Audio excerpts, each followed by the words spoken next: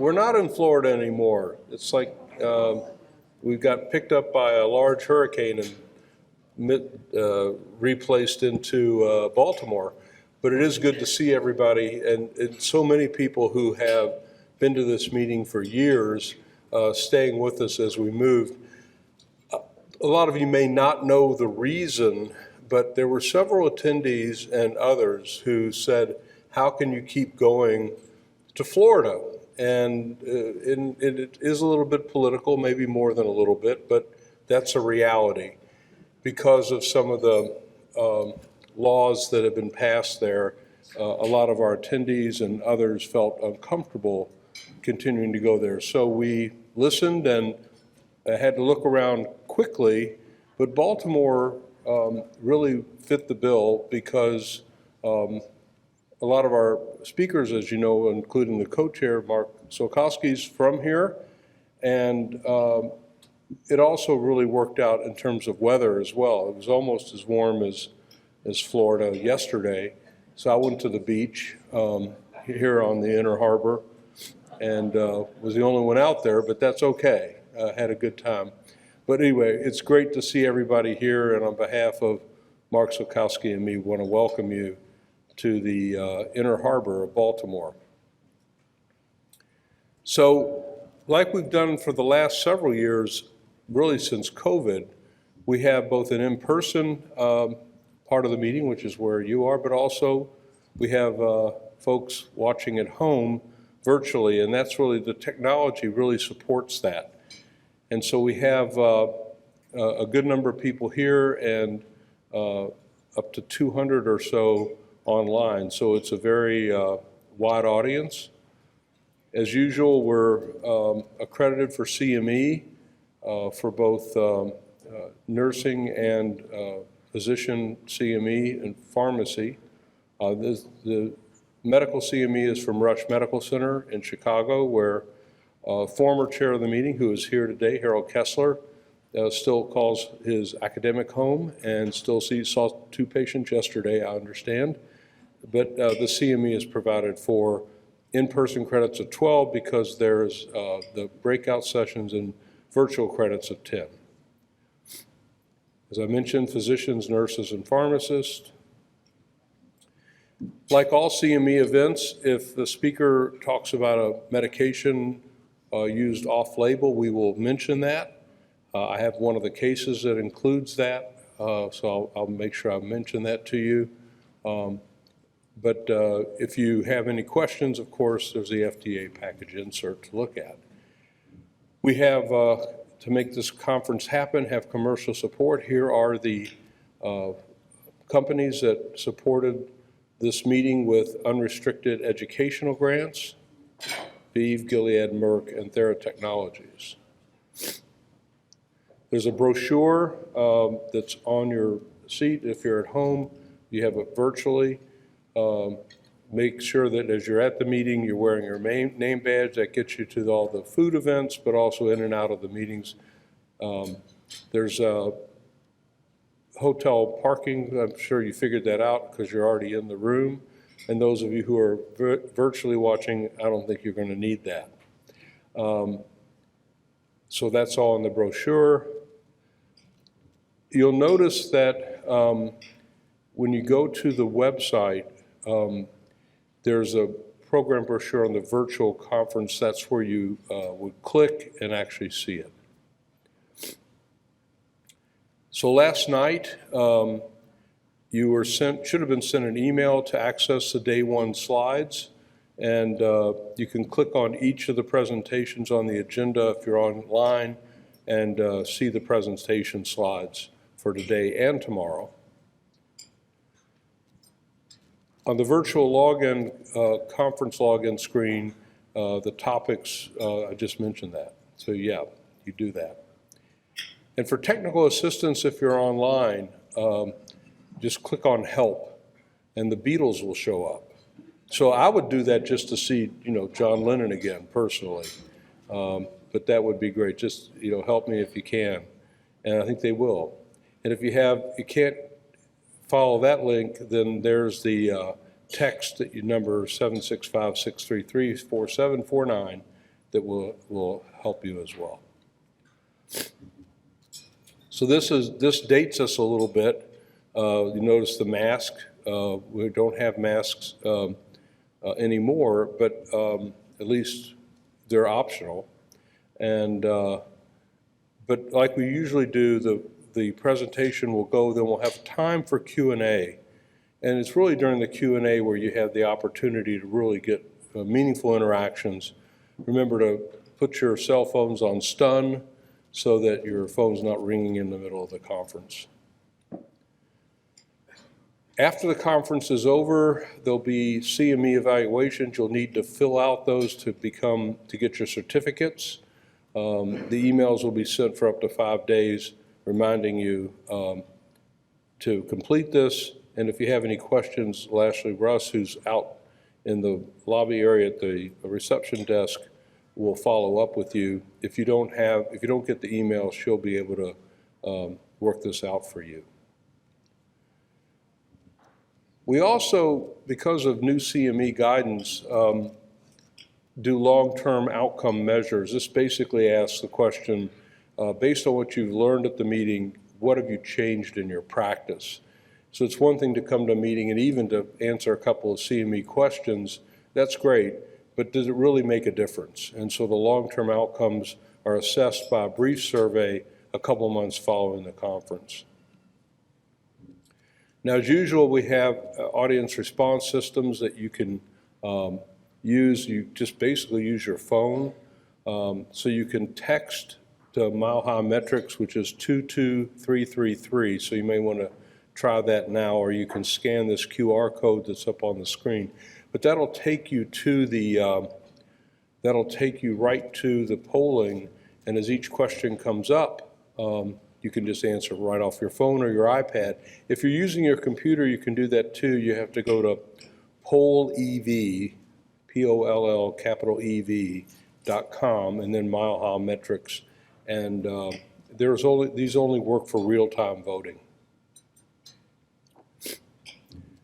Another advantage of this meeting is that everything is archived. So if you fall asleep at home during one of the lectures and or you liked it and you want to see it again, you can go to practicepointcme.com, and in early April, all the lectures will be up and you'll be able to see a replay of what was not only presented, but what was discussed.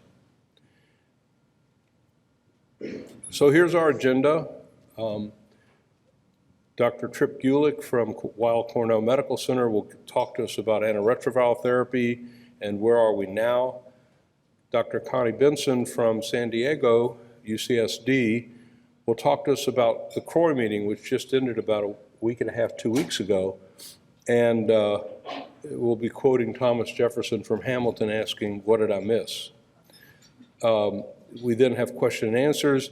Then Charlie Flexner is going to talk about long-acting antivirals. He gave a very similar plenary at CROI, so this is great timing. It's a great talk. For those of you who didn't get to see it, it will be here, and we'll be able to ask him questions after that. We'll take a break. Dr. Cleo Ghanem will be here. He also presented at CROI, gave a wonderful talk on syphilis that was not only informative, it was pretty funny, and I'm sure he'll bring both the information and the humor to his lecture. And then we have perhaps the best expert on PrEP in the world with Rafi Landovitz, and he's going to talk about preparing for the next decade.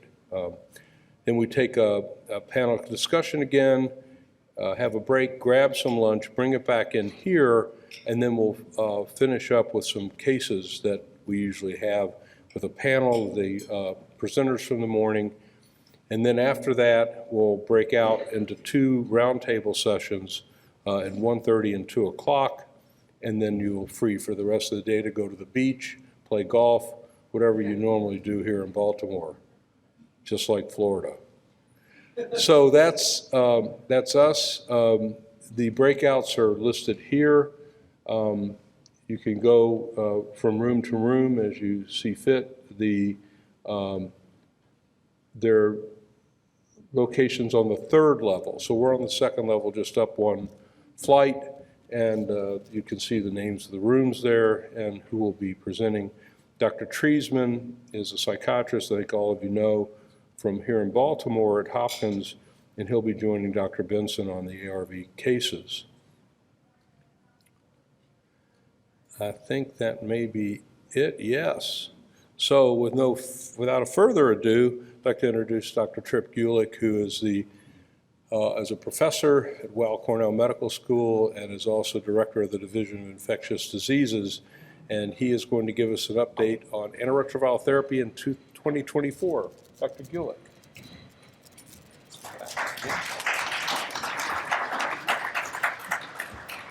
Good morning, everybody. Pleasure to be here in Baltimore. People sometimes ask, why do New Yorkers always wear black? And the answer is, we're waiting for a darker color to come along. So let's talk about ART today in 2024. I have no disclosures. Bottom line, where are we today? As you know, we start ART at all stages of HIV infection.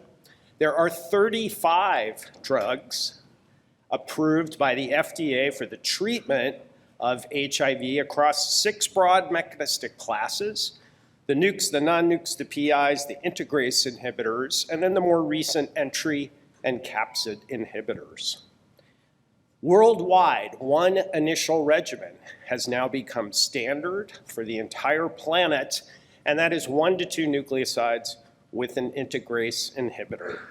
And finally, for virologic failure, we try to design a regimen that includes at least 2 active drugs, one with a high barrier to resistance, or if we don't have that, then 3 fully active agents. So that's the bottom line for ART today.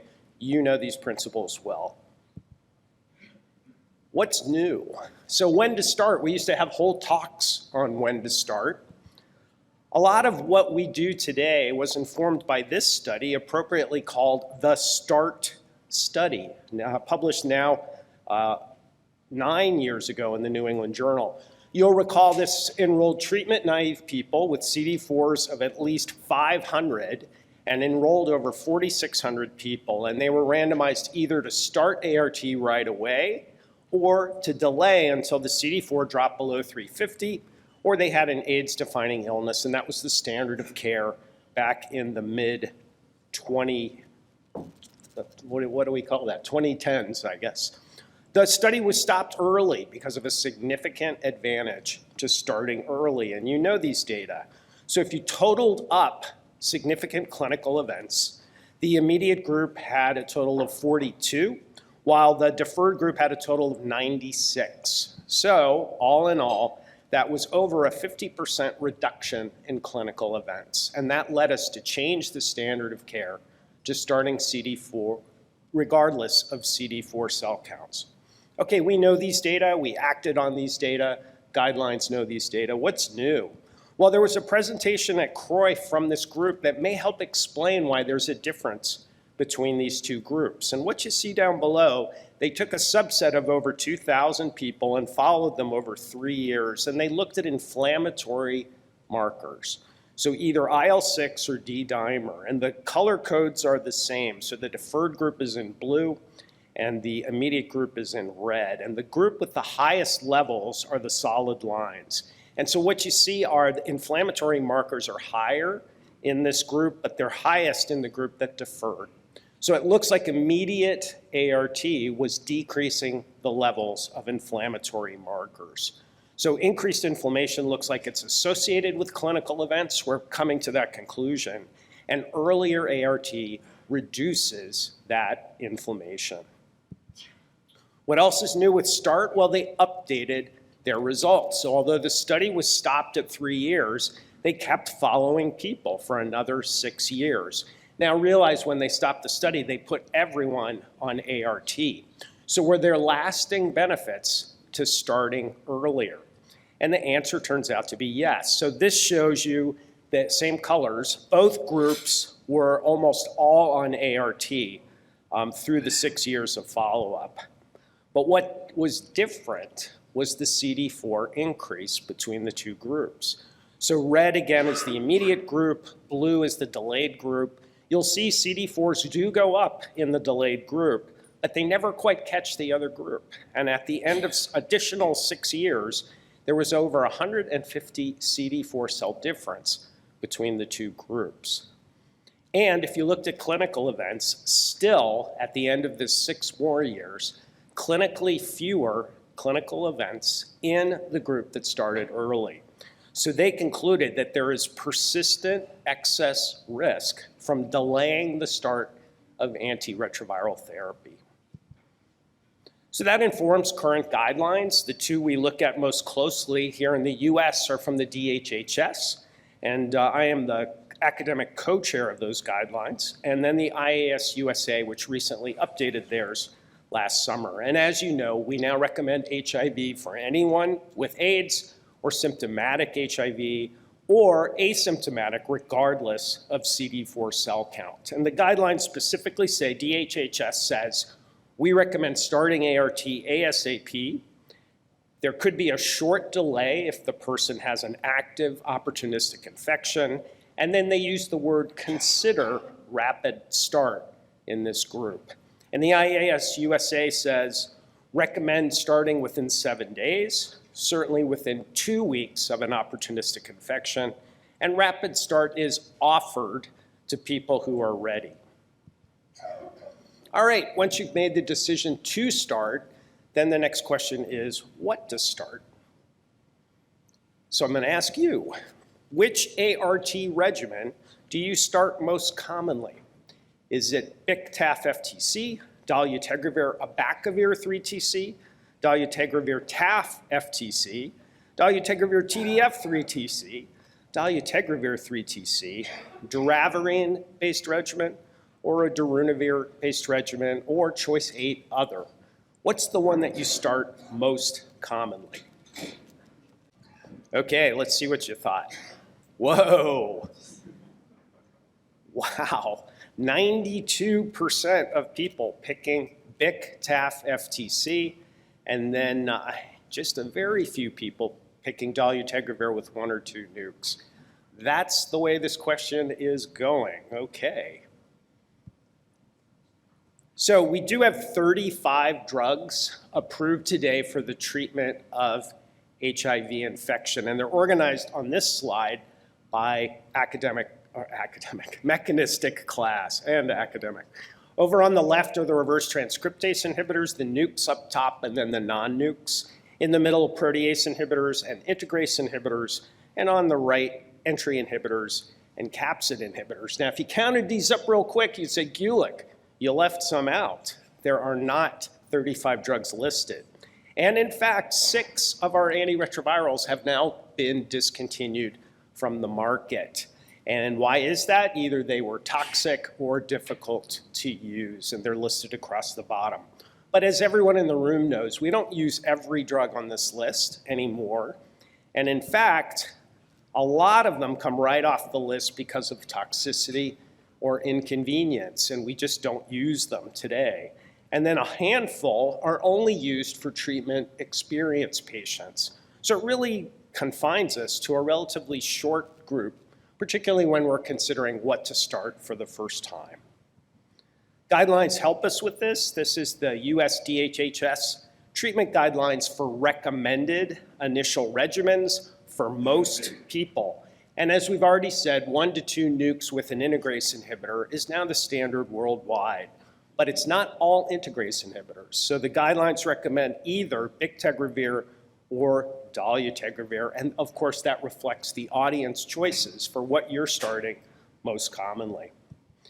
These data, first of all, support 1 pill once a day therapy for 3 out of the 4 preferred regimens in the guidelines. And that's become the standard as well. So why do we use these regimens? It's based on older studies, which I won't go into in detail, but Single looked at an integrase inhibitor versus an NNRTI, efavirenz, which of course was the standard back in the day. And Flamingo looked at dolutegravir versus a boosted PI, which again was the standard back in the day. In both of these older studies, the integrase inhibitor was statistically significantly better. Then we had a head-to-head comparison of BIC versus dolutegravir, and they were strikingly similar. In 2 years of follow-up, 88 to 90% of all patients were suppressed below 50 copies, suggesting that they are very similar. And then finally, the 1 versus 2 nukes with dolutegravir study, which showed that the 1 nuke plus dolutegravir was non-inferior to the standard 2 nukes, and that supports its inclusion in the guidelines. What's new with these data? Well, we did see some follow-up recently. So 3-year virologic suppression rates for dolutegravir-based regimens using a snapshot was about 83%, so a significant majority of people continue to be suppressed. And then we saw 5 years of virologic suppression for BIC-based regimens. The numbers are different, 99 or 67, but that's because they use different analyses. Missing equals exclusion or a missing equals failure.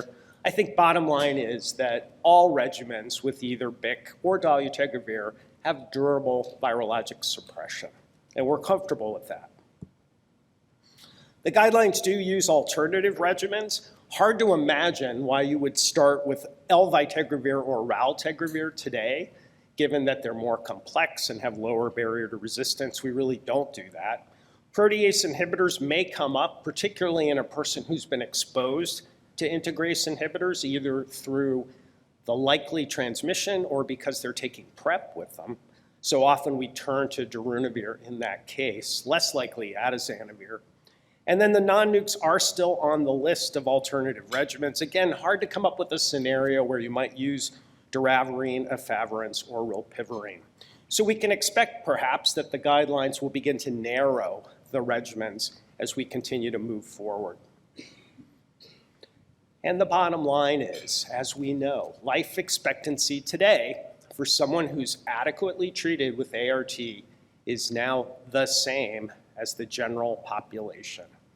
Terrific. So this is data to support that from Kaiser, big health system in this country, taking care of over 39,000 people living with HIV. They matched them with about 390,000 who don't have HIV and looked at what their life expectancy was. And the HIV group was very diverse. Average age about 40, good representation from Blacks and Latinos. MSM accounted for 70% of this cohort, heterosexuals 20%, injection drug users 8%. So what we're looking at here is how many life years remaining at the age of 21 based on these data. Blue are people living without HIV, orange with HIV. We're starting at the year 2000 and then going up into the middle 2010s. And you can see that orange line continues to increase, almost meeting the blue line. In fact, if you restrict this analysis to people who started ART before their CD4 dropped below 500, the lines are overlapping. So really reaffirms what we're doing today, starting as early as possible and expecting a normal life expectancy from people who can take their meds over time. All right, what about switch? What about suppressed? What's new with that? So the guidelines help us here too. What are the reasons we typically switch? Well, it may be adverse events or side effects. Could be to avoid drug-drug or drug-food interactions, reduce pill burden in the case of pregnancy, or cost, or simplification of a regimen. The fundamental principle with ART switch is that we maintain virologic suppression. And how do we do it? So we review the ART history, we focus on any prior ART toxicities, we think about cumulative drug resistance results, and then we try to come up with a newer, easier, less toxic regimen. So the guidelines say within class or even between class switches will usually work if there's no drug resistance. And a lot of specific regimens have now been tried, and you can see them listed in the green there. And some of the notable ones are dolutegravir rilpivirine, dolutegravir 3TC, the 1 nuke combination, a boosted PI with 3TC or FTC, and then the newer IM cabotegravir plus rilpivirine. Obviously, a consideration when you switch off, particularly nucleosides, is concomitant hepatitis B infection, and you want to be careful about that. So at CROI this year, we heard a number of newer switch options that were presented. And some of these are quite interesting. So there was a phase 2 study presented with people who were virologically suppressed on multi-tablet regimens, which they defined as 2 or more, and the average was actually 3. And they were randomized to either continue that successful regimen or switch to bictegravir plus lenacapavir, the capsid inhibitor, on a daily basis. And this was a small phase 2 study, but supported that that could be an option for the future. And they're going to co-formulate bic and len into one pill, single tablet, and phase 3 is underway. Even a more interesting option, perhaps, was a phase 2 study looking at people virologically suppressed on your favorite regimen, bic, taf, and FTC, and either continuing that or switching to islatravir, the new nucleoside reverse transcriptase translocation inhibitor, and lenacapavir, given weekly. So is this the future? One set of pills, 2 pills, antiretroviral therapy weekly. And in this small study, they performed very similarly as well. So are we looking at weekly regimens for the future? And then, very interesting follow-up phase 1 study presented by our colleague Joe Eron in North Carolina looked at people who were virologically suppressed on ART and then got a single infusion of 2 monoclonal antibodies and lenacapavir, the subcutaneous capsid inhibitor, and followed them for 6 months. And again, a small pilot study, but the vast majority of people continued to be virologically suppressed. So could we have a once every 6 months infusion to continue virologic suppression? Provocative thoughts for the future, not ready for today. But what about cabotegravir? So we've had our eye on this integrase inhibitor. We know it's similar to dolutegravir and it's potent, but we're most excited because it's the first injectable antiretroviral that was approved by the FDA. And as you know, this was approved on the basis of phase 3 studies that looked at people who were suppressed on their current regimens and switched to IM cabotegravir and rilpivirine versus continued their oral regimens. And the switch to all injectable was non-inferior in 2 big studies published in the New England Journal. And this led to the FDA approval of this all-injectable regimen as a switch regimen given monthly for people who are undetectable on ART without a history of virologic failure, drug resistance, or chronic Hep B infection. Monthly injections were a lot to ask, so further studies looked at every other month dosing. And then, as you'll recall, the initial studies asked people to do an oral lead-in with cabotegravir prior to switching over to the injectable.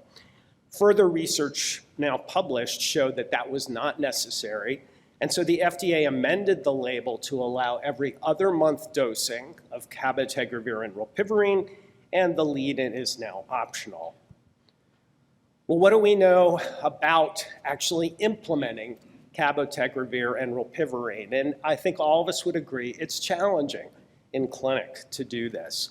The dosing is still every 2 months. These are large volume injections, 3 milliliters at 2 different sites. And rilpivirine requires cold chain storage, which can be challenging for low and middle income countries for sure.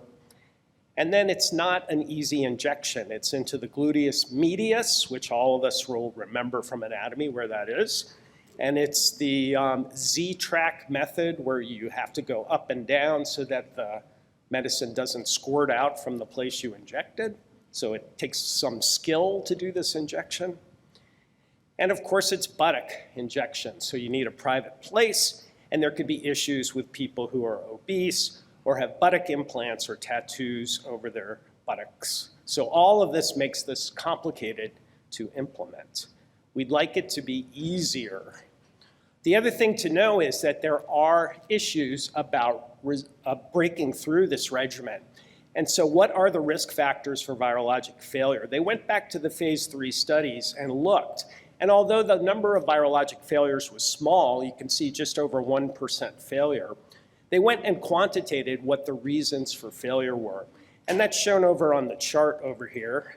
And you can see the number one reason here was actually rilpivirine resistance-associated mutations at baseline.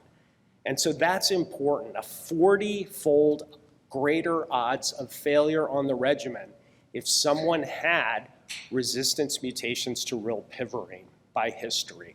So we need to pay attention to that. You can see some of the other factors there, a lower rilpivirine trough, certain baseline HIV-1 subtypes, although we now know A6 is probably the relevant one, not A1, and then a larger BMI increased the rate of failure as well. So we need to remember those. Remember also that rilpivirine is only approved for people who are fully suppressed on their current regimen. What about people with adherence challenges? Well, that was the subject of a study we heard at CROI called Latitude, or A5359, from the AIDS Clinical Trials Group. This was a phase 3 randomized, multi-center, open-label study with a non-inferiority margin of 10%. And it enrolled people who were living with HIV but had a history of suboptimal adherence, which they defined as either a persistent viral load above 200 or complete loss to follow-up of care.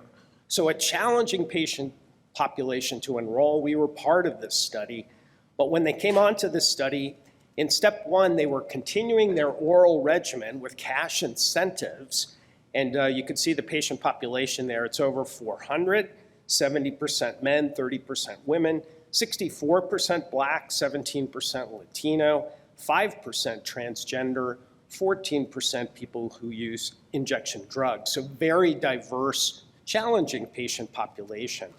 If they went undetectable on their oral ART, then they were randomized to either continue that or change to cabotegravir rilpivirine every 4 weeks for 52 weeks. And what were the results of the study? So the DSMB, Data Safety Monitoring Board, stopped the study because of a significant difference in the two groups. And the news was it favors the group that switched to all injectable. So the primary outcome here is something called regimen failure. And what that means is either virologic failure or treatment discontinuation for any reason at all. And you can see the percentages down here. CAB, the injectable regimen, 24% versus 38% in the standard of care oral regimen. If you do the statistics there, those two numbers actually aren't statistically significantly different, although they look like it. And then if you move on, however, to the secondary outcomes, all of them were in favor of the all injectable group. So strictly virologic failure was less common in the group that used the injectables, or treatment-related failure, which they defined as either virologic failure or treatment-related study drug discontinuation.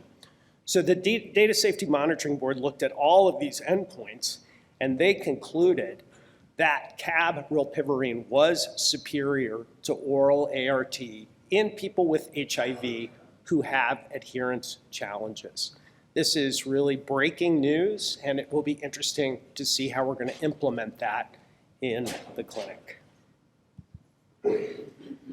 Well, CAB is challenging, but some of the other news we heard at CROI is that there are new formulations of CAB that are coming.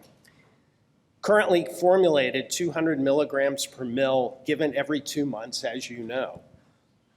They were studying newer formulations, the same 200 milligrams per mil with a hyaluronidase, allowing subcutaneous administration. So the hyaluronidase breaks down collagen under the skin. So could we use that? And they used a double dose, 400 milligrams per mil, given either sub-Q or IM. The hyaluronidase did not do well. There were injection site reactions, and so they're abandoning that approach. However, the CAB 400 seemed to show safety and pharmacokinetics, supporting at least every 4-month dosing moving forward. So I think we'd all agree that would be a welcome change if that becomes available. There was also a newer cabotegravir prodrug that was studied in animals, and you inject a liquid, but then it actually forms a depot that releases cabotegravir over time. And single injections in rats and dogs, the numbers aren't that important there, but they exceeded target levels at some of the doses that they were trying. And what that means is that this formulation could be every 6 month or every year dosing of cabotegravir. So that may be something that we all will look forward to in the future. All right, lastly, what do we do with people who are not suppressed? So so-called rescue therapy, probably wouldn't use that word today, but we're switching because they're experiencing failure on their medications. And the good news is that this patient group is becoming less common. So here's some descriptive data from the CNICs. Looking at over 2,700 ART experienced patients, they found just over 900 who they classified as LTO, which meant limited treatment options with the current classes. And what they showed was that over time, that has become an increasingly small group of patients that we are following. So as high as 7.5 back in the early 2000s, 7.5% of people were like that. But more recently, it's less than 1%. So these patients are uncommon. And the other good news about them is that we can increasingly get them suppressed to rates just as high as anyone else. And so the limited treatment option group is shown in blue on this graph here. And you can see that over time, their suppression rate is just as high as the group who did have treatment options. Nevertheless, we still need options for this group. So what do we do? So the guidelines say we want to review the goal of therapy, which is maximal virologic suppression, review the history, assess adherence, tolerability, and any drug-drug interactions, perform resistance testing while on drugs, actually while the patient is on drugs, and then use all that information to identify susceptible drugs and drug classes. And we often turn to the new mechanisms of action, the entry and capsid inhibitors. And our goal is to design a regimen with 2 fully active agents, one with a high barrier to resistance, which could be darunavir, dolutegravir, or bictegravir, or if we don't have that option, 3 fully active agents. And that's our best way to try to resuppress someone. So question number 2 for you, in a treatment experienced patient who's experiencing failure, which drug do you most rely on in addition to an optimized background regimen? So is it enfuvirtide or T20, fostemsavir, injectable rilpivirine, ibalizumab, lenacapavir, maraviroc, or some other drug? Pick the one you usually turn to for treatment experience. Okay, and the answer is, all right, fostemsavir in 42%, and second most popular was lenacapavir, and people voting really for all of these other options. So interesting. Let's go on, finish up here. So what about using rilpivirine in unsuppressed people? That's not what the FDA package insert says. UCSF has looked at a small group of challenging patients and gone ahead and used rilpivirine in a demonstration project. And they initially reported and published, as you see here, a high degree of virologic suppression. The denominator is only 57 people, but nearly all of them were suppressed on rilpivirine. Now, UCSF has a lot of resources. They actually went out into the community to give this antiretroviral and followed the patients very closely. So would this be applicable to all places? Not quite clear. But they concluded that rilpivirine does suppress viral load even in a challenging patient population. What's new about this? Well, they updated this information at CROI. So they now had 60 people who were followed for at least 32 weeks, and they reported that 85% of them continued to be suppressed on rilpivirine. These are people who started off viremic. Although they did have 4 virologic failures, and 2 of them developed significant resistance mutations. So we need more information before we start using cabrolpivirine in unsuppressed patients. What we typically do is think of new mechanisms of action like the HIV entry inhibitors. We've had some of these for a while. We have the fusion inhibitor enfuvirtide, the co-receptor binder inhibitor, maraviroc, and then the two newer CD4 binding site inhibitors, fostemsavir, which is the oral agent, and ibalizumab, which is the antibody that requires infusion. And so we're used to using these in our treatment-experienced people. Well, what do? We optimize their background regimen and then add the new drug. And that's how ibalizumab was approved several years ago. The challenge with this drug, as you know, is it has to be given by infusion every 2 weeks, which is challenging for people. Easier is the oral fostemsavir, which again was your #1 choice for this scenario.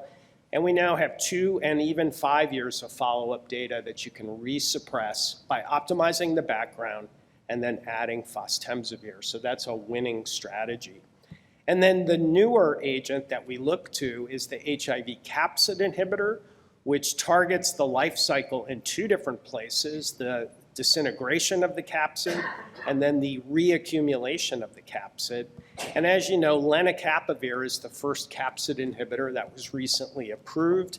It's potent in the test tube. It has a long half-life, so can be infrequently dosed, and can be given as a daily med, or as I already showed you, a weekly oral med, or you can give it every 6 months with a subcutaneous injection. So truly ultra long-acting agent.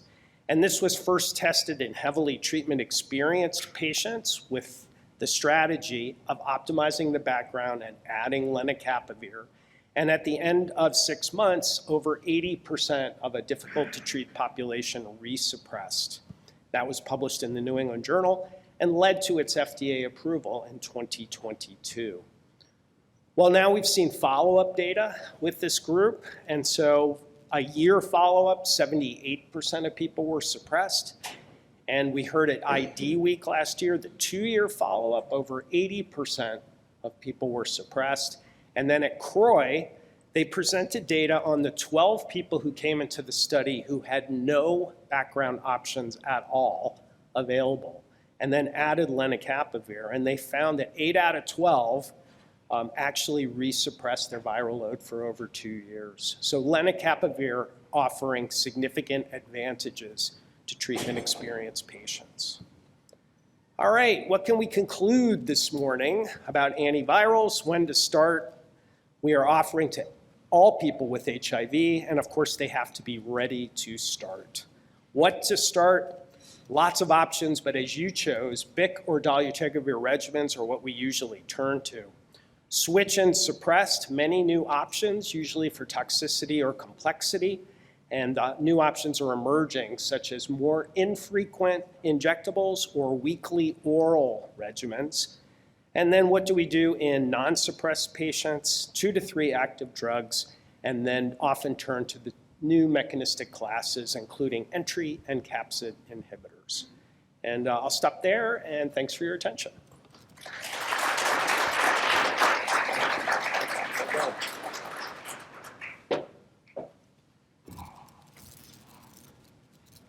So when we get to the cases, a lot of this will echo because we'll see how what Trip just presented to us can be incorporated into cases in practice.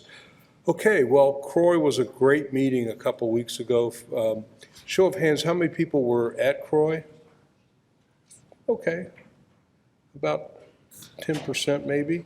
So for the folks who were there and missed some things, but especially for those of you who were not able to go to the meeting, Connie Benson is on the CROI Foundation, which is the main organizing governance group, and I can't think of anyone better to take care of our fear of missing out, or FOMO, from not attending the meeting. So Connie, as I mentioned, is a professor of medicine in the Division of Infectious Diseases and Global Health at the University of California, San Diego, and she's going to take care of our FOMO.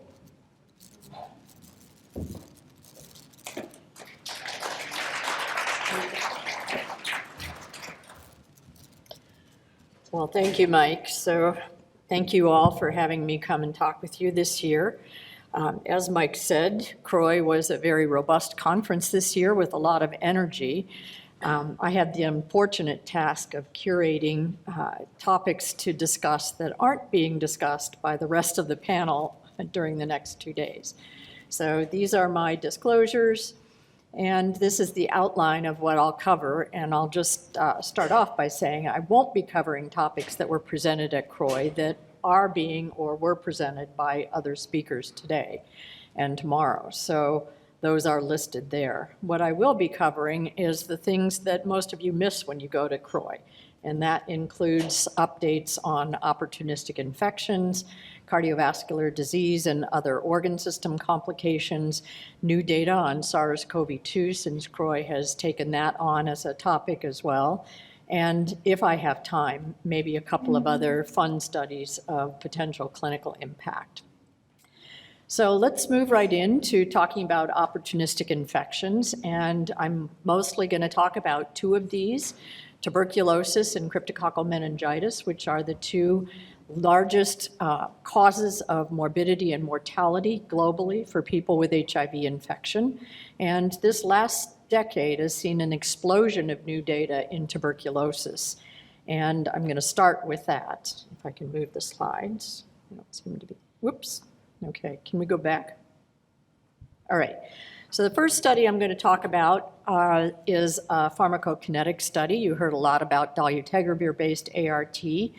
In the first dolphin study, the dolutegravir-based ART was given twice daily in patients who were taking TB preventive therapy with the currently recommended 3-month regimen of once weekly rifapentine and INH, referred to here as 3HP. In a follow-up study, Dolphin 2, used the results of the Dolphin 1 study that were quite dramatic, showing that the PK of dolutegravir was not as compromised by the rifapentine as you might imagine.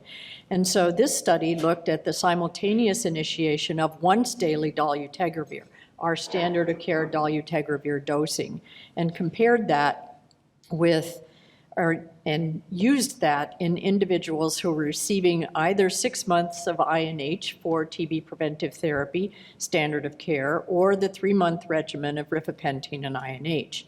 And in this study, you can see from the graphics on the right-hand side of your slide, 88% and 92% of participants respectively had HIV RNA levels less than 50 copies in plasma in both of the treatment arms by week 12. While there was a 72% induction of dolutegravir clearance based on the rifapentine use, this did not result in virologic compromise, and all but 2 participants at week 3 and all participants at week 12 actually had dolutegravir concentrations that were above the threshold that you see with dolutegravir when used in individuals who are not receiving a rifampin-based regimen, suggesting that once daily dolutegravir can be used with TB preventive therapy that contains rifapentine. The next study was also an interesting PK analysis. As you pointed out, bictegravir, FTC, and TAF is your favorite regimen for initiation of antiretroviral therapy. And this looked at a randomized clinical trial of Bic-TAF FTC compared with dolutegravir FTC and tenofovir in participants who had both HIV and tuberculosis, who are on a rifampin-containing TB treatment regimen. And in looking at the data from this study, HIV RNA at the end of 48 weeks of follow-up and at the end of TB completion were 97% in both arms in the per protocol analysis and 95% in the FDA snapshot analysis of less than 50 copies per ml. So despite the recommendation that bictegravir cannot be used with rifampin in current guidelines, this study is a clear demonstration that even despite the rifamycin induction of bictegravir clearance, you can successfully use this regimen when it's given twice daily in the context of active TB being treated with rifampin. I'm not going to go through this busy slide, but just wanted to show you that, as I stated earlier, the explosion in TB research has resulted in what you can also see, a very dramatic uptick in the number of new drugs in development for treatment of tuberculosis. And two of these, highlighted with the red arrows here, are the topics of two studies that were presented at CROI. The first was a small study looking at early bactericidal activity, and this is one of the types of studies we do to assess the inhibitory activity of individual compounds for treatment of tuberculosis. This new compound is called alpibacter ethionamide. Many of you will recall that ethionamide is a drug that we used to use in second-line and third-line therapy for drug-resistant TB, but it's been very poorly tolerated because of the dosage that you had to use to achieve activity in people with tuberculosis. And this compound is a combination compound with another construct that leads to an alternative pathway for ethionamide activation that allows you to use ethionamide and maintain its activity with much lower exposure. In this study, participants with drug-susceptible tuberculosis received either 7 days of monotherapy with this investigational drug or with a standard isoniazid dose. And the primary endpoint in the study was median time to positivity in cultures in liquid medium. So looking at the time it takes for a culture to turn positive in liquid culture. And this was comparable in both arms at the end of 7 days. The Cmax for ethionamide and its active metabolite were actually reached within about an hour. It had a half-life of about 2 hours, and higher exposures significantly increased the time to positivity.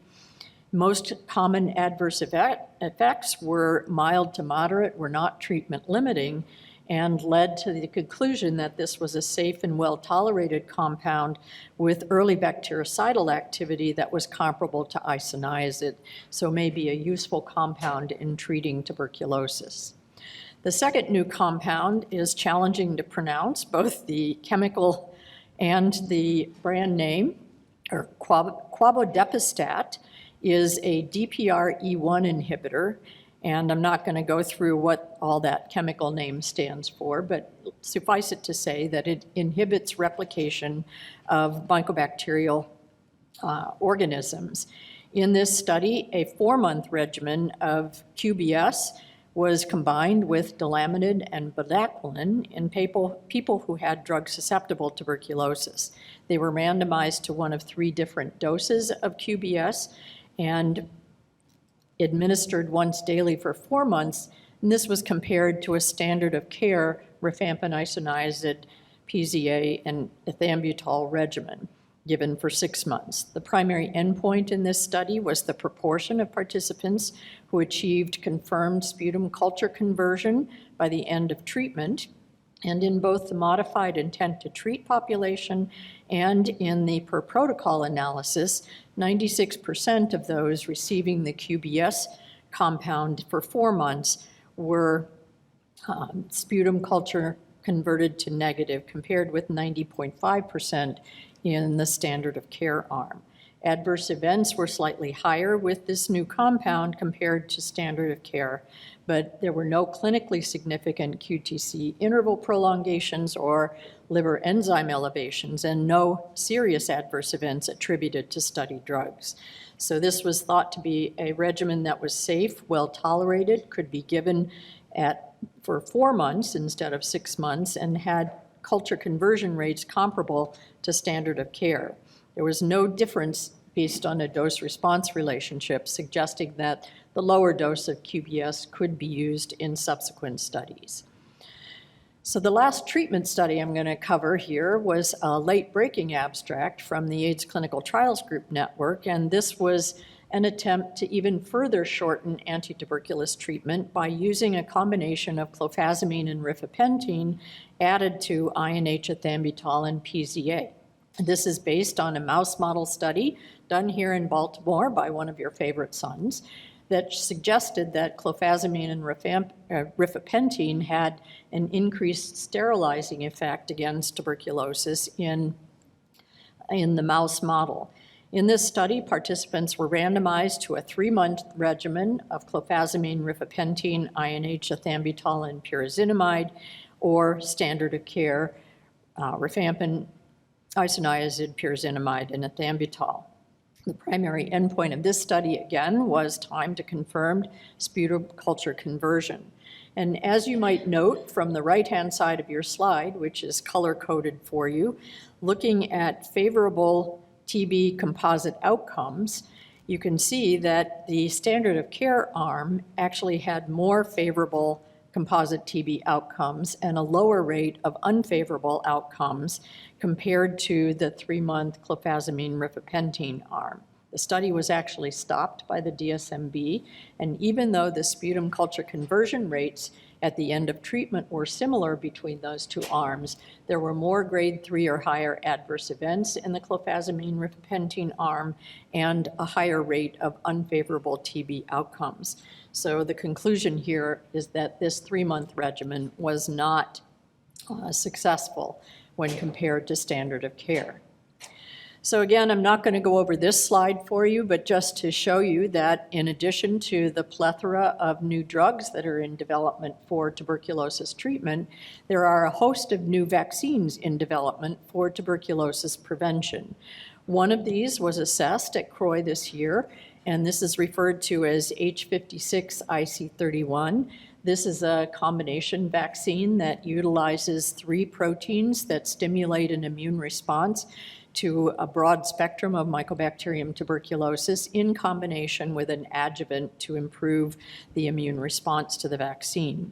This particular study assessed the utility of this vaccine for preventing recurrent TB in participants who had already completed treatment for drug-susceptible tuberculosis and were smear and culture negative. In this study, 831 participants were randomized to 2 doses of vaccine or placebo, and not to belabor the point, and you can see from the Kaplan-Meier curves and how they diverge, the vaccine arm actually had a higher rate of recurrent tuberculosis than the placebo arm. So this was a failure of this particular vaccine to reduce the rate of recurrent tuberculosis, and this was primarily related to relapses rather than reinfection. Twice as many relapses occurred in the vaccine arm compared to the standard of care or the placebo arm. There were no serious adverse events, but the conclusion was this was an ineffective vaccine in this setting, and the reasons for its higher rate of adverse outcomes is under investigation. So I'm going to turn now to cryptococcal meningitis, and these are really 2 studies that highlight a particular point about cryptococcal meningitis, and that is we continue to see high mortality rates despite what would seem to be maximal therapy in the global setting in treating cryptococcal meningitis.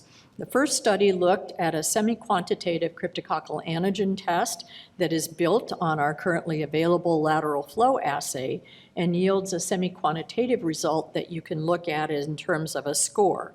And it has similar diagnostic performance in terms of sensitivity and specificity. The investigators here took plasma and CSF samples from 810 participants in a randomized clinical trial, the AMBITION study, that was looking at treatment of cryptococcal meningitis. And what thing that's particularly notable is that the mortality rate at 2 weeks in that study was 13%, and at 10 weeks was 27% of individuals in the treatment study. Looking at cryptococcal antigen semi-quantitative scores, they correlated spectacularly well with mortality, suggesting that the higher the semi-quantitative score was, the higher the mortality. And this also was in concert with quantitative fungal cultures, which also demonstrated higher mortality the greater the fungal burden. So this looks to be a promising prognostic tool to assess 2-week mortality risk, meaning those individuals who may require more intensive therapy and more intensive monitoring for cryptococcal meningitis. In a similar vein, this second study also built on samples obtained from the AMBITION trial, but in this case looked at prognostic biomarkers in the CSF, neurological biomarkers of brain injury.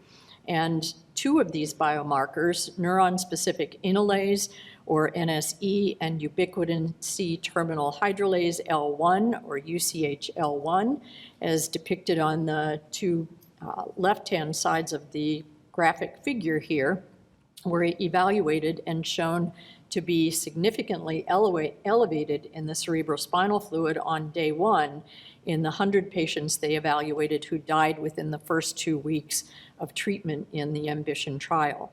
And this was compared to survivors who survived for more than 16 weeks. As you might imagine, this group who died early also had many other poor prognostic factors associated with outcomes for cryptococcal meningitis, but just to highlight that these two neurologic biomarkers may also be useful in identifying those at highest risk for early mortality from cryptococcal meningitis.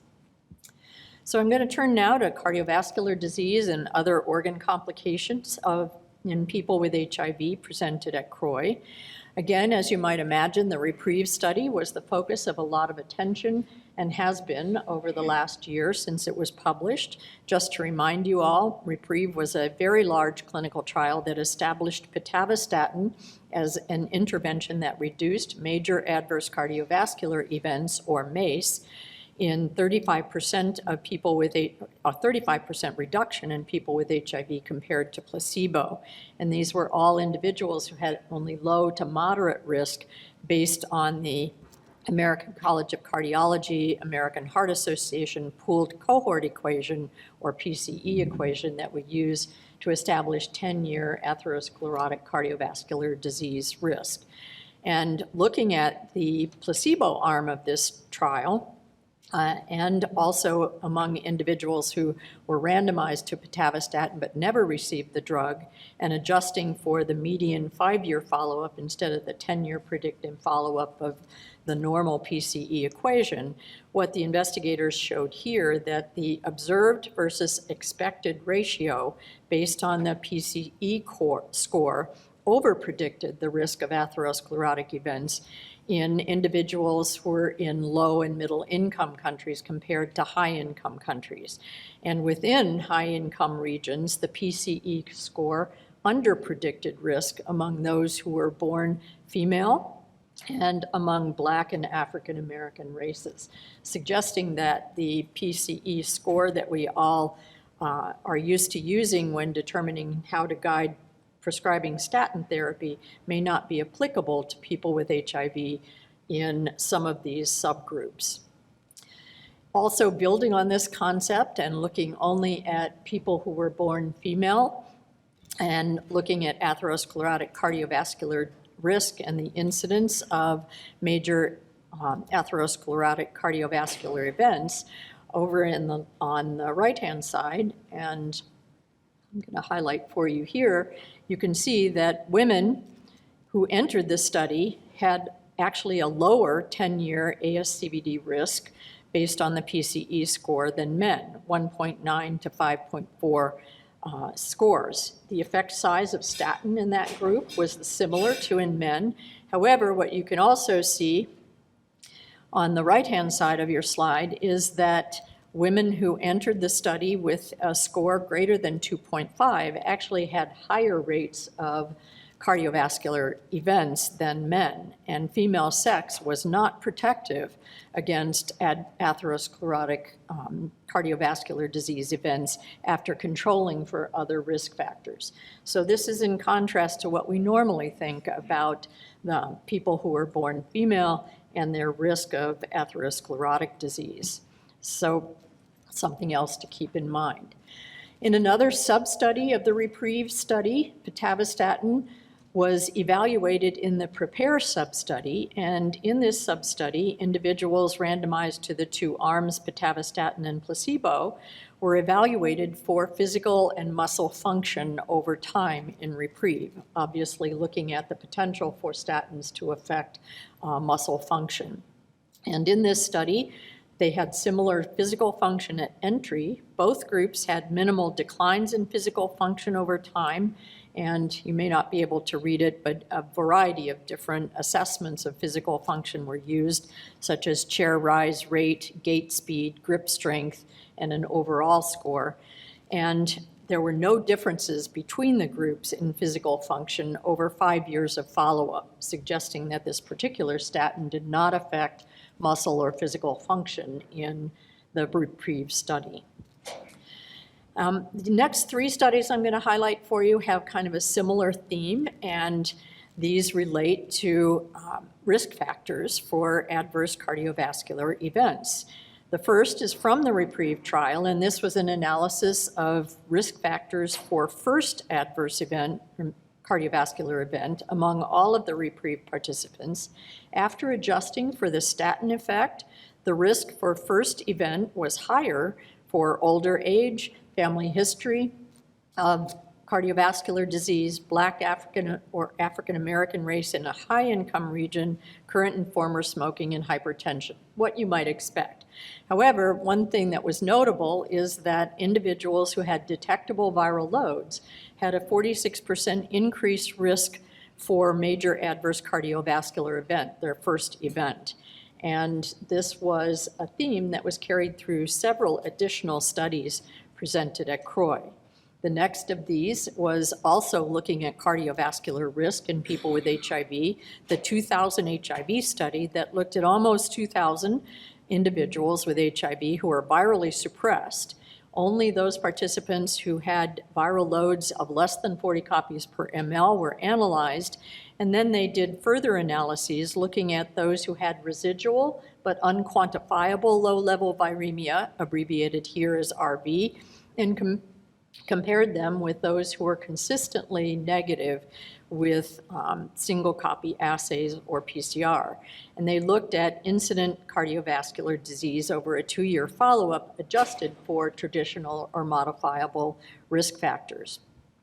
And at baseline, those who had residual viremia were more often had a history of prior MI, and when looked at over time, they were more than twice as likely to develop a first cardiovascular event than those who maintained completely undetectable and unquantifiable viral loads, suggesting that residual viremia, even less than 40 copies per ml, was independently associated with both past and predicted incident cardiovascular events.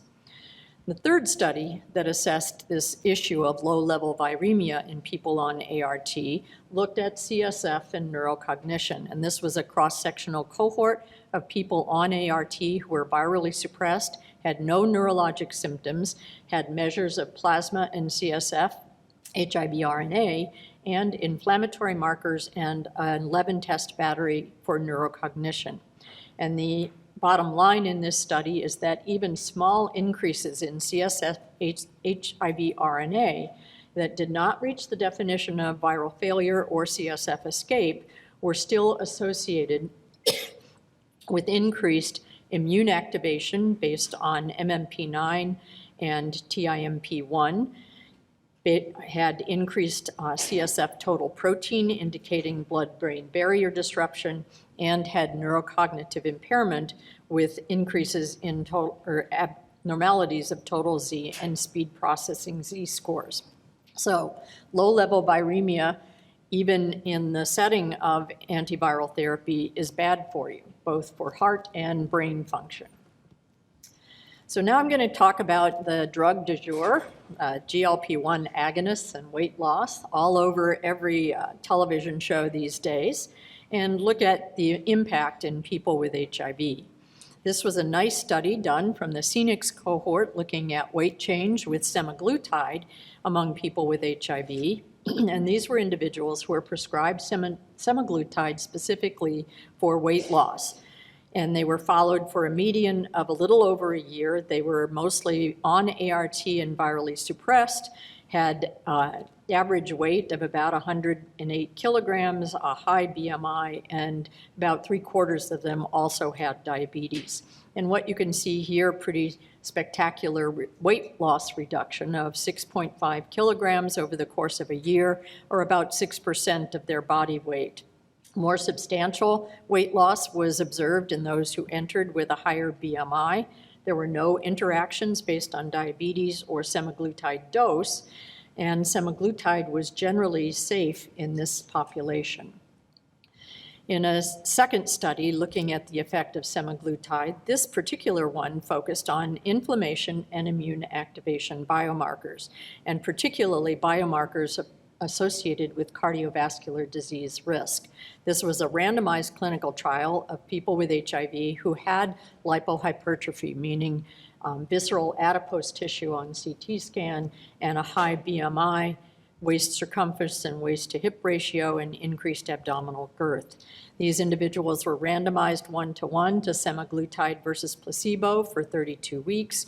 And what's notable here is a significant reduction from baseline to week 32 in IL-6, hsCRP, and soluble CD163, all three of which are key biomarkers that have been associated with cardiovascular disease risk.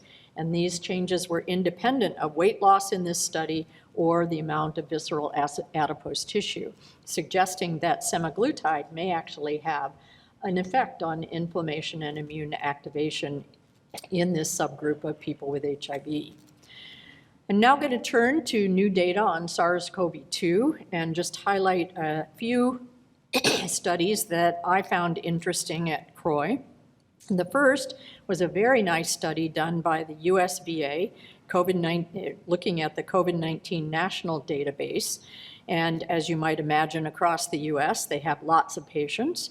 They looked at almost 14,000 matched pairs of individuals and compared those who had been vaccinated but experienced a breakthrough COVID infection after their first, more than 14 days after their vaccination, and compared them with individuals who were unvaccinated but had reinfection at greater than 30 days after their first confirmed infection.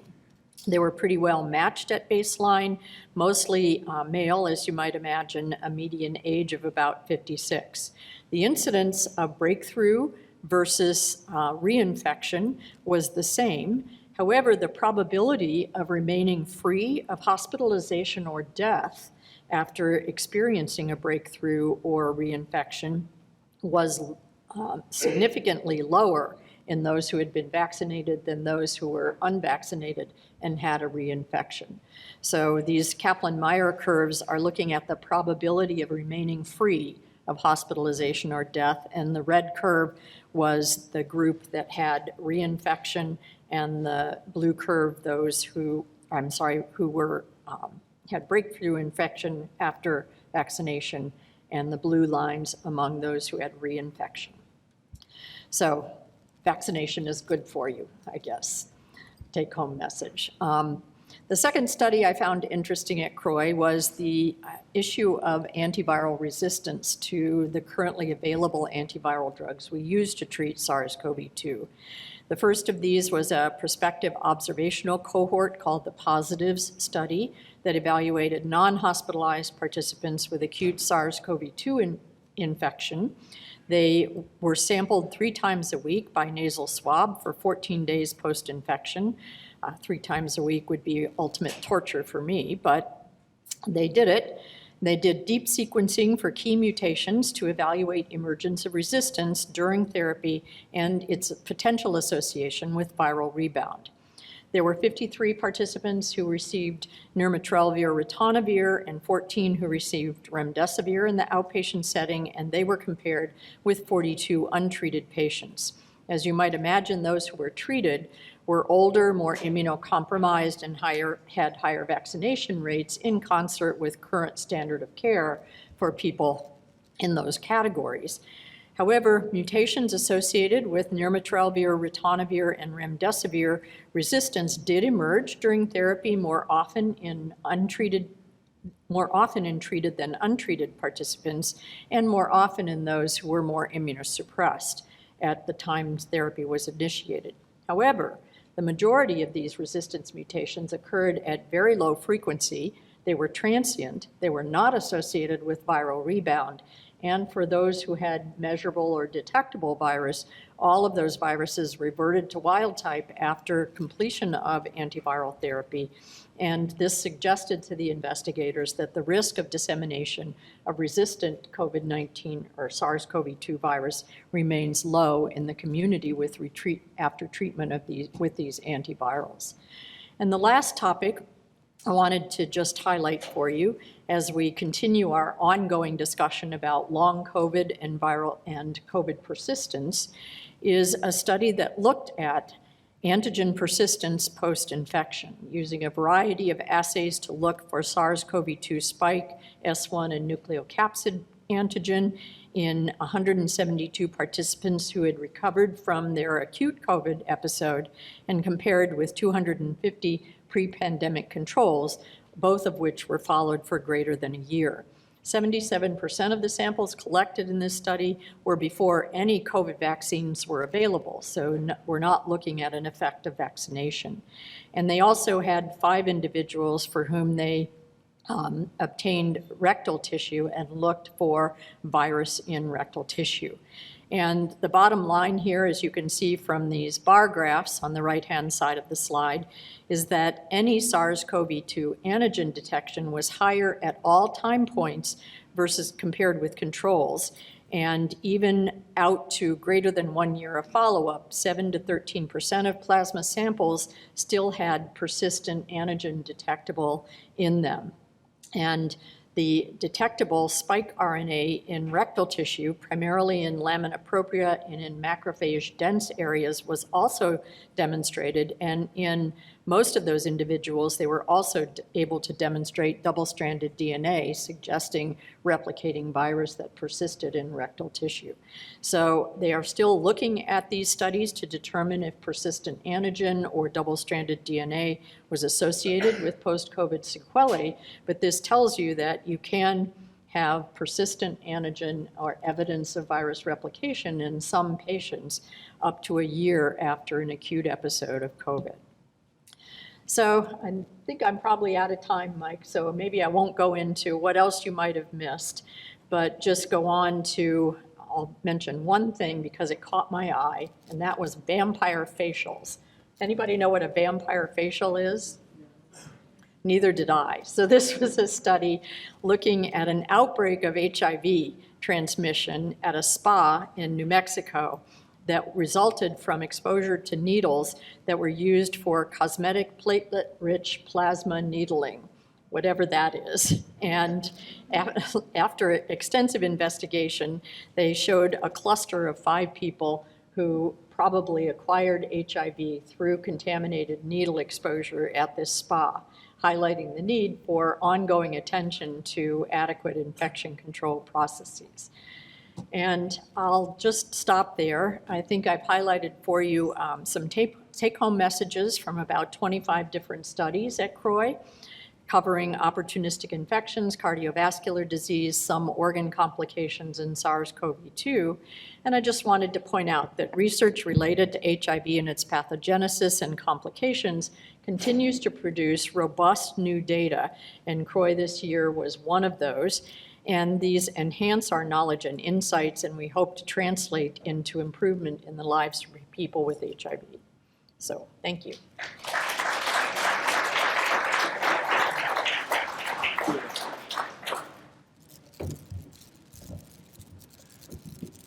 Two great talks. Thanks, guys. So now we have some time for questions. There's 2 microphones in the room. If you're at home, you can type in your questions here. One of the questions that came in already from one of the virtual attendees, Trip, was to you asking to clarify the starting antiretroviral therapy in the setting of an opportunistic infection. And the question was, when you say within 2 weeks, do you mean within 2 weeks of the onset or the diagnosis of the OI, or after resolution of the OI. So maybe you can expand on that. Sure. The 2 weeks number comes from an old ACTG study that enrolled people with an acute treatable opportunistic infection and randomized them to start within 2 weeks of diagnosis of the opportunistic infection versus waiting, what was the other time point? Like 8 weeks later, I believe. And Connie knows everything, so it's good. No, I co-chair the OI guidelines, so we have a lot of discussions about it. Perfect. So jump So we'll right spend in the here. whole entire QA on OIs, and no, I'm kidding. Go ahead. So what that ACTG study, it's an old one, showed was that there was a clinical benefit to starting within 2 weeks rather than waiting 8 weeks after diagnosis of an acute opportunistic infection. And I think what the guidelines are referring to are CNS opportunistic infections, as we all know. So cryptococcal meningitis or TB meningitis, where if you start ART, you have to be really careful about iris in that setting. Yeah, so that's sort of changing. Kind of, let me follow up with your crypto presentation that you mentioned. One of the things that I can't get my head around is in the United States, mortality from cryptococcal meningitis in people with HIV is no more than 10 to 12%, yet these studies keep showing very high mortality rates in lower middle income countries. Can you explain, or you have any sense of why? I mean, there probably is no answer, right? But do you have any sense of why that is? Do we need to use these? Yeah, you go ahead and use them. Yeah. Or are these good enough? Either way. All right, well, You sound good. can you hear me? Yes. All right. Can you hear me now? I hate that.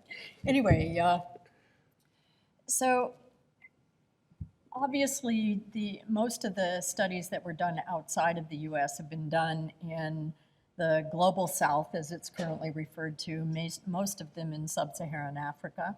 And there you are getting people in with cryptococcal meningitis who have CD4 counts of under 50 and who've never been on antiviral therapy or who were on antiretroviral therapy and have gone off it and are no longer in care. So really sick people.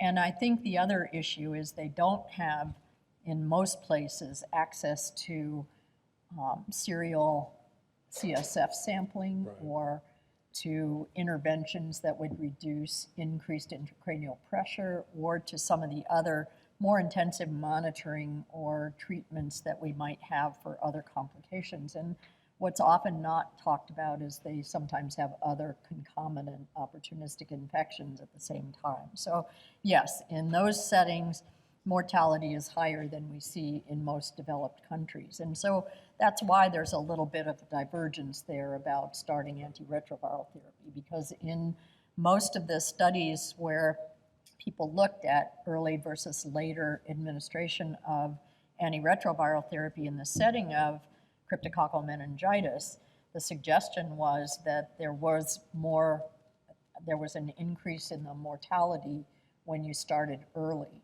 because, assuming it was because of iris. Although when you look in those studies themselves, it wasn't clear that it was always iris, and it wasn't clear that it was an iris complication that resulted in their increased mortality.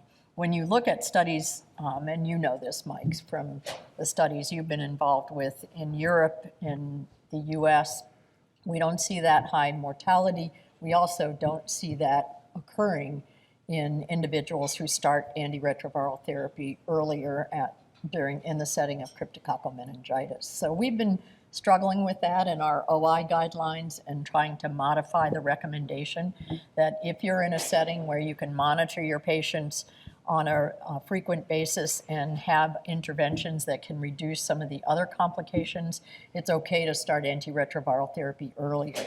If you're not, then most people recommend that you get control of the meningitis first, and that may require that you wait 4 to 6 weeks before initiating antiretroviral therapy. Good, thank you. Microphone. How are you? Carlos Guerra from Fort Lauderdale. Very good. I'm blinded by the light. Yes. Very good presentations. A couple of questions. One is specifically for pitavastatin. I have the chance to see your presentation.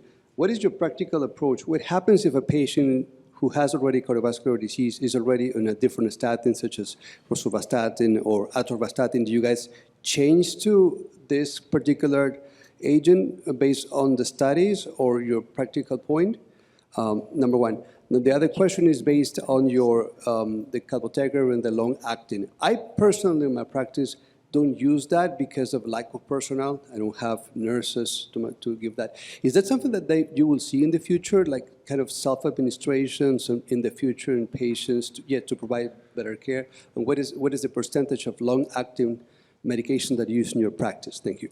So he's asking about other statins besides pitavastatin, and if someone's on another, would you switch to that? So we apologize if we don't hear clearly. There's a big echo for us up here. So for other statins besides pitavastatin, is that what you were asking about?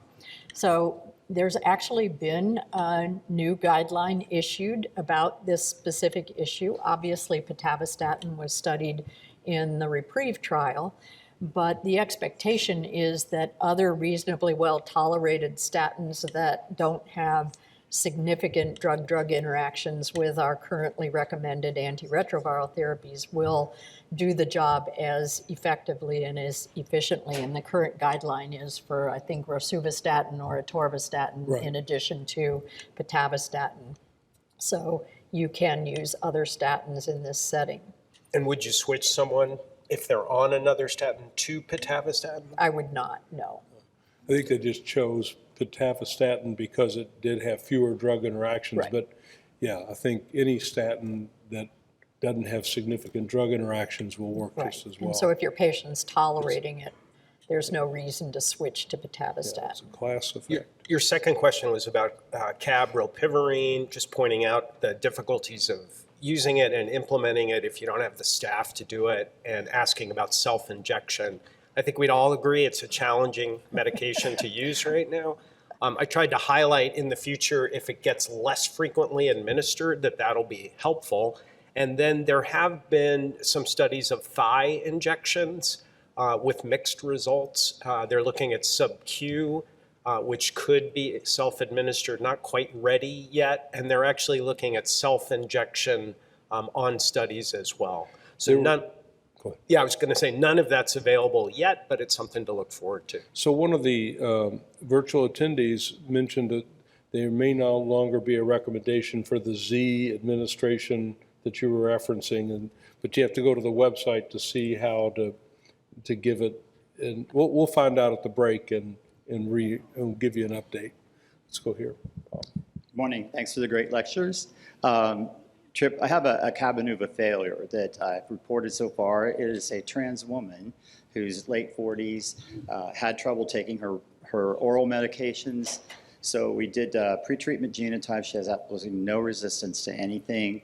After her first injection, her viral load was 3,250.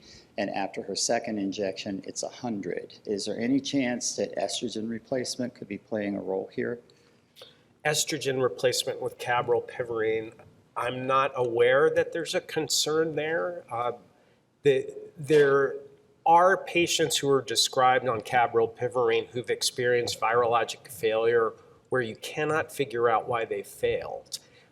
With no pre-existing resistance, not obese, not with the A6 strain of HIV. Rafi Landovitz has described some of these on the CAB-PrEP studies, people that fail for no apparent reason. So there are some issues we don't understand. It may be pharmacokinetics that some people simply may be rebounding because the CAB levels aren't sustained, but we don't always know in a small number of people why they fail. Okay, thanks. Yes, please. I have two questions. Can you speak into the microphone? Yeah. Correct? Yeah. Hi, Thanks. I have two questions. One is, we have patients who have been on dolutegravir, abacavir, lamivudine. Are you changing those patients? Are you changing them just, to an integrase inhibitor regimen? And as they get older and have a higher risk of cardiovascular disease, are you changing them? I missed the first part. Did you say abacavir? Yeah, on abacavir-containing regimens. Are you just, people who have been doing well, have been on it for years, are you routinely changing them? So abacavir's been concerning for several reasons. One is its association, although not definitive, with cardiovascular events. And the other is its suboptimal virologic suppression, although in combination it seems to work well. Also remember that the M184V mutation impacts its virologic activity a lot. So I think what we're seeing is that it is going to fall out of the first recommended regimens. The IAS USA recently took abacavir off the list. And I think many people would either switch or even omit it and go to a two-drug therapy, such as But if you 3-TC have somebody, dolutegravir. I'm sorry. If you have somebody who's been on it for several years, I mean, so we have patients who've been on these regimens for several years, and even these single drug regimens. And I guess my question is, are you just routinely switching them over to this preferred therapy, or are you leaving them where they are because they've done well for so long? It's a great cutting edge question. And I think the cardiovascular, the question or the possibility that they could have cardiovascular complications as our patients age means that you should have that conversation with the patient. And often, I think many of us are recommending to either switch or stop the abacavir. And then the other question I have is, again, has to do with giving cabotegravir in the office. Even though we might have the staff to give it, we don't have the staff to follow. And so what do you think? Some people say, well, it's a patient's responsibility to come back when they need to come back. But, it is a serious issue. And so what do you think is a reasonable rule to follow in terms of saying, yes, we can give it in our clinic, or no, we can't? Yeah, another great cutting edge question. Whose responsibility is it to make sure the patient receives their next injection after the last injection? I think we're all struggling with this. And if you don't have the staff to really carefully monitor people and make sure that someone is reaching out, yes, the patient has responsibility, but we all want to feel good about this too. So this is an evolving issue. I don't think there's one answer that fits all, but I agree with your concern. And that's especially a concern in that sort of cutting edge area with the UCSF story and people who are having trouble taking oral medicines. You put them on an injectable. You've got to have a support team in place, otherwise they won't come back, and it's a big challenge. We'll talk about that in the cases a little bit. Let's go with these last two questions. Start over here. Hi, this is Mickey from Baltimore. I have a question for Dr. Benson, specifically about the semaglutide in people living with HIV.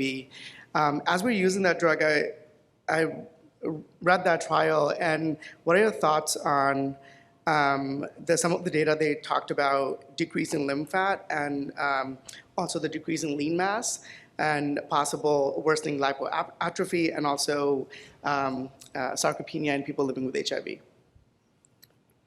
Can you translate? Yeah, it's hard to hear up here, sorry. Hang tight. Yeah, did you get it? Yeah. Okay. So your question is related to loss of fat and muscle on semaglutide. And I think the issue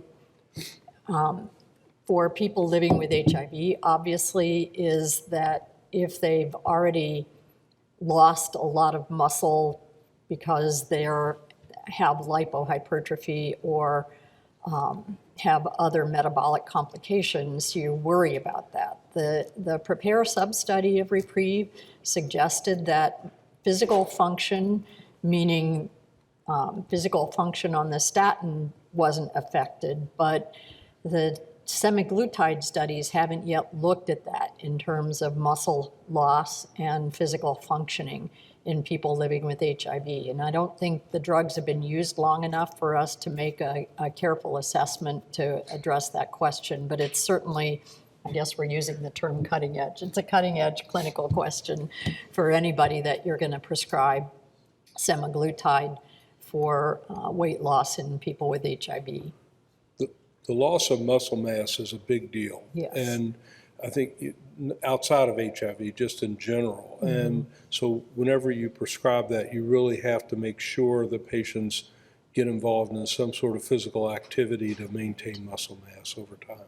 And the other question is, when do you stop it? Can you ever stop it? And that's another cutting edge That's another question. cutting edge question. It's like a think I tank. think most of the studies, well, not that there have been big studies, but most of the people who have stopped it have had weight They get come weight back. gain, yeah, So, without necessarily the muscle mass right. return. Yeah, Great talks. Can you hear me? yeah, you can angle it up, yeah. The There question you is go. a small population of people, but it really is frustrating for people that have large clinics and have been practicing for a while. And that's a patient that's suppressed with a high CD4 cell count without any antiretroviral therapy. So the first sort of part of the question is, my recollection was for high CD4 cells in START, wasn't most of the clinical benefit driven by tuberculosis? And so in the United States, if you have a patient that comes into you, a month after, finding out they're HIV positive, and their CD4 cell count is 900 and the viral load is less than 20, versus the patient that comes to you and they do 10 years down the road, whose CD4 cell count is less than 20 and still, very high, their viral load is less than 20 and their CD4 cell count is still very high. I mean, those are two different people, because one has demonstrated that they've maintained virus less than 20. What do you tell them? Your urge is to get them on meds, but what is the evidence that they would benefit from medications? So if I understood you correctly, it's asking about people who present with high CD4s and low viral loads off therapy, and what should we be recommending to that group? Especially if they've already been like that for a good period of time, like a decade. And we see patients like that all the time. Sure. So, and then stability was the other factor that was thrown in there. The START study, as I reviewed, did show a clinical benefit to starting. You're right that a lot of the endpoints on that study were tuberculosis or AIDS-associated cancers, importantly, or other important clinical events. So we know that as a group, you will reduce clinical events over time by starting in that group. I think what's emerging, and I showed you some of this data, is that even someone with a high CD4 and a low viral load has ongoing inflammation from their HIV infection, and that giving them antiretrovirals reduces that inflammation, and that will have clinical significance over time, both with regard to AIDS-related events and, importantly, non-AIDS events like cardiovascular disease. So I would recommend, and the guidelines endorse, offering antiretroviral therapy to all patients, including those with high CD4s, even those with undetectable viral loads. And again, how do you explain it to the patient? I think that's a problem.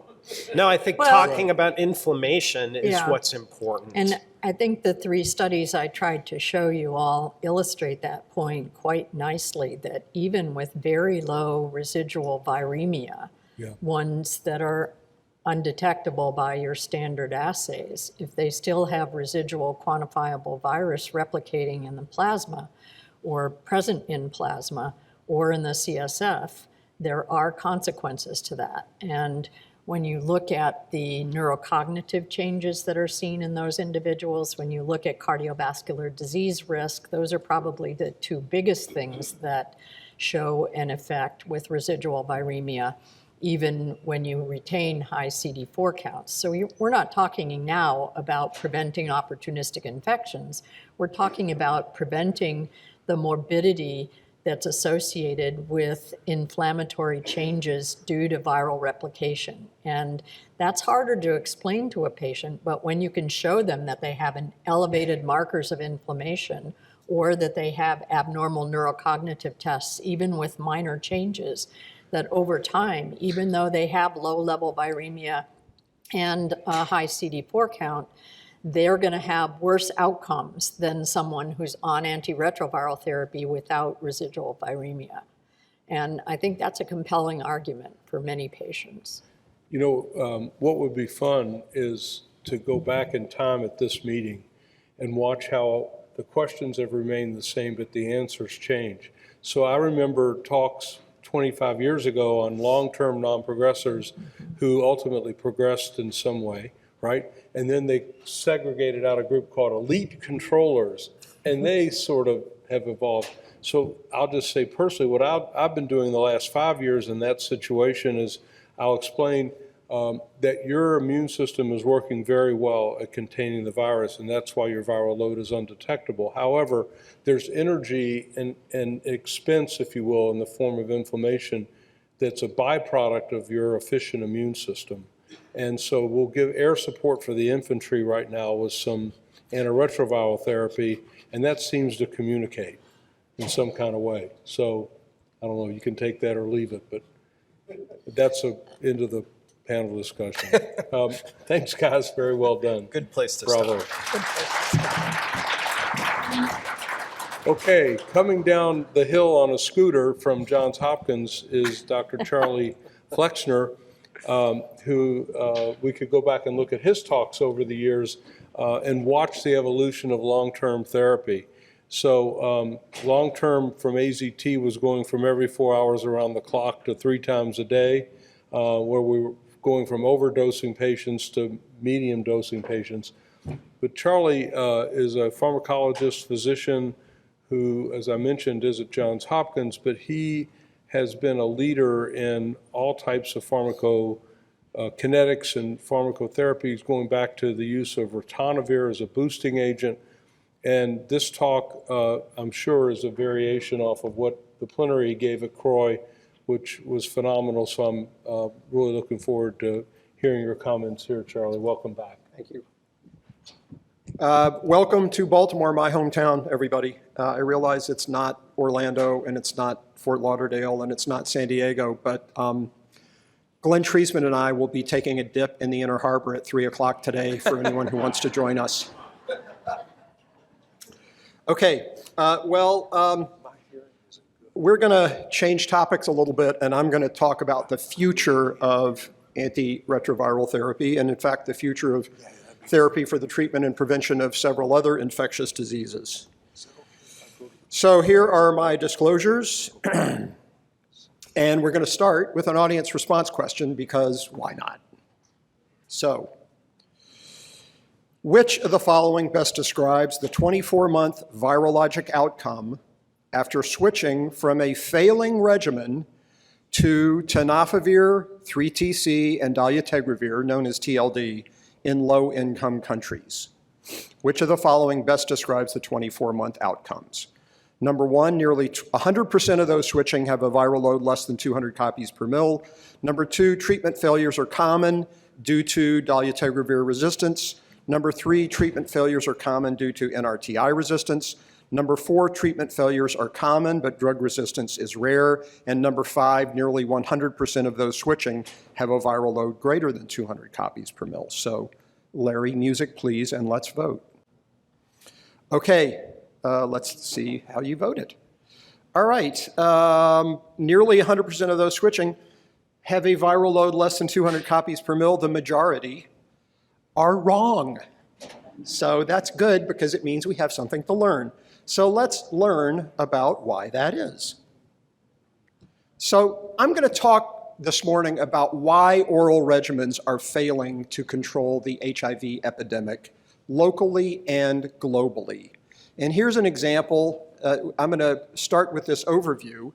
Despite having nearly perfect co-formulated single-tablet daily oral regimens for HIV treatment and prevention, persistence on treatment is surprisingly low over the years. Failure rates are still unacceptably high. Non-adherence is common, and long-acting formulations may provide the best solution to failure of daily oral regimens for HIV, since oral failure is largely driven by non-adherence. And there are two examples of that I want to highlight, both of which will be discussed at this meeting today. The first is the superiority of every 8-weekly injectable cabotegravir versus daily oral tenofovir and FTC for PrEP. And the second is the results of the Latitude study, which you heard about, in which people who were having a hard time staying suppressed on daily oral therapy, mostly in the US, were randomized to continued oral therapy or switched to injectable Cabenuva, and the Cabenuva arm was substantially better after a year than the continued daily oral arm, largely because of continued difficulty with adherence on the daily oral arm. Finally, if you look at surveys of people living with HIV, they consistently show a preference for long-acting formulations over daily pills. So lots of mounting evidence that injectable therapy is better in both treatment and prevention than daily oral therapy. People with HIV want this stuff. So how are we going to react to that? This is an example presented at CROI last week, looking at the impact of switching to the best available oral regimen if you're failing your current daily oral regimen. So this is results from the 5381 observational study carried out in sub-Saharan Africa and Haiti, in which, in this analysis, individuals who had a detectable viral load on a first-line NNRTI-based regimen, mostly efavirenz, or a second-line PI-based regimen, mostly lopinavir, ritonavir, or atazanavir, were switched to the best available daily oral regimen, tenofovir, lamivudine, dolutegravir. And so what happened after 24 months? This is the answer to your audience response question. Well, after 24 months, only 76% of people failing efavirenz-based ART and only 61% of people failing PI-based ART had a viral load of less than 200 copies per mil.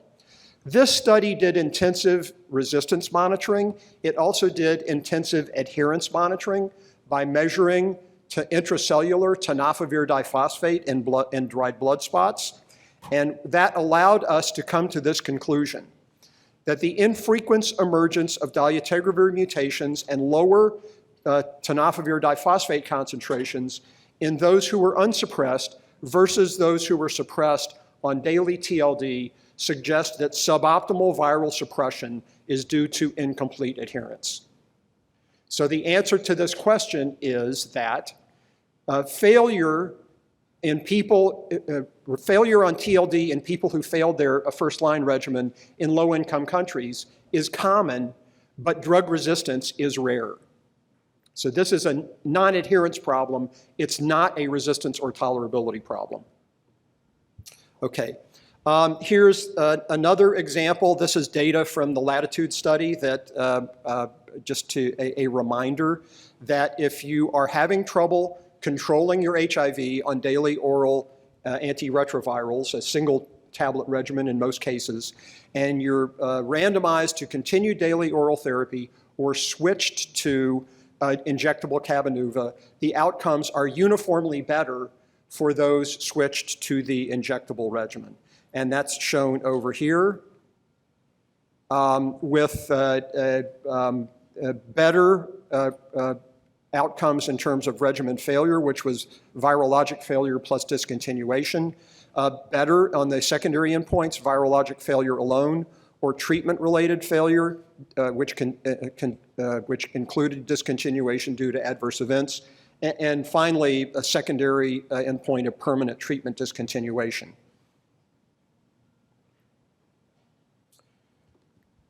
All right, so I'm going to switch now from talking about why oral regimens are failing to control this epidemic and talk now about some of the ideas for ways we might be delivering the drugs we need to the people who need them most in a long-acting format. So I'm going to talk a little bit about recent advances in formulation science, just to give you a sense of a lot of the excitement that's out there. It is my opinion that formulation science is running about 20 years ahead of clinical medicine.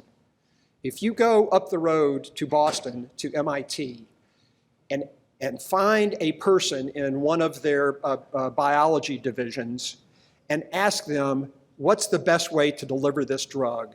They will give you a list of formats for long-acting delivery of pretty much any molecule you can imagine that will blow your mind. And I'm going to talk about a couple of those approaches to drug delivery that we've been working on here, but this is really scratching the surface. So I'm going to start by talking about prodrugging strategies to allow long-acting delivery of existing oral drugs.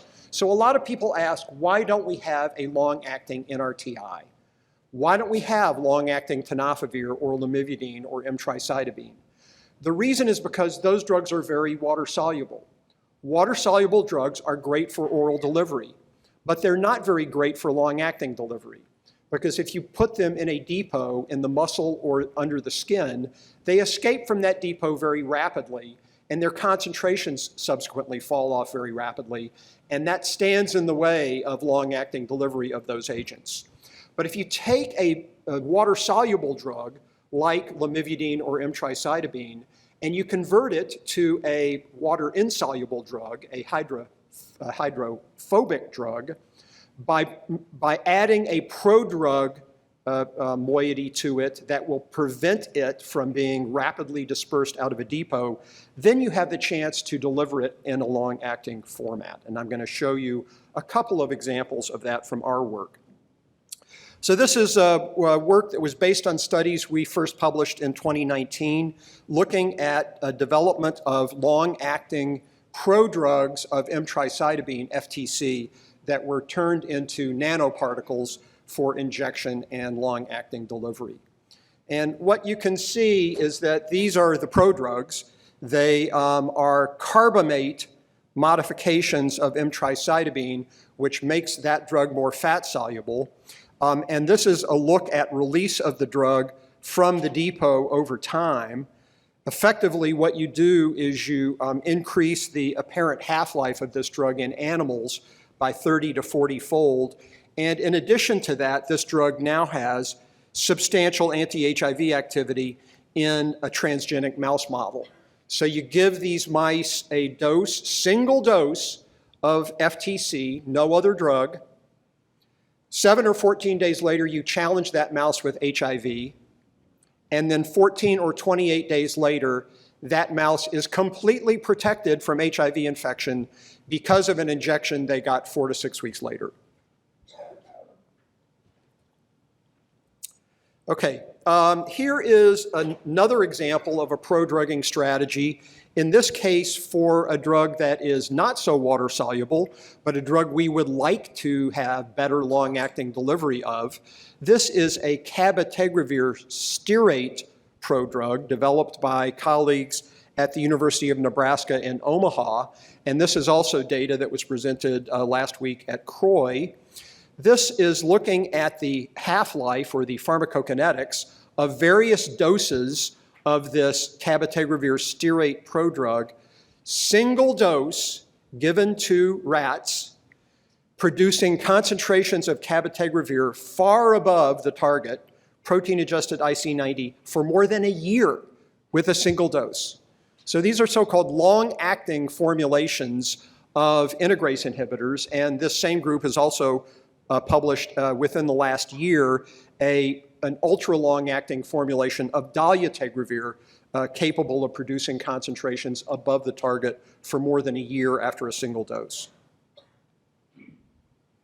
All right, in addition to prodrugging, there are other ways to incorporate drugs like lamivudine and emtricitabine and tenofovir into platforms that will deliver those drugs very slowly after injection.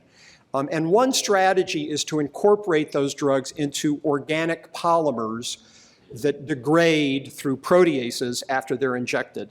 And this is an example that we published last year. This is work to incorporate, in this case, lamivudine into a peptide polymer backbone. This is work that was mostly done by two brilliant students in the Department of Chemical Engineering in the School of Engineering up the road at Johns Hopkins, Han Wang and Maya Monroe. So shout out to both of those graduate students. So this is lamivudine. This is our polymer. The A residues are lamivudines that are covalently linked to this polymer, and they're hydrophilic. In this case, they alternate with hydrophobic residues, valines. when you take a peptide subunit like this, you have a linker that causes it to spontaneously polymerize in water, and the hydrophilic residues turn outward, the hydrophobic residues turn inward. And what that does is it creates an amphiphilic polymer that forms a gel after a subcutaneous injection. Because the lamivudine residues are on the outside of this polymer exposed to water, they spontaneously hydrolyze and release the drug slowly over time. So this is what these polymers look like under the electron microscope after they're injected. They form these interesting little nanofilaments and sheets. These are just beta helices and beta sheets that one would expect for any amphiphilic protein. So this is called a hydrogel. It's called a hydrogel because it absorbs water, and as it absorbs water, the gel expands and breaks down through proteolysis and hydrolysis and releases lamivudine. And what you can see over here is that the apparent half-life of lamivudine is increased by about 40-fold compared to lamivudine given by itself. In addition, the lamivudine in vitro has anti-hepatitis B virus activity that's actually better. The peptide has activity that is actually better than that against hepatitis B of the unmodified lamivudine. And finally, if you look at what happens to that hydrogel in the skin of, in this case, laboratory mice, you form a gel, a little nodule at day 0. This is like a bioerodible implant. That implant breaks down as it absorbs water. By day 35, there's not much of it left, and by 8 weeks after a single injection, you really can't tell the implant was there at all. Now, this is a peptide, so you would worry possibly about immunity, developing an immune response to this peptide, but so far that has not been the case, at least in laboratory animals. This is years away from human application, but this is to give you a flavor of the kinds of technologies in development to deliver drugs in ways we could not have imagined 20 years ago.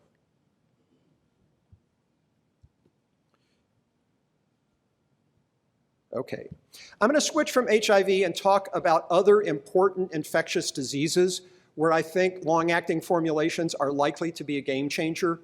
The first is tuberculosis. If we had long-acting injectable agents for the treatment and prevention of TB, it would be absolutely dynamite. So how close are we? Well, this is a figure from a paper published in 2021 by our colleagues at Janssen, looking at a long-acting injectable nanosuspension of bedaquiline. That nanosuspension produces measurable concentrations in laboratory animals for more than 6 months after a single injection, and Janssen has announced that they're going to take this formulation into clinical testing, phase 1 testing, in June or July of this year. So this is going to become clinical reality, we hope, very soon. Here's another injectable nanosuspension, in this case of rifapentine, that was developed by my colleagues Andrew Owen and Steve Renard at the University of Liverpool, working up across town with Eric Nuremberg and his colleagues at Johns Hopkins. This is the pharmacokinetic properties of that rifapentine nanosuspension, showing drug concentrations above the antibacterial target for more than 14 days after a single injection.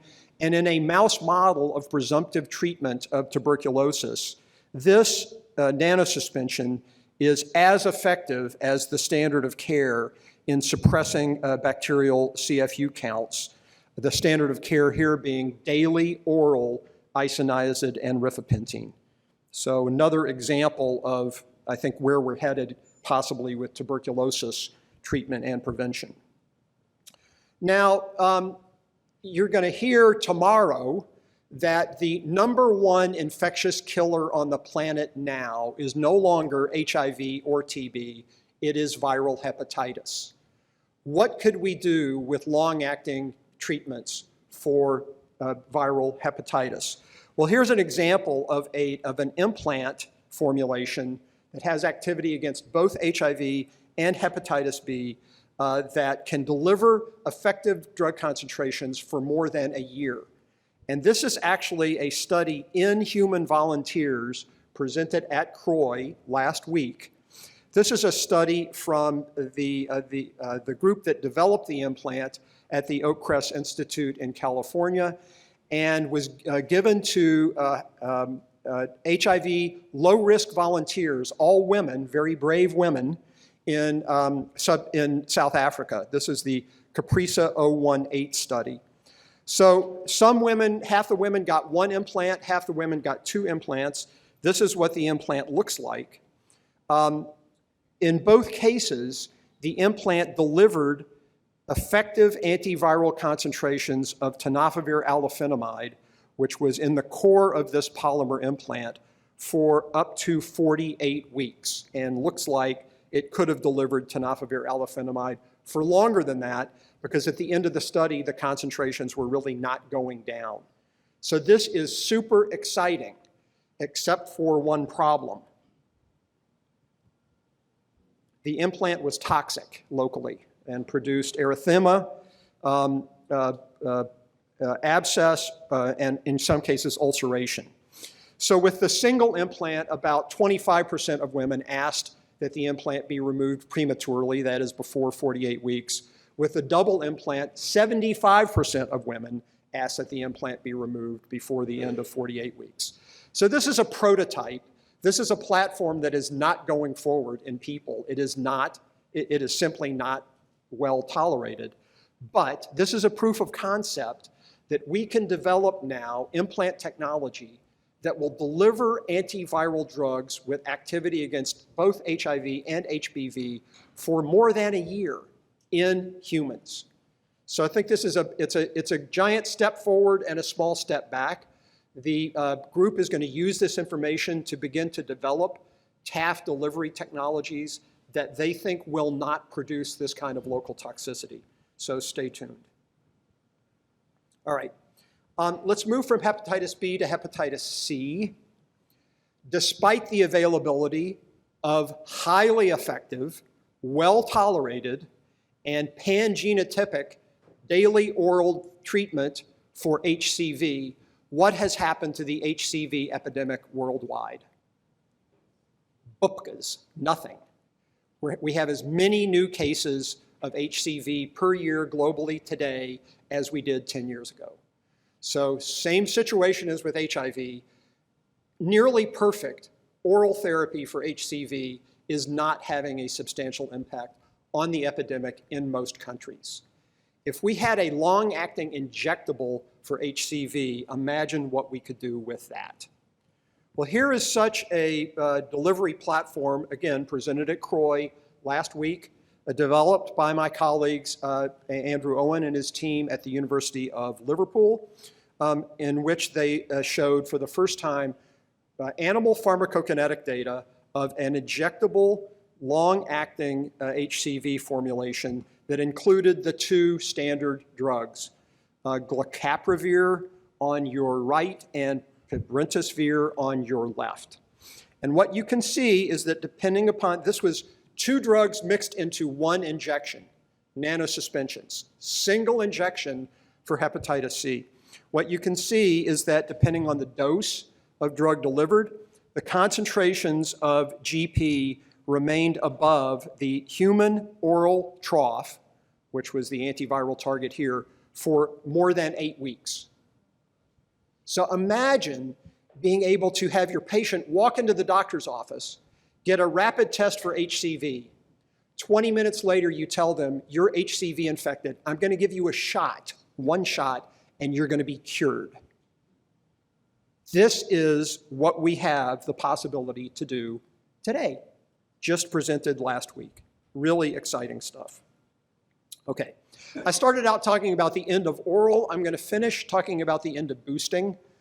Mike reminded us how much time I spent early in my career on the importance of using drugs like ritonavir and cobicistat to boost the concentrations of other agents. Well, I may see in my lifetime the need for boosting go away, and I'm going to tell you why that is. That leads us to audience response question number 2. So which of the following is true regarding the pharmacokinetic properties of long-acting injectable drug formulations? Is it number 1, systemic plasma concentrations of the delivered drug are dependent on hepatic or renal clearance rates? Is it number 2, systemic or plasma concentrations of the delivered drug are dependent on the absorption or release rate from the injection depot? Is it number 3, systemic plasma concentrations of the delivered drug are dependent on the drug's apparent volume of distribution? Number 4, systemic plasma concentrations of the delivered drug are dependent on the depot's apparent volume of distribution? Or number 5, none of the above? Okay, so 3/4 of you got it right, which is gratifying because I have talked about this at this meeting before. In fact, I think I talked about it 2 years ago, so there may be some repeats in the audience. But yes, this is true. This is what's different about injectable formulations versus oral formulations. So when you think about the pharmacokinetics of orally delivered drugs, an oral drug passes through the stomach, gets absorbed out of the small intestine, enters the portal circulation where it first passes through the liver, which is where first pass metabolism happens, which is very important for a lot of HIV protease inhibitors, before it then passes into the systemic circulation. But for an injectable drug with an intramuscular or subcutaneous depot, it completely bypasses this. The drug enters the systemic circulation directly out of the depot. And as a consequence, the absorption rate out of that depot for long-acting injections is very, very slow. This absorption rate is called the Ka, and it turns out that this absorption rate is so much slower than the metabolism or clearance rate of the drug by the liver or the kidneys. It is the gatekeeper that determines what the plasma concentrations of drug are, not the liver or the kidneys. In fact, these depots are relatively insensitive to inhibition of hepatic or renal clearance. So that creates some interesting possibilities when you think about oral drugs that need to have their hepatic metabolism inhibited in order to achieve adequate systemic concentrations, like HIV protease inhibitors or even coronavirus protease inhibitors like Paxlovid. Well, there's no direct evidence to support this idea yet, but there is some, I think, tantalizing indirect evidence that was published 2 weeks ago, so we're really on the cutting edge here. This is data from Simone Perazzolo and colleagues in Rodney Ho's lab at the University of Washington in Seattle. So they developed this very interesting lipid particle nanosuspension that delivers, in this case, lopinavir, ritonavir, and tenofovir. This was developed as a one-shot pediatric formulation targeting low-income countries. This formulation, by the way, went into human volunteers about 3 months ago. So we're expecting to see safety, tolerability, and pharmacokinetic data from this formulation very soon. When Simone, who's a pharmacokineticist, when he looked at the concentrations of lopinavir over time and applied pharmacokinetic modeling to predict what would happen in the presence or absence of ritonavir, what he found was that there was only a very small increase in lopinavir concentrations over time in the presence of ritonavir. So the lopinavir concentrations immediately after the first injection were nearly as good as the concentrations, in this case, six months later with every other week injections. So this suggests that, at least in this example, there's no need for the ritonavir at all. And if you think about it pharmacokinetically, it totally makes sense. You would predict, based on first principles, that giving a drug like lopinavir by injection in a long-acting depot would completely obviate the need for a booster. And I think we're going to see direct proof of that very soon. You heard it here first. Actually, you heard it here second. I talked about it at CROI last week. Okay. So I'm going to finish by talking about a special population where I think injectable therapy can have a particularly important impact, and that is pediatrics. And that leads me to my final audience response question. Audience response question number 3. So according to UNAIDS, how many children under the age of 15 are estimated to have died of AIDS in 2022? Was it fewer than 100, 840, 8,400, 84,000, 840,000? Okay, so, all right, so nearly half of you said 8,400, 30% said 84,000.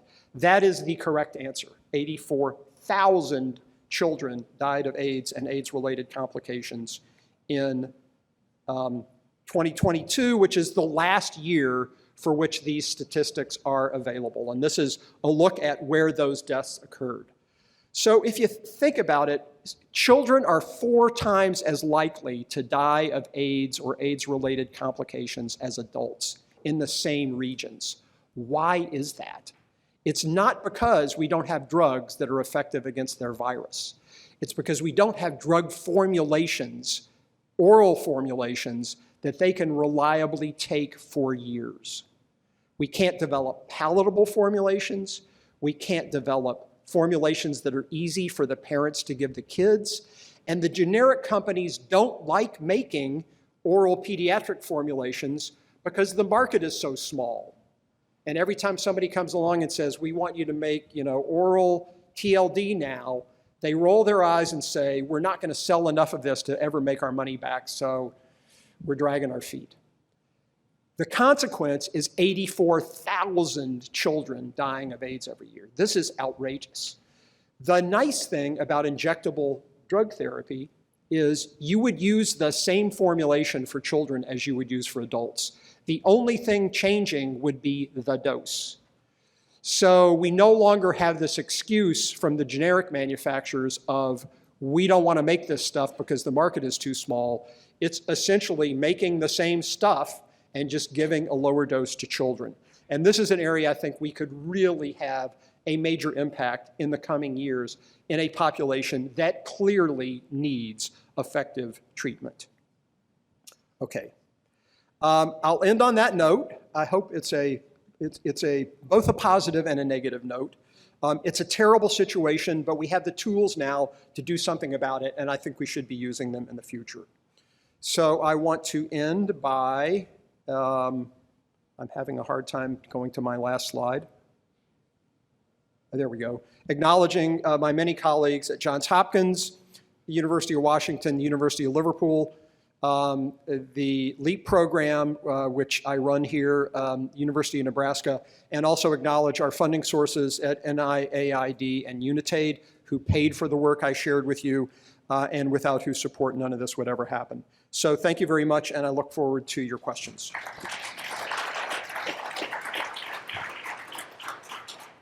Thank you, Charlie. Obviously very similar to what you presented at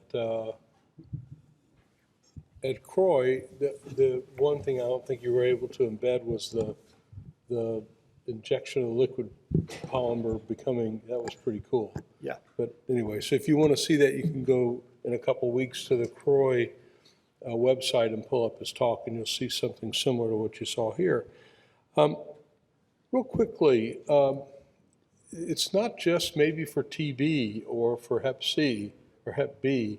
It feels like this could be a way forward in a lot of infectious diseases, almost of any sort. But one of the questions is, when you get the injection in, it's hard to get it out.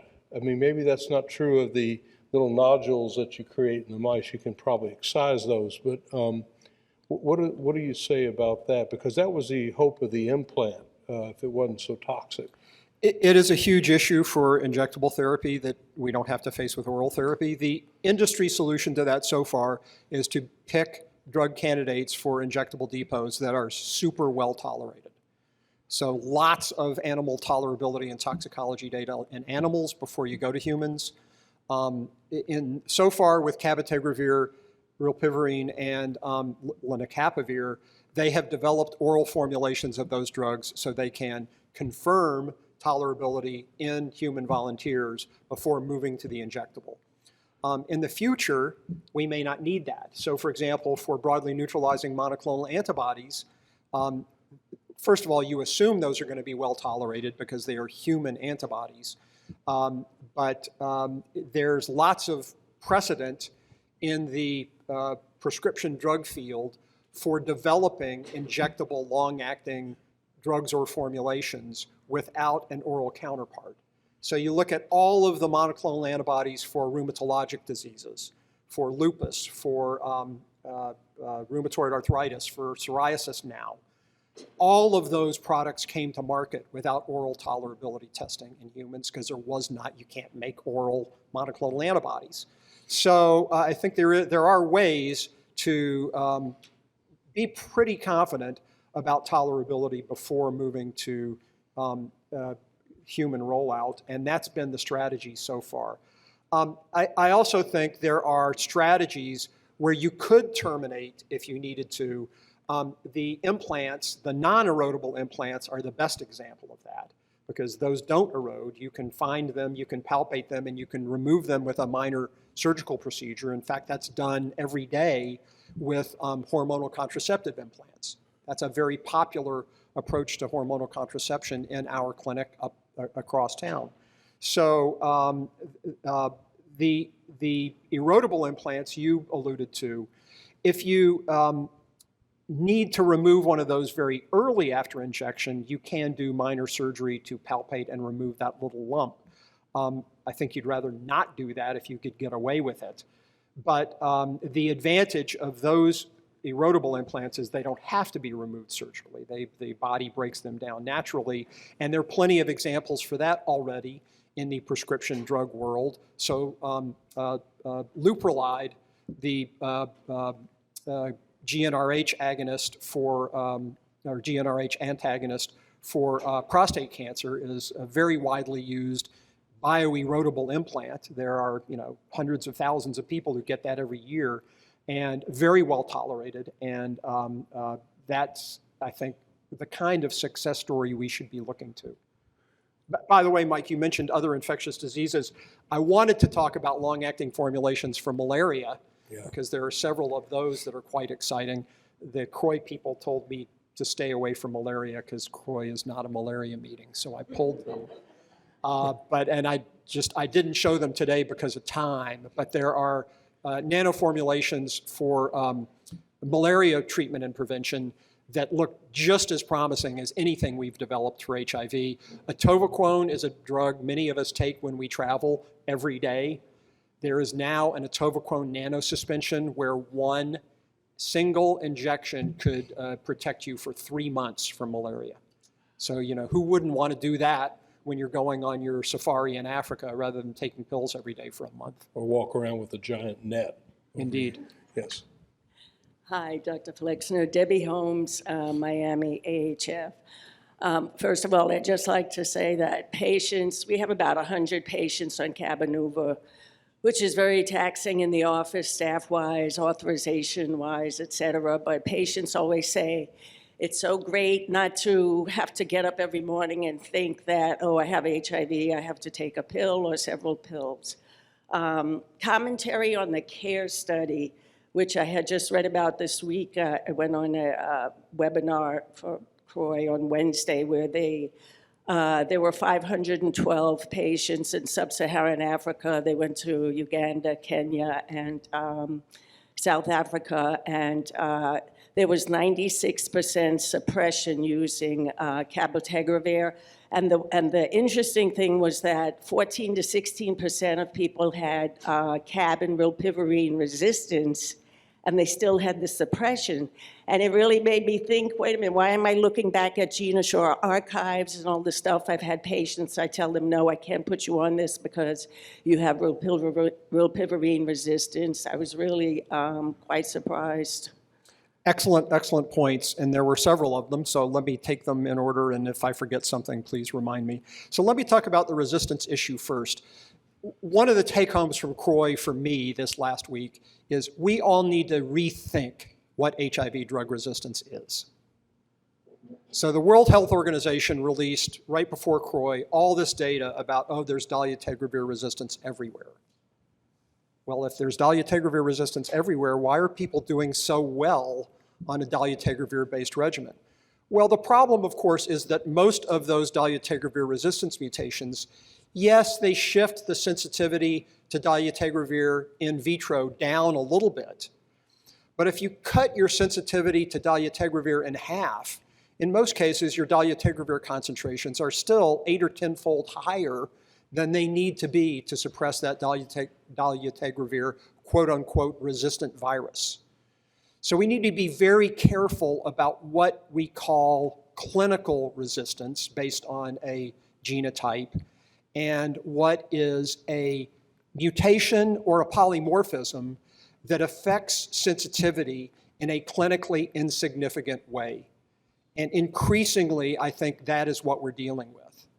So some cabotegravir resistance mutations clearly lead to resistance, particularly in the prevention setting where you're giving cabotegravir monotherapy. Some cabotegravir resistance mutations apparently do not.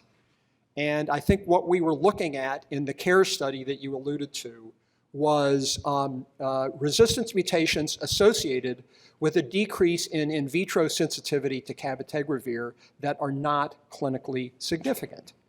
So this is a big issue. This is like a kind of a paradigm shift, I think.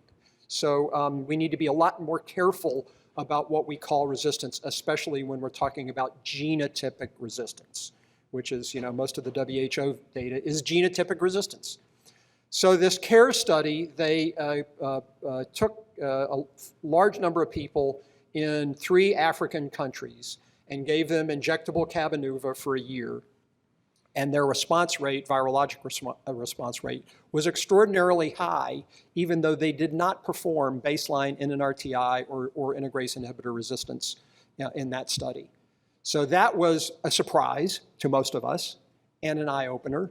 But I think it's a proof of concept that in a low-income setting where the healthcare infrastructure is even more challenged than what you're talking about here, that you can do every other month Cabenuva and have an excellent virologic response, at least in a selected group of patients who did not have baseline resistance testing prior to starting that regimen.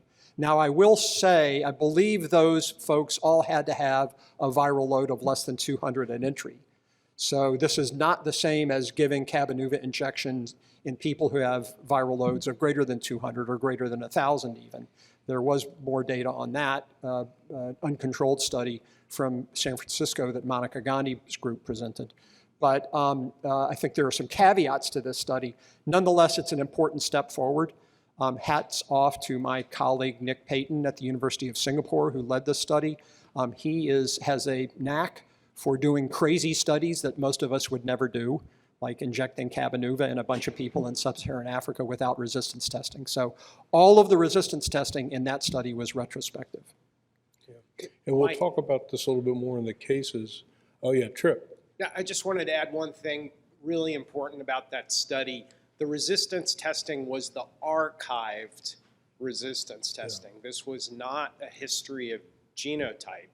So they're amplifying DNA for testing, and whether any of those mutations actually makes a difference or not. Yeah, important point. Not clear. Yes. That's in contrast to the study that I presented that showed rilpivirine resistance mutations. A history of that increases your risk of failure 40-fold. Those two thoughts might seem inconsistent, but they're not really. Yep, good point, Trip. Charlie, really good talk. So once again, the problem we have, and I was wondering where we're moving with this, because we're going to have to move rapidly, is we don't have the staffing to do this in our offices. So what, I mean, I know everyone keeps talking about having pharmacists and commercial pharmacies do this, but when is that happening? Because if we suddenly now have hundreds of people that want to get injectables, it's impossible to deliver care and do injections at the same time. And I know there are pilot studies at the University of Pennsylvania, but we're going to have to move rapidly. And is there a want? Is there a financial incentive for commercial pharmacies to get involved with this? Yeah, so very important point. Everybody, we all share your pain. I think all of us have encountered this or are encountering this in our clinics. I would say a couple of things. Number one, I think monthly or every other month, Cabenuva is an intermediate technology. I think we're going to be moving to longer dosing intervals. Obviously, we are with lenacapavir, which is every 6 months. The biggest problem with lenacapavir, of course, is right now there's no small molecule to partner it with. There's only broadly neutralizing antibodies, which have their own issues of how do you determine whether the patient is sensitive to the antibodies before you give them. And even with 2 antibodies, as Gilead has done, you're excluding half of your patients because don't have adequate sensitivity to one or the other of those antibodies. So I think we will have other drugs we can partner with lenacapavir in the future. I believe either Connie or Tripp or both mentioned this. ViiV has developed and presented at CROI an every 4-monthly injection of cabotegravir. I think they would like to move in that direction if they could figure out something to partner it with. If you reduced the dose of lenacapavir by 1/3, you could give lenacapavir every 4 months with injectable cabotegravir every 4 months. So then instead of visits every 6 months or every 12, instead of visits 6 times a year or 12 times a year, you're talking about visits 3 times a year. I think it's going to be a relatively small leap from there to every 6-month injectables, so visits twice a year. I mean, most of our patients are being seen twice a year anyway, so hopefully that wouldn't create additional burden on the healthcare system. The other thing we've done in the state of Maryland is until Cabenuva came along, our pharmacists were only allowed to do intramuscular injections of vaccines. We got the law changed in the state of Maryland so that our pharmacists can now give intramuscular injections of drugs for treatment. So our patients in Maryland, if they can find a pharmacy with a pharmacist willing to do this, don't have to come to the clinic any longer. They can go to their local pharmacy and get their Cabenuva. So lots of things going on to try to address this problem, but we all agree with you. It's not satisfactory the way it is right now.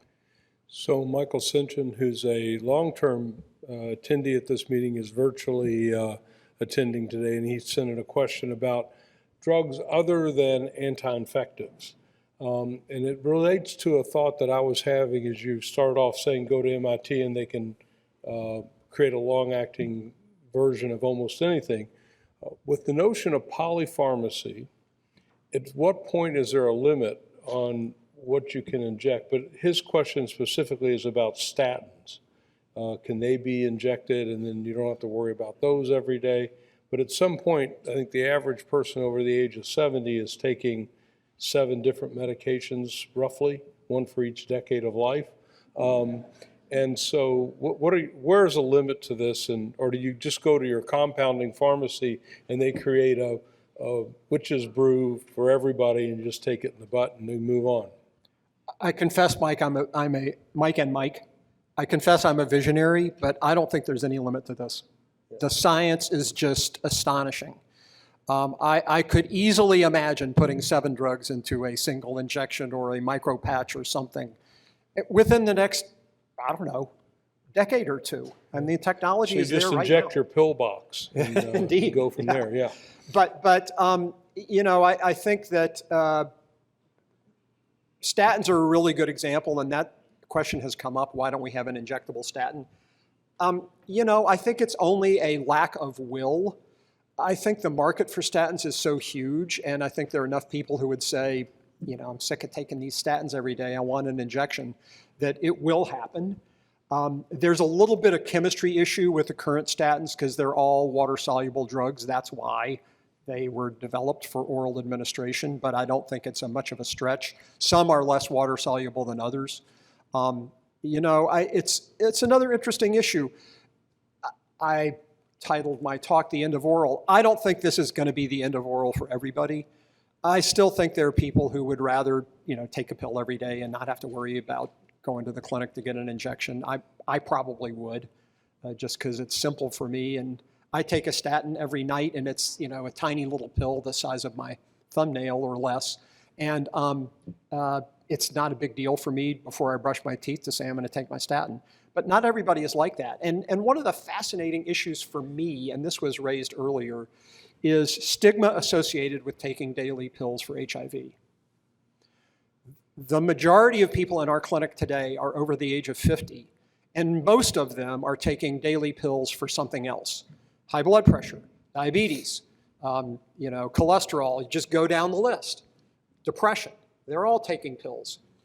But they do not want to take their HIV pills because it's a constant reminder that they have this infection. Hypertension and diabetes in our society don't carry much stigma with them, but HIV sure does. And plenty of people I have talked to are willing to keep taking their drugs for high blood pressure and diabetes every day, but would rather throw away their HIV pills and get an injection for that. So this is part of the kind of human psychology of drug-taking behavior that I hadn't thought about or hadn't known about before. But this is a big issue for a lot of our patients. There is just something about having to take that pill every day for HIV that is a huge hindrance to keeping their viral load suppressed and preventing the possibility that those folks are going to keep passing the virus around in their community. Thank you, Charlie. We're at the break, so we're going to go get long-acting caffeine and infuse that in some form or another. We're going to break for about 15 minutes or so, and we'll come back at 10:45 Eastern. And thanks. What's cool is that in this room, I really can't tell if I'm in Baltimore or Fort Lauderdale or Miami or wherever. So it's the spirit of the meeting is transplanted. Sorry? Yeah. Okay. All right, we'll be back in 15 minutes. Good morning, everyone. My goal is not to have you sleep during the session. And I think I shall achieve that. STIs are exciting. They've never been more exciting than now. Thank you very much for inviting me to be a presenter here. I'm delighted to be here. And so we're going to talk about STIs, but I'm going to make you a deal. I've tried to put a lot of material on my slides, but I can't go over everything in 30 minutes, and I don't want to go over.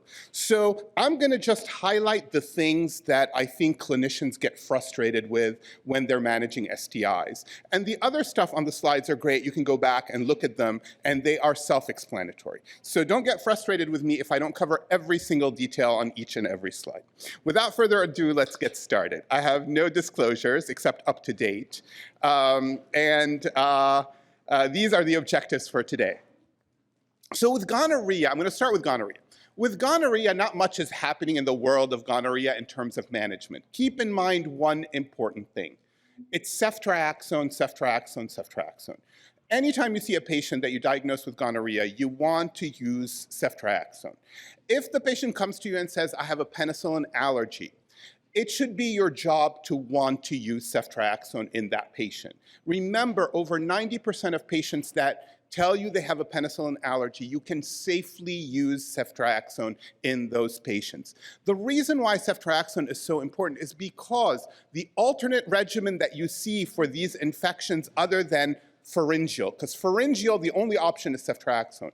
The alternate for all other gonococcal infections is this horrible regimen that consists of gentamicin IM and 2 grams of oral azithromycin. It is not easy to take, it's not easy to give, nobody wants to do it, so focus on ceftriaxone.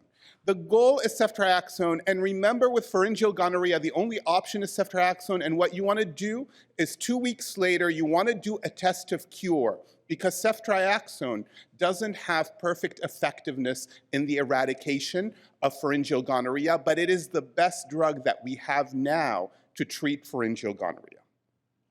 So Now, we are seeing increasing numbers of disseminated gonococcal infections, and you don't want to miss such an infection. Remember, this can be life-threatening. It can lead to severe complications, and we are seeing increasing numbers, particularly reported from big cities.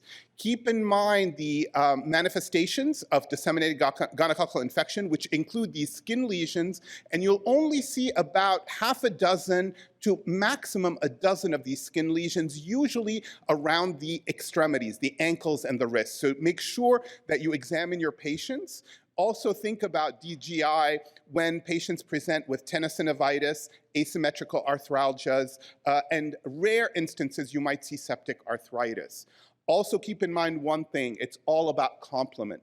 Patients who have complement deficiencies or who are on complement blockers are at higher risk of developing Neisseria infections, both Neisseria gonorrhea and Neisseria meningitis.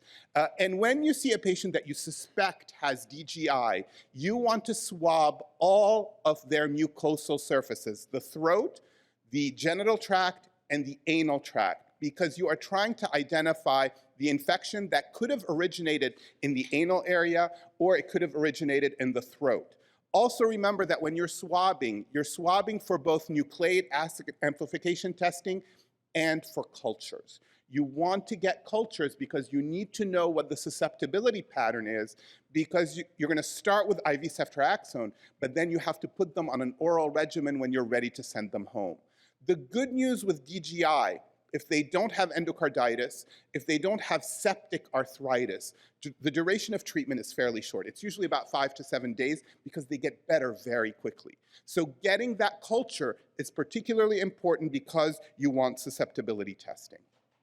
Now, what if they have a penicillin allergy when you diagnose gonorrhea? Remember, don't abandon ceftriaxone. And the reason why you don't abandon ceftriaxone is because even if somebody reports an anaphylactic allergy or an IgE-mediated allergy to penicillin, if it's been more than 10 years, 80% of these folks have lost that sensitivity. So, and most of the time they're not reporting any kind of IgE-mediated reaction. They are telling you, oh, I don't remember, but when I was a kid, my mom told me that I had, right? 80% of those are just like that.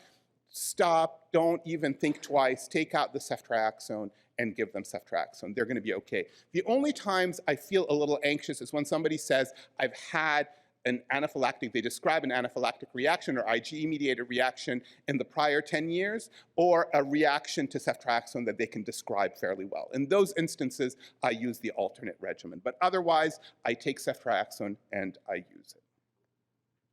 With chlamydia, there hasn't been much happening other than doxycycline is now clearly favored to treat chlamydia. For chlamydia of the genital tract, it doesn't really matter whether you use doxy or azithro. There was one randomized trial that showed that doxycycline was more effective, but by only 3%. So in the genital tract, if you have somebody that you're worried may not consistently take their doxycycline for that week, you can certainly use azithromycin. The efficacy is quite good. But rectal chlamydia is where it's all at. So rectal chlamydia, the difference in efficacy between azithromycin and doxycycline, it's 20% favoring doxycycline. So for rectal chlamydia, doxycycline is much better than azithromycin. And so if you're dealing with somebody who has genital chlamydia, just go ahead and use whatever you prefer. But if you're dealing with someone who has rectal chlamydia, doxycycline is a more effective regimen to treat rectal chlamydia. Now, keep in mind one thing. When you're testing for gonorrhea and chlamydia, I just want to remind you these days, if you see somebody who has failed therapy for gonorrhea, if you see someone who has failed therapy, you suspect has failed therapy for gonorrhea, and you want to get a culture, the culture, where you can get a culture, differs from nucleic acid amplification testing. Nucleic acid amplification testing, any specimen, urine, self-collected vaginal swab, urethral swab, anything that you want, liquid pap-based regimen. You can just use any specimen, and that's going to be fine for gnats. But for culture, it is not fine. So remember, for culture, you have to use a urethral swab. You can't use urine, and you have to use an endocervical swab in women. You can't use a vaginal swab. So if you're doing culture for gonorrhea, remember, it's a bit more invasive. The specimens have to come from the urethra or the endocervix. Certainly, you can do an anal swab and a pharyngeal swab for gonorrhea cultures. Now, don't forget extragenital chlamydia and gonorrhea, and particularly among MSM, but we are seeing extragenital infections in men who have sex with women as well as in women. And the recommendation to screen is for mainly MSM, but keep in mind that if you have a patient that reports extragenital exposures, it's actually the right thing to do would be to screen at extragenital sites. And of course, nucleic acid amplification tests are the best tests for extragenital infections. Now, keep in mind with chlamydia trachomatis, there are two different serogroups of chlamydia trachomatis. The typical one, the D through K, and for those, we treat them with 1 week of doxycycline. And then there's the more aggressive LGV serogroups, L1 through L3. And those you have to use 3 weeks of doxycycline to treat. Now, what's the problem? The problem is most labs, in fact, I don't think there's a single lab in the US right now, commercial lab, that tells you whether it's the typical chlamydia D through K or the L serogroup chlamydias. And that's a problem, because when you get a nucleic acid amplification test and you get a result back that says chlamydia trachomatis, it can be chlamydia trachomatis D through K or L1 to L3. And there's no way to know. And so what the CDC has said is, listen, if you can't know for sure whether it's LGV or not, and here LGV is mainly causing proctitis in Western Europe and the United States. So if you have a patient that comes in with proctitis, or if they're asymptomatic and you test their rectum for chlamydia trachomatis and it comes back positive for chlamydia trachomatis, what do? Well, do you do 1 week or 3 weeks? It all depends on the symptoms. If the patient doesn't have any symptoms or they have mild symptoms, 1 week of doxycycline. If the patient has moderate to severe symptoms, 3 weeks of doxycycline. So that's the main issue, and they've made it easy. The CDC has made it easy because you go by symptoms. A positive chlamydia test from the rectum, immediately you go to symptoms, no symptoms or mild symptoms, just 1 week. Now, if you see a patient with proctitis, you should think about several STIs, including chlamydia, the two different types, syphilis, early syphilis can cause proctitis, of course, gonorrhea, and herpes simplex virus. Now, there are many other causes, but these are the main causes. 4 out of these 5 are treatable with antibiotics. And if you're standing in front of a patient on Friday afternoon at 5 p.m. and the lab is not going to run any of your specimens, what do? Well, you can do ceftriaxone 500. That's going to get you gonorrhea. And then you can do doxycycline. If they're having moderate to severe symptoms, you can give 3 weeks of doxy. The 3 weeks of doxy will cover the 2 chlamydias and will cover syphilis as well. 2 weeks of doxy covers early syphilis. So if you're stuck and you can't test, the regimen is ceftriaxone plus 3 weeks of doxy. If they have mild symptoms to no symptoms, then you can use 2 weeks of doxy, because 1 week will get you chlamydia and 1 week will get you syphilis. So, or 2 weeks will get you syphilis. So that's what you can do with patients. But in general, I encourage you to test, because if you test and the results come back, they will help you narrow down the regimens that you're using. We talked about chlamydia proctitis, and we said 1 week versus 3 weeks, depending on symptoms. Now, the one thing you don't want to forget is pelvic inflammatory disease. And pelvic inflammatory disease is a feared complication of gonorrhea, chlamydia, but also bacterial vaginosis, which increases your risk of PID. Keep in mind that 90% of cases of PID are treated in the outpatient setting, and all of our outpatient regimens are cephalosporin-based. The easiest one to use is, in fact, the ceftriaxone-based one. You give ceftriaxone and 2 weeks of both doxycycline and metronidazole. So there was a recent trial that was done that showed that by adding metronidazole, you have better outcomes in women who have pelvic inflammatory disease. So that's the regimen. Now, keep in mind also that while ceftriaxone is still very effective for gonorrhea in this country, the World Health Organization presented at our summer meeting in Chicago data that are very concerning about increasing MICs to the extended spectrum cephalosporins among Neisseria gonorrhea detected in some countries in Far East Asia. And so, as you know, it's only a matter of time before we are likely to lose ceftriaxone. So take advantage of ceftriaxone while it's still available, because in the next 5 years, perhaps, we may not be able to use it. And when we can't use ceftriaxone, it's a huge problem because all of the outpatient regimens, for example, for PID, are ceftriaxone-based. We're trying to get the NIH to do studies that are not cephalosporin-based. So urethritis is a frustrating condition, particularly when you test for gonorrhea and chlamydia and you don't find either one. And so the one thing I'm going to tell you about urethritis is there are patients that you test for every known pathogen and it all comes back negative and the patient continues to have urethritis. My advice to you is the first thing you should do in these patients is actually look to see if there's objective evidence of urethritis. And essentially, I've highlighted that in the second bullet here. What are the things you can do? You can even use urine to figure out if the patient has objective urethritis. A large number of patients who have symptoms of urethritis will have no objective evidence of urethritis.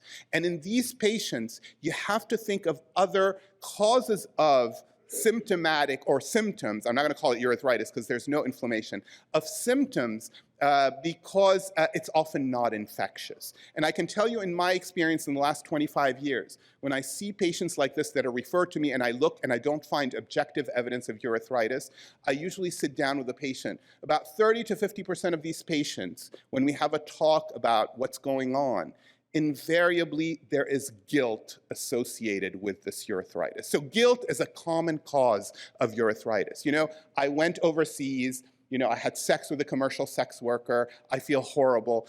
Often what you see is guilt driving these symptoms, and that's a whole different sort of approach than by continuing to test for possible infectious causes. So with urethritis, when all of the testing comes back negative and the patient still has symptoms, I encourage you to actually look to see if there's objective evidence of urethritis. Now, one of the organisms that you should be testing for in somebody who has persistent urethritis when you've tested for gonorrhea and chlamydia is, of course, Mycoplasma genitalium. And now we have FDA-cleared tests for Mycoplasma genitalium. It is a cause of persistent urethritis as well as persistent cervicitis. That's what it causes. That's what Mycoplasma genitalium causes.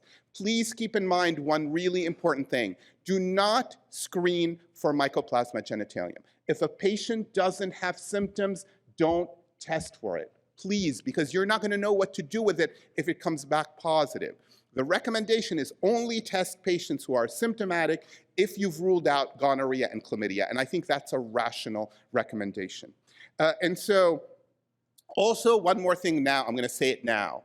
Please, please, please, please, never ever test or try to interpret a result with Mycoplasma hominis or any of the urea plasmas. Please don't do it, because we don't even know if they are linked to any kind of disease process. And then the questions come up, you know, well, Khalil, I actually sent this test and it tests automatically for all of these. Don't send that test. Call the lab and say, I'm not going to use this test.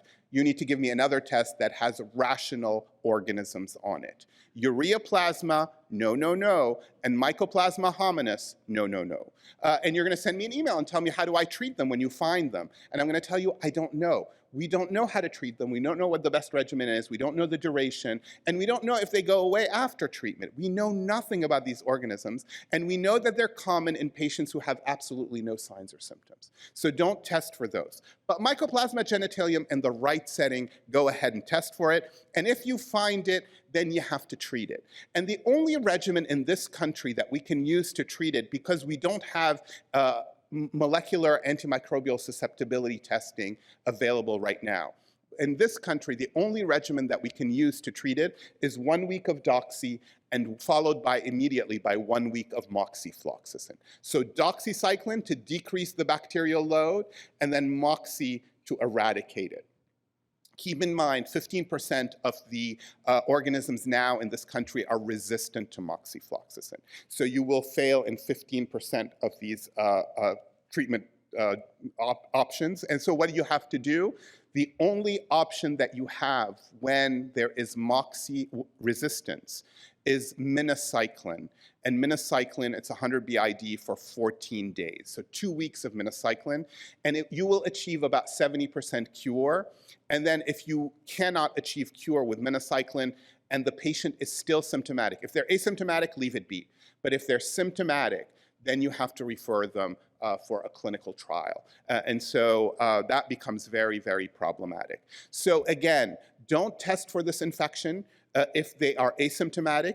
Only test for it if there are persistent symptoms. If you find it, it's doxy for a week followed by moxy. And if you fail therapy, you only have minocycline as an option in this country. There are some clinical trials for other antibiotics, and we could easily get those patients into the clinical trials. So now everybody's favorite, syphilis serologies. And my goal is to really make you feel comfortable managing syphilis serologies because honestly, it's not that complicated. And you have to keep in mind that these serologies are problematic by their nature. Remember, when you get frustrated with syphilis serologies, remember one fact, 1906. These antibodies, the non-treponemal antibodies, were identified in 1906. And with very few advancements since then, we've been using it. It's kind of a wonder that they work so well in general.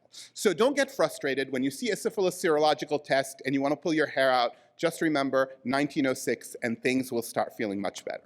Now, there are rules associated with these serologies, and if you remember those rules, you can interpret any permutation of serological tests. The first rule is common between the treponemal-specific serologies and the non-treponemal serology. Early in infection, you're not going to have antibodies. That applies to every single infectious disease. So if you find somebody with early primary syphilis, they're not going to have antibodies. And so if you see a lesion, go ahead and treat them for syphilis. Second one is both of these antibodies have false positives. They have causes other than syphilis that give you a positive result. If you find a positive result, ask yourself, is this a true positive or a false positive? Even treponemal tests have false positive causes, including Lyme disease. For example, Lyme will give you a false positive treponemal test, as well as the endemic treponematosis. So if you have somebody coming from an equatorial region, they may have been exposed to other forms of T. pallidum infection. And so both of them have false positives. Of course, the treponemal tests have fewer false positives than the non-treponemal tests. The third rule differs between the two. With the treponemal tests, once positive, always positive. With the non-treponemal tests, it could be positive now, but over time, with or without treatment, these antibodies can decrease. So even if you don't treat somebody, the RPR titer can come down on its own. It just takes a longer period of time. If you know these three rules for each one of these antibodies, you will be able to interpret any permutation of these diagnostic testing. And remember, you can start a screening or testing with a treponemal antibody, and that's called the reverse sequence algorithm, or you can start with a non-treponemal antibody, and that's called the traditional algorithm. But the interpretation is the same, and I've summarized the interpretation on this slide. Again, if you know these three rules and you apply these three rules, you will be able to interpret all of these diagnostic tests. Now, the big problem that people face is not this.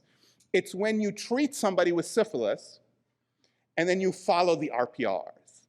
And the RPR doesn't do what you want it to do in about 20% of patients. What do you do? And so let's cover that. And if you follow these algorithms, there are two algorithms, you will be able to manage all patients who have RPRs. Remember with the RPR, what you're trying to do is to decrease the RPR fourfold or 2 dilutions. Fourfold or 2 dilutions. That's the goal. Once you achieve a fourfold decline, that's it. It's called serological cure, leave it be. I can't tell you the number of emails I get and they say, well, it came down fourfold, but the titer is still high, should I worry? And I tell people, don't worry, let it go. The titers can stay high, but if they came down fourfold, you're in good shape. So fourfold decline is what we're looking for when we're treating patients with syphilis. Of course, you always worry, and you always want to make sure that the patient didn't get reinfected since the last time you saw them.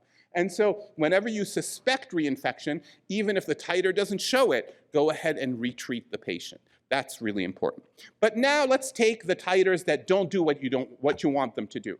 Remember, there are two possibilities. When you treat somebody with syphilis, one possibility is the titer doesn't come down fourfold.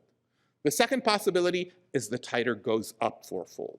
And there's a different algorithm for each one. They're both very straightforward. So let's start. All right, this is somebody whose titer doesn't come down fourfold after you treat them. We're going to call it serological non-response. So let's do this. The first thing you do is, are there any neurological, ocular, or otic signs or symptoms? Do they have any of those signs or symptoms? If they do, then work them up for neurosyphilis, ocular syphilis, or otic syphilis. Easy peasy, right? Manage accordingly. But if they don't, did you wait long enough for the titers to come down? Remember, in persons with HIV, for any stage of syphilis, early or late, you wait up to 2 years for the titers to come down. So don't be in a hurry to retreat patients as long as they didn't get reinfected, right? So you can wait up to 2 years in persons with HIV. In persons who are not infected with HIV, 1 year for early, 2 years for late syphilis. So that's the rule. The first question, ask yourself, did I wait long enough? If you didn't wait long enough, then keep following. If you did wait long enough, did the patient get reinfected? By getting a history, do you think the patient is at high risk of reinfection, or is the patient pregnant? If they're pregnant or they could have gotten reinfected, don't waste your time, just go ahead and retreat them, right? Go ahead and retreat them. It's not worth missing something in the setting of pregnancy, or it's not worth missing reinfection. And so if it's yes, retreat them. But if it's no, is the titer high?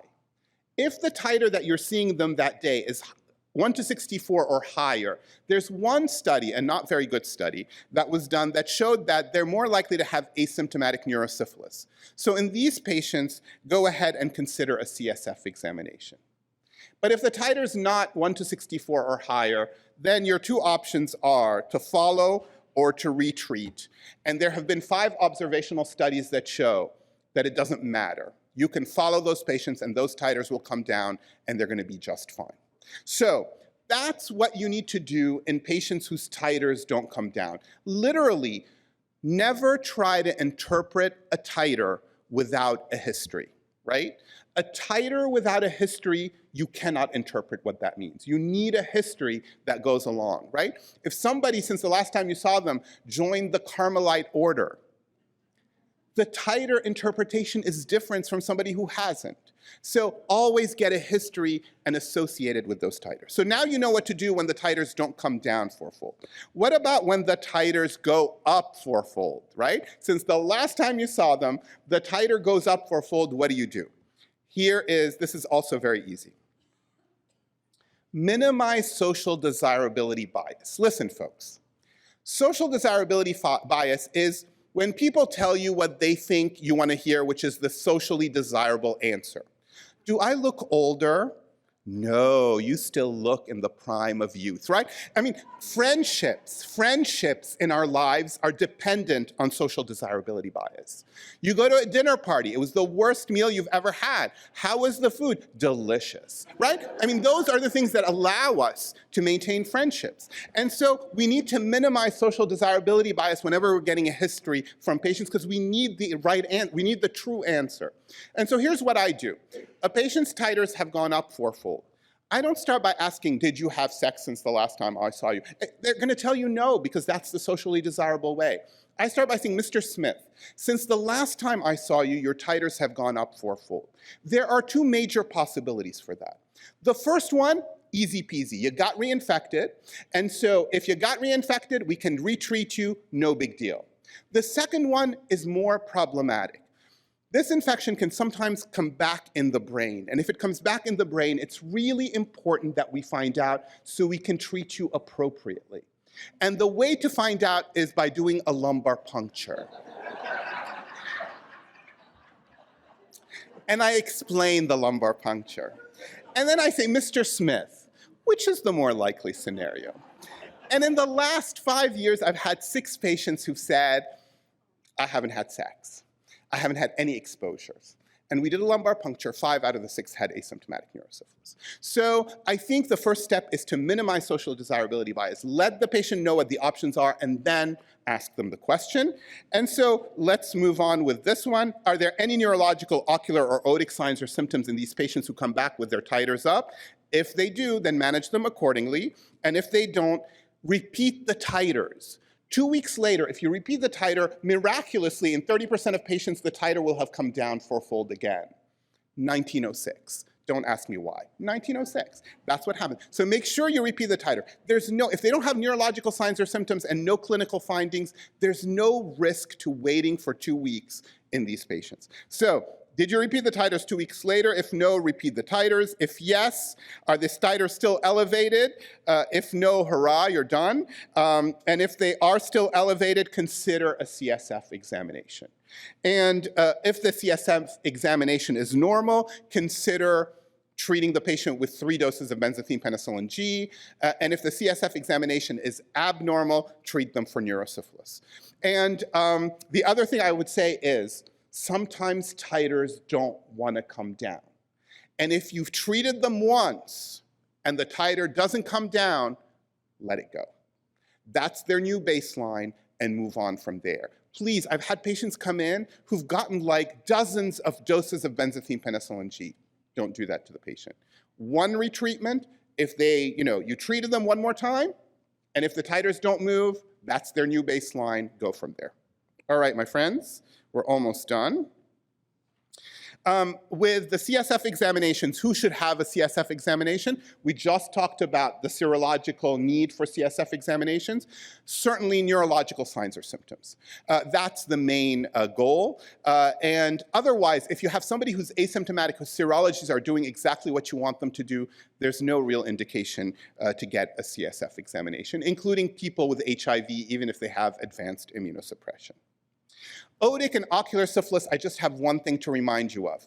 With otic and ocular syphilis, please, please, please remember that the CSF may be normal in at least 40% of these patients.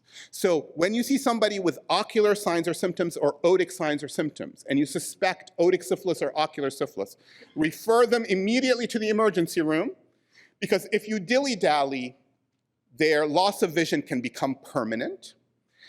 Their loss of hearing can become permanent. So immediately refer to the emergency room, pick up the phone, call the ED doctor and say, I suspect ocular syphilis, have an ophthalmologist evaluate them, and if they find an abnormality on exam, treat them. You don't need an LP. The LP can be normal in 40% of patients who have ocular syphilis. The treatment of ocular and otic syphilis is the same as neurosyphilis. It's 10 to 14 days of IV penicillin. You do not need any additional doses of benzathine penicillin G after you treat patients with neurosyphilis, ocular syphilis, or otic syphilis. That whole recommendation I'm trying to get rid of from the CDC treatment guidelines because it's not evidence-based. It is not evidence-based. 10 days of IV penicillin is what you need to treat these infections.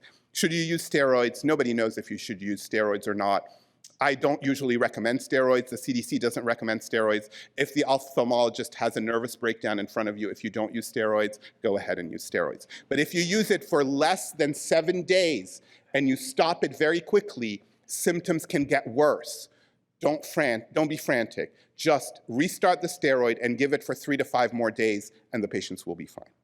I usually don't use steroids. Syphilis during pregnancy is a huge problem now that we have a benzathine penicillin G shortage. But now the FDA has cleared extensiline, the French version of benzathine penicillin G. Some slight differences between the 2 formulations, but it's highly effective. The only option we have to treat patients who are pregnant is benzathine penicillin G. There is no other option. So beg, plead, steal if you have a pregnant patient who has syphilis because you need to use penicillin to treat those patients. There's no other options. Serological testing for HSV is horrible. And the reason I say that is because there are HSV2 specificity issues. And remember, when you're testing somebody for HSV2 serologically, PCR is fabulous. If they have a lesion, get a PCR. But if they don't have a lesion and you're testing them, make sure you understand why you're testing them, because the specificity of HSV2 diagnostics is low. And so if you get a positive test result, the next thing you do is you look at the index value. If the index value is greater than 3, you're good to go. It's probably a true positive. But if the index value is between 1.2 and 3, it's a gray zone positive. And in order to tell the patient that they have HSV2, you need to do a second test. The two options for a second test are the BioKit, which nobody can find anywhere, so you don't really have two options, you only have one option. And the other option for confirmatory testing is the Western blot, which is only done at the University of Washington. So if you're gonna test, keep in mind that if it comes back in the gray zone, you're gonna have to send an additional sample to the University of Washington, and that's a hassle. And so my advice to you is think carefully before testing. Nothing new with HSV, nothing new with Trichomonas vaginalis. Remember, with Trich vaginalis, you're treating all women with metronidazole 500 BID for 7 days, but you can still treat men with 2 grams of metronidazole. I'll end with doxypep. Great data from Croy on doxypep, very effective against chlamydia and syphilis, nearly 80% reduction in the incidence of syphilis in those who are taking doxypep. Amazing, and it's sustained. Of course, some of the toxicities of, or some of the side effects potential of doxycycline are not very clear. Listen, folks, we're not gonna know. When you take any antibiotic, dysbiosis occurs in the microbiota, particularly in the gut, but everywhere else. You're gonna have dysbiosis, and you're gonna impact the resistome. That's a fact with any antibiotic. And we're not gonna know what that means over the next 5 years, because while we characterize the microbiome, we've been very good at characterizing the microbiome, the function, we still don't know what that means. What does that mean clinically? And so my advice to you is, if you have a patient who qualifies for doxypep more than 1 or more STIs in the prior year, and they're still engaging in activities that put them at risk for syphilis and or chlamydia, then it's reasonable to talk to the patient about doxypep. You can inform them about the potential toxicities of doxycycline, and you can tell them, this could impact your microbiome and the emergence of resistance, but we're not exactly clear what that means. But the one thing to keep in mind with these patients, and I think that's the real issue, and I gave this talk at Croy, and I had 5 people come up to me. With syphilis, when you're giving intermittent doses of doxycycline, if a patient gets infected with syphilis, those titers that you use to manage these patients and to diagnose these patients, they may be impacted by doxycycline. I had 5 people come up to me and say, oh my God, I had this patient who came in who's on doxypep, got infected with syphilis because I saw the lesion, the ulcer, but their titer, their RPR titers and treponemal titers never became positive. I had one patient who said, yeah, I had a patient who had a previous history of syphilis, and their titer, they got reinfected with syphilis, but their titer didn't go up 4-fold, but I still treated them. So be careful with doxypep and syphilis titers. They may not do what you expect them to do if they've been exposed intermittently to doxycycline. But otherwise, 1.5 thumbs up for doxypep. I think in the right patients, it's the right thing to do. But have a long discussion with your patients. I thank you very much for this. If you have any questions related to STIs, the CDC funds a free consultation. You go online, you enter your question. Within minutes to hours, you will get a response from one of those, including me, on in this program. And if you want to learn more about STDs, there's a beautiful curriculum for the University of Washington called the National STD Curriculum. I thank you very much, and feel free to email me with any questions. Okay, we're going to have the Q&A after the next talk, which is Rafi Landovitz. Rafi is a professor at UCLA and has led many of the primary studies of pre-exposure prophylaxis. And he's going to talk to us about how to prepare for the coming decade. I can't think of anyone else better to give this talk. Rafi, welcome back.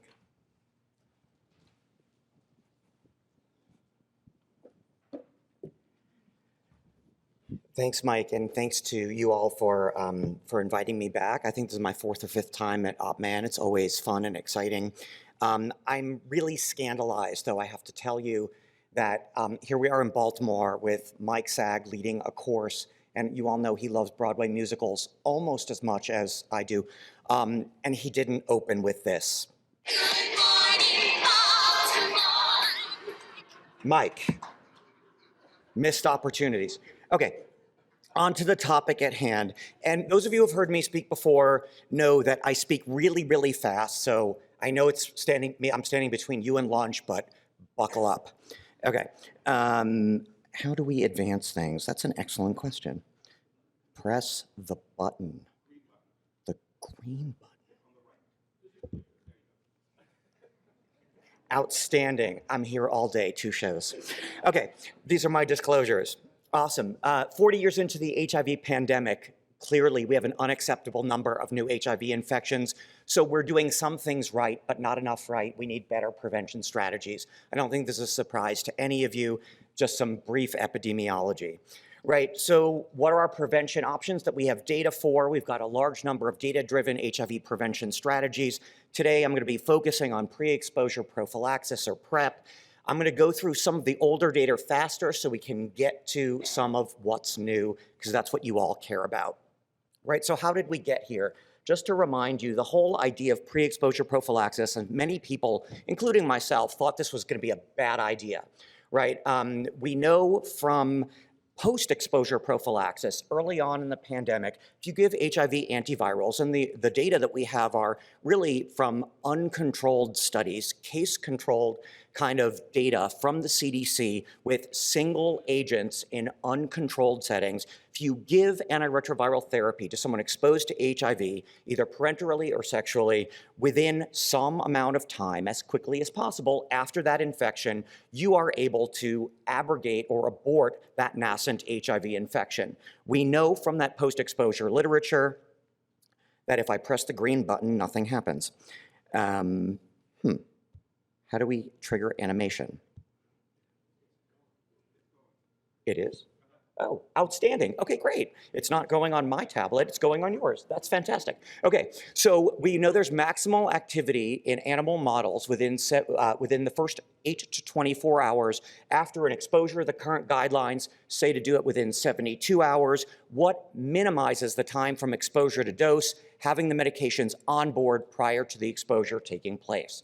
That was the origin of pre-exposure prophylaxis, minimizing the time from dose to exposure. Okay, so pre-exposure prophylaxis is this strategy. You give it before things happen. Think about malaria, think about birth control. Some people yell at me when I make that analogy because pregnancy is not a disease condition, but the concept is the same. You're giving a biomedical intervention to avoid an undesirable outcome. Right, same sort of concept. We have TDF-FTC as the first approved agent. Non-human primate models suggest that 2 drugs are better than 1. That's how we got there. And the question is, to whom should we be offering this? The CDC has evolved their guidelines. The most recent guidelines are from 2021. A lot of people have a lot of questions, concerns, and issues with the 2021 PrEP guidelines. In the discussion, or if you want to come to Dr. Ganem and my roundtable that we're going to be having this afternoon, happy to engage with you about my personal thoughts on the current CDC guidelines.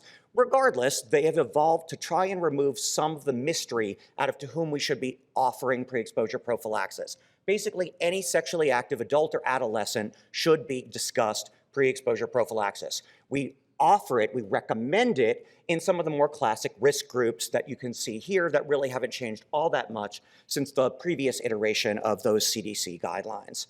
Okay, let's talk about TDF-FTC, the artist formerly known as Truvada, now available as a generic, right? And the data, and many of you have seen me present this slide before, I absolutely love it. The concept here is the sex at birth of the participants in the study are shown by the shape of the figure. How filled up the figure is, in blue, is the point estimate of efficacy in that clinical trial. What you can notice across all of these is there's a wide variety in clinical outcomes, and the individuals assigned female at birth, so the women figures in this, tend to have much more variable point estimates for the response in those clinical trials. This led to a tremendous amount of confusion and consternation on the part of both consumers and providers of PrEP early on. We can talk about the puddles that are under the women in the VOICE study in either the question and answer session or in the roundtable this afternoon. There were negative point estimates actually towards harm in those studies. We can talk more about it. The mime-like character in the lower right corner represents on-demand or pericoital dosing of this product as opposed to daily oral dosing, which all the other studies represent. And we know now from post hoc analyses and important qualitative studies that have come out of these data that the devil being in the details is adherence, adherence, adherence. You don't take a drug, it's not going to work for you, and there are differential levels of forgiveness for rectal exposures as opposed to vaginal exposures with this product. It is less forgiving to non-adherence for vaginal exposures than it is for rectal exposures. You need better levels of fidelity with adherence with this product to get vaginal protection than you do rectal protection. We used to say that you need at least 4 doses per week for rectal protection and pretty rigorous 7 doses per week for vaginal protection. The pharmacokinetic modeling has evolved, and some really provocative data from a large retrospective meta-analysis by Jeannie Marazzo, now head of the NIAID, but a former presenter at this very conference, suggests that for vaginal protection, 4 doses per week on average should be sufficient, and the data support that. So fascinating, keep that in mind. It's constantly evolving. Here is sort of an informal regression analysis of biomarkers of adherence with protection across compartments and exposures that gives you a very clear idea that the more you take it, the more you're going to get protection, not a surprise to any of us. Right, so let's think for a second about that. So if fewer than daily dosing regimens have the potential to work, what about pericoital dosing? Many of you know that there are now guidelines from San Francisco, from New York, from the WHO. The CDC has not formally endorsed this yet, of what we call pericoital dosing or 2-1-1 dosing, represented by the mime in this figure. The reason it's a mime is because the study was done in France and Quebec. So high levels of efficacy for a pattern of use that is less than daily.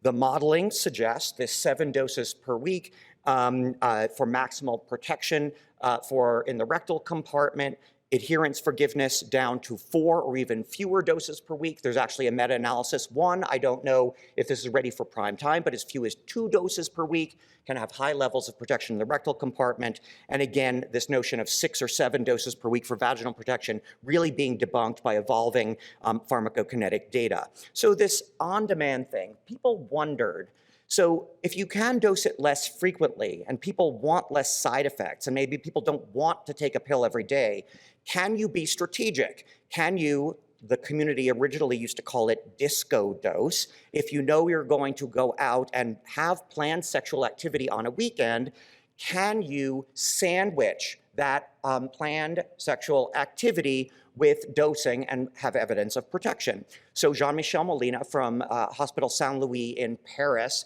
designed this study that I mentioned called Hypergay, and this was called a 2-1-1 pattern of dosing. Because if there's planned sexual activity, for example, on this slide on Wednesday, 2 to 24 hours before that planned sexual activity, you can take a double dose of TDF-FTC. Then the sexual activity that is planned happens. 24 hours after that double dose, you take a single dose of TDF-FTC, and then 24 hours after that, a third and final single dose of TDF-FTC, and that is the entirety of the regimen. Now, of course, if there's ongoing planned or unplanned sexual activity that follows that Wednesday activity, this quickly devolves into not 2-1-1, but 2-1-1-1-1-1-1-1-1, which really becomes daily dosing very quickly. So this really is a unique regimen for people who are having sex less than 1 or at most 2 times per week in a planned way, because otherwise it devolves quickly into daily dosing, and you don't need this.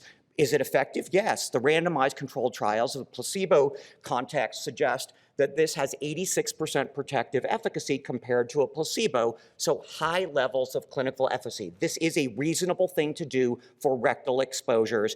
It is fascinating to me that all guidelines have not yet caught up to recommend this, but people are implementing it. How do you prescribe it? I often get asked this. You prescribe it the same way that you do daily oral PrEP, because people can switch back and forth between the strategies. And as I mentioned, right, anything more than 1 or 2 exposures per week does devolve into that. So you would never prescribe more than 3 months at a time. You would test quarterly with the same pattern of testing and STD testing on that scale, and would prescribe it on the same schedule. So it's actually not that complicated. San Francisco Department of Public Health and others have patient-facing materials that you can actually give people in case they get confused about how to dose this. So there's a lot of supportive materials out there. It is a reasonable thing to do. Why might you do it?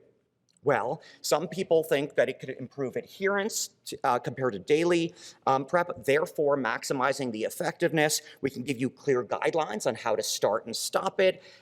There is a question about whether it's safer because you're actually dosing it less. Remember, all of the toxicity associated with this product as a PrEP agent is dose dependent, so it makes sense that if you're taking it less frequently, there would be less toxicity. There is some data from Amsterdam that shows it's actually more cost effective if you are using it less frequently. And then there's a question of whether or not it has a lower chance of generating drug resistance. However, I will tell you that I do not find that final bullet point a compelling argument. Why? Well, we know from Nadia and other studies that have been done globally at this point, including 2SD, others, that show that even in a worst case scenario of tenofovir and XTC, so 3TC or FTC-based PrEP resistance, where you get a K65R and an M1A4V, you can still salvage those people with a dual nucleoside high barrier to resistance integrase inhibitor regimen and get high levels of viral suppression. So is that an argument in 2024? We can discuss later. I'd love to hear what you think about that. Okay. Do people want this 211 or on-demand intervention? Well, in Paris, they definitely do. Jean-Michel Molina, the guy who did the Ibergay study, actually continued that in an open-label cohort extension called Prevenir, where he offered the gay men and trans women in Paris the option of taking it daily or using this on-demand strategy, and it was a wash. It was 50-50. Half the people wanted one, half the people the other. They were allowed to switch back and forth between the strategies, and the HIV incidence, which is in the second row of that little table that it's the bottom, I'm sorry it's so small, you can see the incidence was incredibly low in both arms and the same. So it works really well, and this is a theme that really comes up throughout all of HIV biomedical prevention in 2024, choice. Choice is important. You give people options on how to prevent HIV, you're more likely to find something that is going to be acceptable to them for that moment in time in their life. It may not be the same thing that they use next month or next year or 10 years from now, but giving them options is really important. And long story very short, there was a really exciting abstract at CROI 2 weeks ago, last week, that was actually done in Uganda that showed this. And I had a lovely slide to show you about it, but apparently my new slide deck that I gave everyone this morning is non-functional, so I can't show you that slide right now. But imagine, close your eyes, you're in Uganda. There was a randomized study of prevention for the cis men and cis women that were being studied in a cohort called SEARCH. And they were randomized to either come get your PrEP in a clinic, or we're gonna do everything we can to offer you daily oral PrEP or on-demand PrEP or injectable PrEP, and we're gonna talk about that in a second. And when you give people choice, not only were they super happy, but there were 0 incident HIV infections in the arm where people had the choices. Give people choice, you will prevent HIV infection. That's the take-home message there. Okay, so what are some other things to consider when you're using a tenofovir-based PrEP agent? Well, we all know that renal dysfunction is associated with the use of this agent. We know this from years of using it in the HIV treatment context, and we know that it happens in a dose-dependent fashion, right? So less is less in terms of toxicity, both with renal function and with bone mineral density loss, the other concern that we have with tenofovir-based pre-exposure prophylaxis and treatment. The question is, what are the clinical significance of these changes? Discontinuations for renal toxicity with TDF-based PrEP is extremely rare. Yes, you have to watch for it. Someone who is older, meaning over 50, God help me, or starting with a creatinine clearance under 90, are the groups of people for whom you have to worry and monitor for creatinine clearance a little bit more quickly. Someone with a history of non-traumatic fractures or a family history of osteoporosis or osteopenia are people that you have to worry about, bone mineral density in particular. We don't know what to do to prevent these things, but out of concern for trying to minimize toxicity, there was a question of whether or not we need different agents. You can see how we're doing with oral PrEP initiation globally across the world in this map from 20 of 23. Sort of the darker purple and magenta areas are the places where we are succeeding with high levels of PrEP implementation. However, the question of whether or not we are getting it to the people who need this intervention most remains a really prescient one. Right? The people who are in higher socioeconomic statuses and well-connected to healthcare systems and live in places where these services are readily available, we're doing very well in. People who continue to be disproportionately affected by HIV in the United States in particular, and globally, we are not doing well at reaching with these sorts of interventions.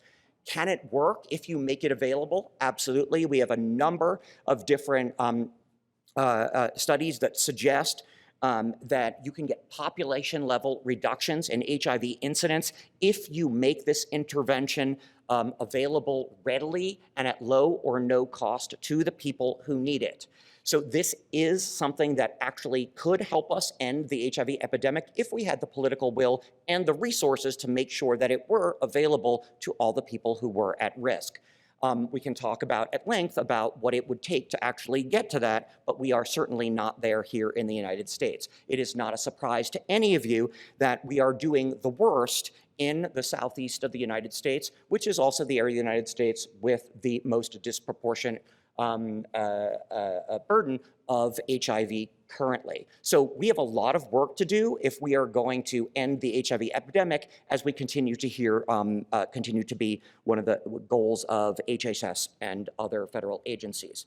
The safety issue, though, led to questions of whether or not we could expand our armamentarium of PrEP agents, right? You're all familiar with TAF-FTC, the artist currently and formerly known as Descovy for HIV treatment. And the question was, could it work similarly and possibly be safer as a pre-exposure prophylaxis agent? The company that makes that product did a randomized non-inferiority trial in gay men and trans women in the US, Europe, and Canada, comparing daily oral TAF-FTC to daily oral TDF-FTC. And we've seen the results of this at both 48 and 96 weeks at this point. Long story short, from the little bar graph, the absolute number of incident HIV infections in the TAF-FTC treated individuals was lower.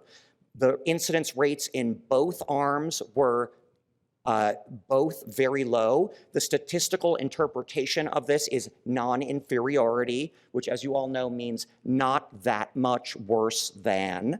I think that's really important, right? The conclusion of this study is they're both highly effective prevention products.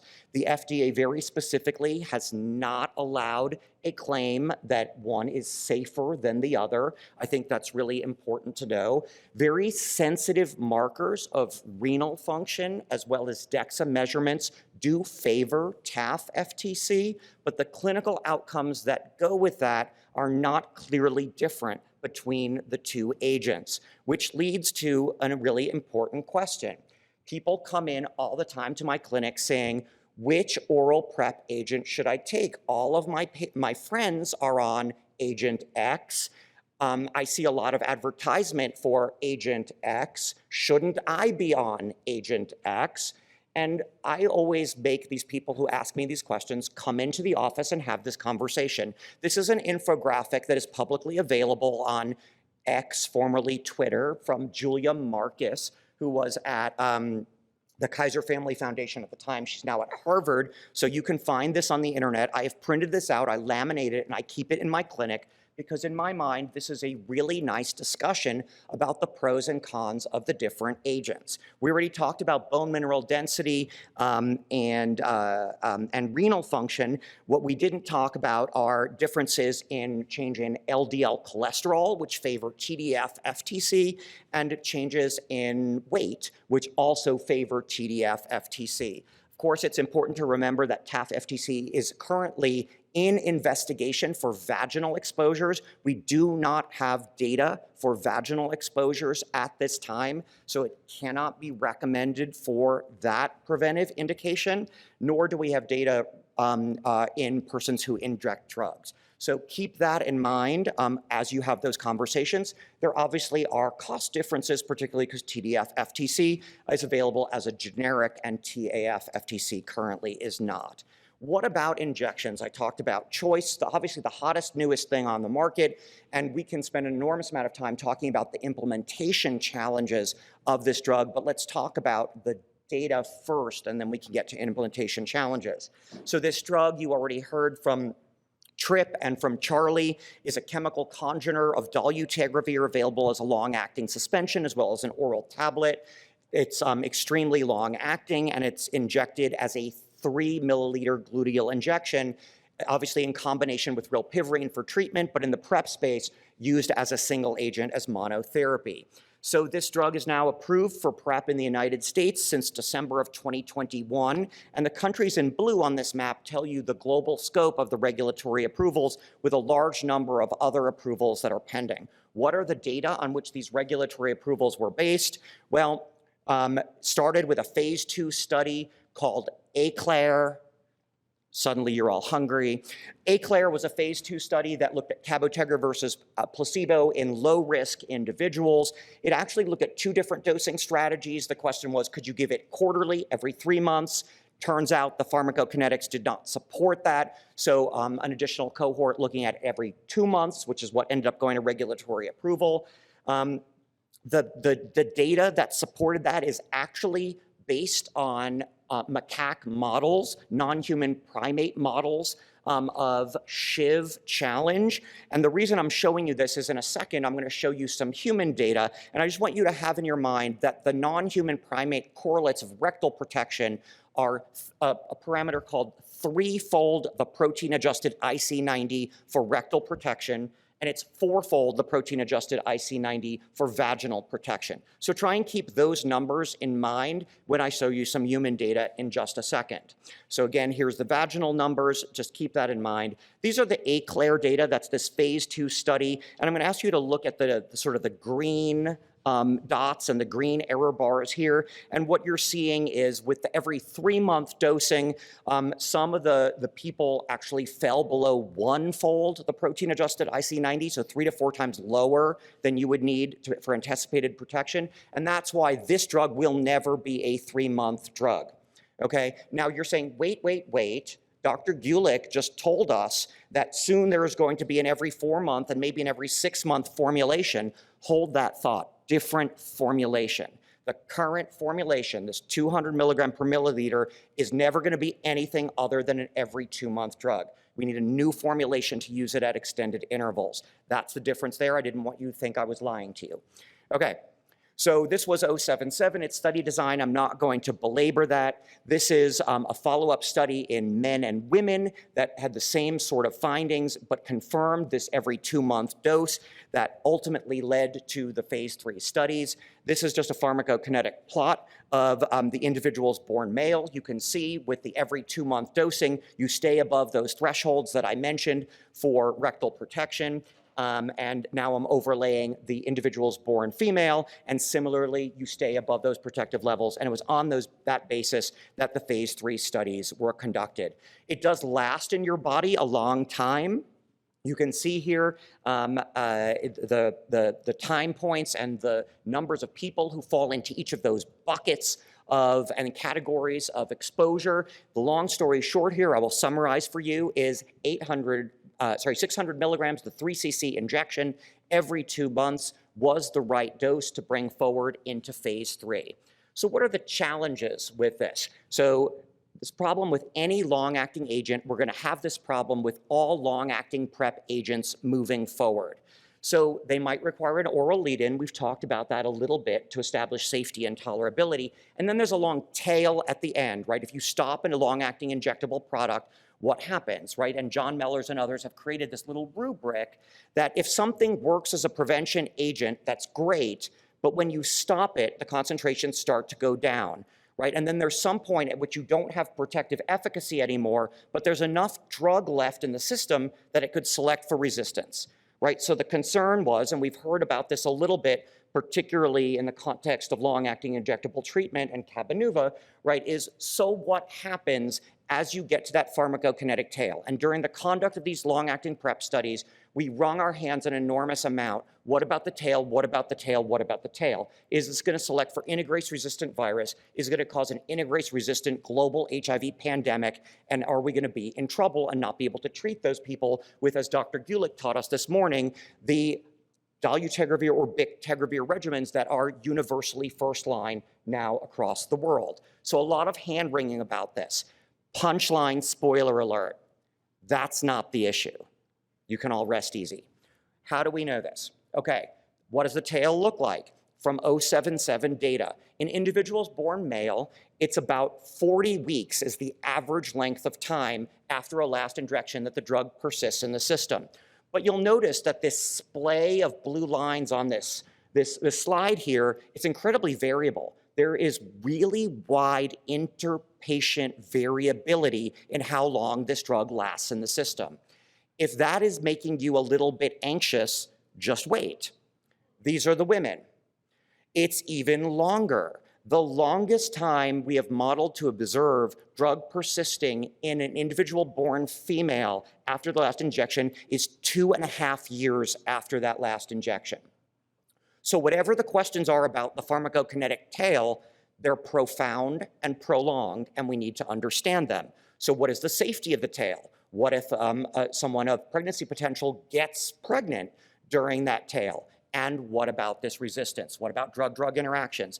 All sorts of things. What correlates with these very long half-lives? Well, sex at birth does and BMI does. Those are the only two things that to date we have been able to tease out as predicting having these longer tails. There are some early data that activity, physical activity, and smoking might play into it as well, but in the NIH-funded studies, we were not able to identify those. So what are the conclusions? Great. Use a 3 cc every 2-month injection and take that into phase 3. Okay. These are the 2 studies that led to regulatory approval. They've got really sexy names. You know, we've heard about Insight and START and SMART and Dolphin 2 from Dr. Benson. We've heard about we've got sexy names in the prevention field, don't we? HPT at 083 and 084. I'm sorry, that's just their names. They were similarly designed studies, at-risk individuals, randomized 1-to-1 to either a cabotegravir-based strategy or a daily oral TDF-based strategy. There was a 5-week oral lead-in comparison, then a direct oral injectable comparison that lasted 3 years. And you'll see on the right side of the slide, because of the concern about this tail issue, anybody who stopped the injections early, we gave them a year of standard of care of daily oral TDF-FTC to have ongoing prevention efficacy if they were ongoingly at risk. So it was a jump out. Here are the results of both of those trials, one done in cis men and trans women and one done in cis women in the global south. Left side of the slide are the individuals born male. Left side of the slide, blinded study results, study stopped early by a DSMB in the middle of the pandemic, in case you missed it. 66% reduction in HIV incidence in the people randomized to the injectable arm compared to the daily oral arm. Because the study was stopped early and it was recommended that everybody be given the injectable option, but because it was middle of pandemic, changing the protocol and getting that drug supply to people took a while. We have an extra year of data with people actually on that original randomized study regimen as we were trying to get the drug to people. So the right side of the left portion of that slide is people on the same assigned randomized regimen, but no longer blinded. And you'll see that the ratio of the HIV incidence between the two arms is preserved. It's about a 2/3 reduction, but HIV incidence kind of doubled. You might say, well, did they just stop taking it? That doesn't fully explain it. That only explains about 20% of that effect. So I don't have a good answer to why incidence doubled in that extra year of follow-up. On the right side of the slide are the cisgender women, same study design, an even more stunning result.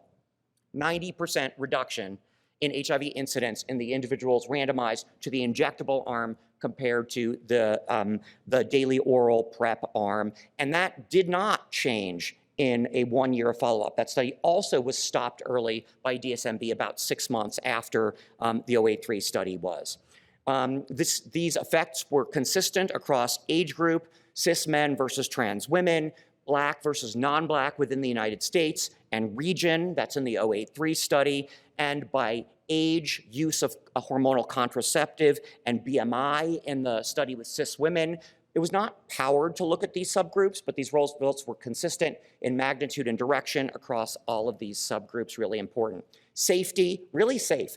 Injection site reactions were the biggest thing. About 80% of the men in the blinded study had some injection site reaction. The color coding is grading, so green is mild, yellow is moderate, red is severe.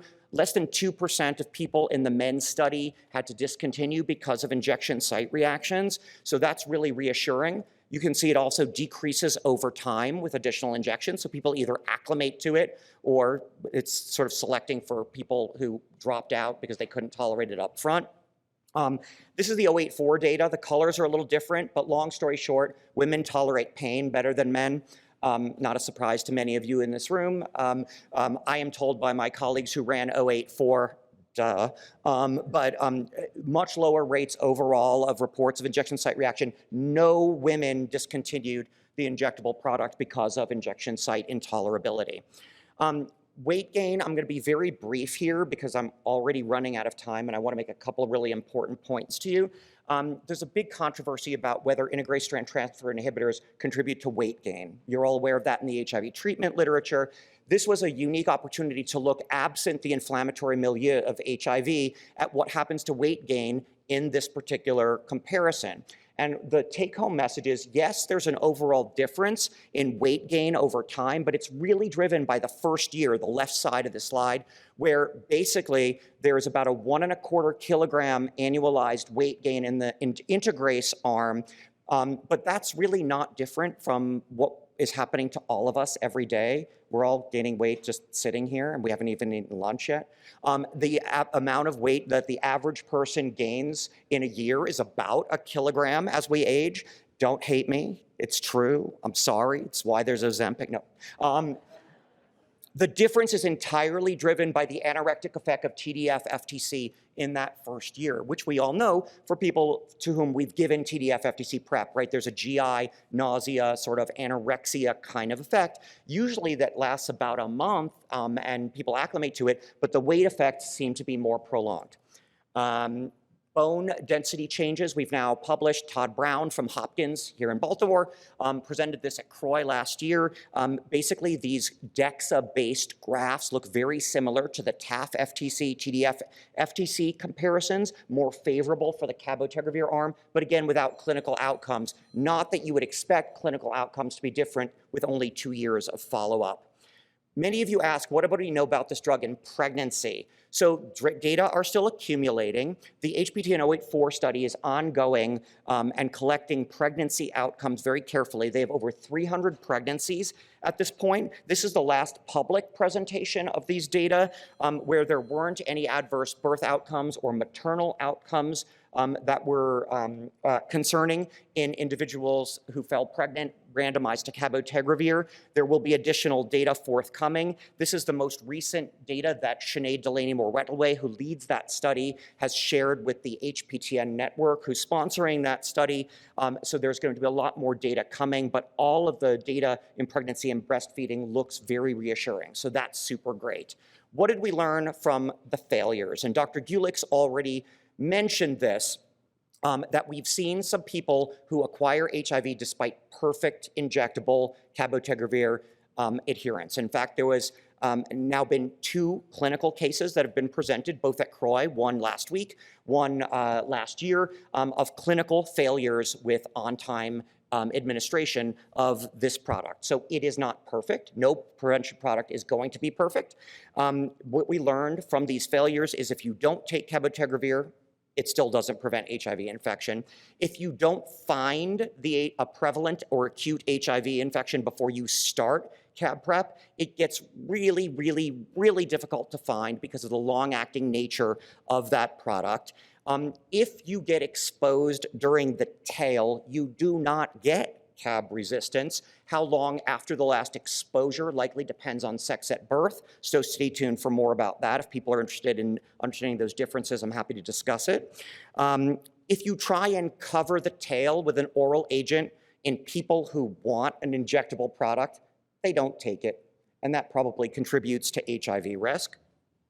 There's a time of onset to protection with any PrEP agent, right? We know what that is very specifically with tenofovir-based oral PrEP. We don't yet know the answer to that question with cabotegravir PrEP. I can tell you what I think the answer is based on pharmacokinetics and non-human primate correlates, but we do not have good human data to date to answer that question. We don't know how long, and what we do know is that when you have breakthrough infections on long-acting cabotegravir, and I believe this is a prototype for all future long-acting PrEP agents, I don't have proof of that, but I believe that philosophically, because of the long-acting nature of the antiviral, it delays detection of the infection by conventional antigen and antibody-based diagnostics, and even viral loads smolder right at the level of quantification on currently available commercial assays, making these breakthrough infections hard to detect. Why do you care? Well, 3 major buckets of reasons. Number 1, is there a danger to the individual? Probably not, because you're going to find the infection ultimately.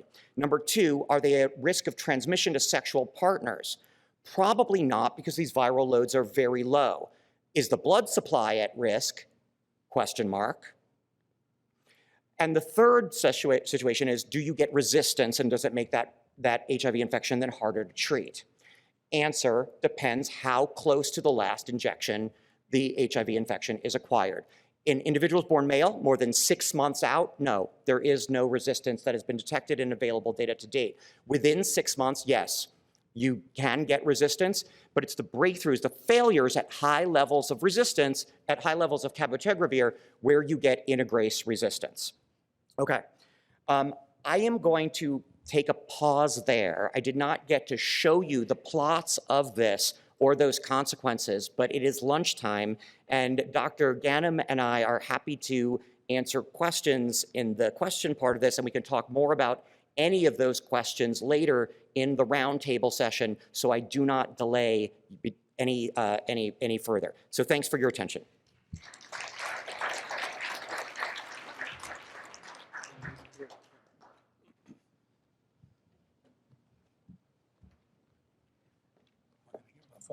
So, yeah, come on to the microphone, please. Morning, thanks for the great presentations. In the last year and a half, I've acquired 5 guys that are on PrEP, and by testing them every 3 months, we caught their positive RPR and FTA.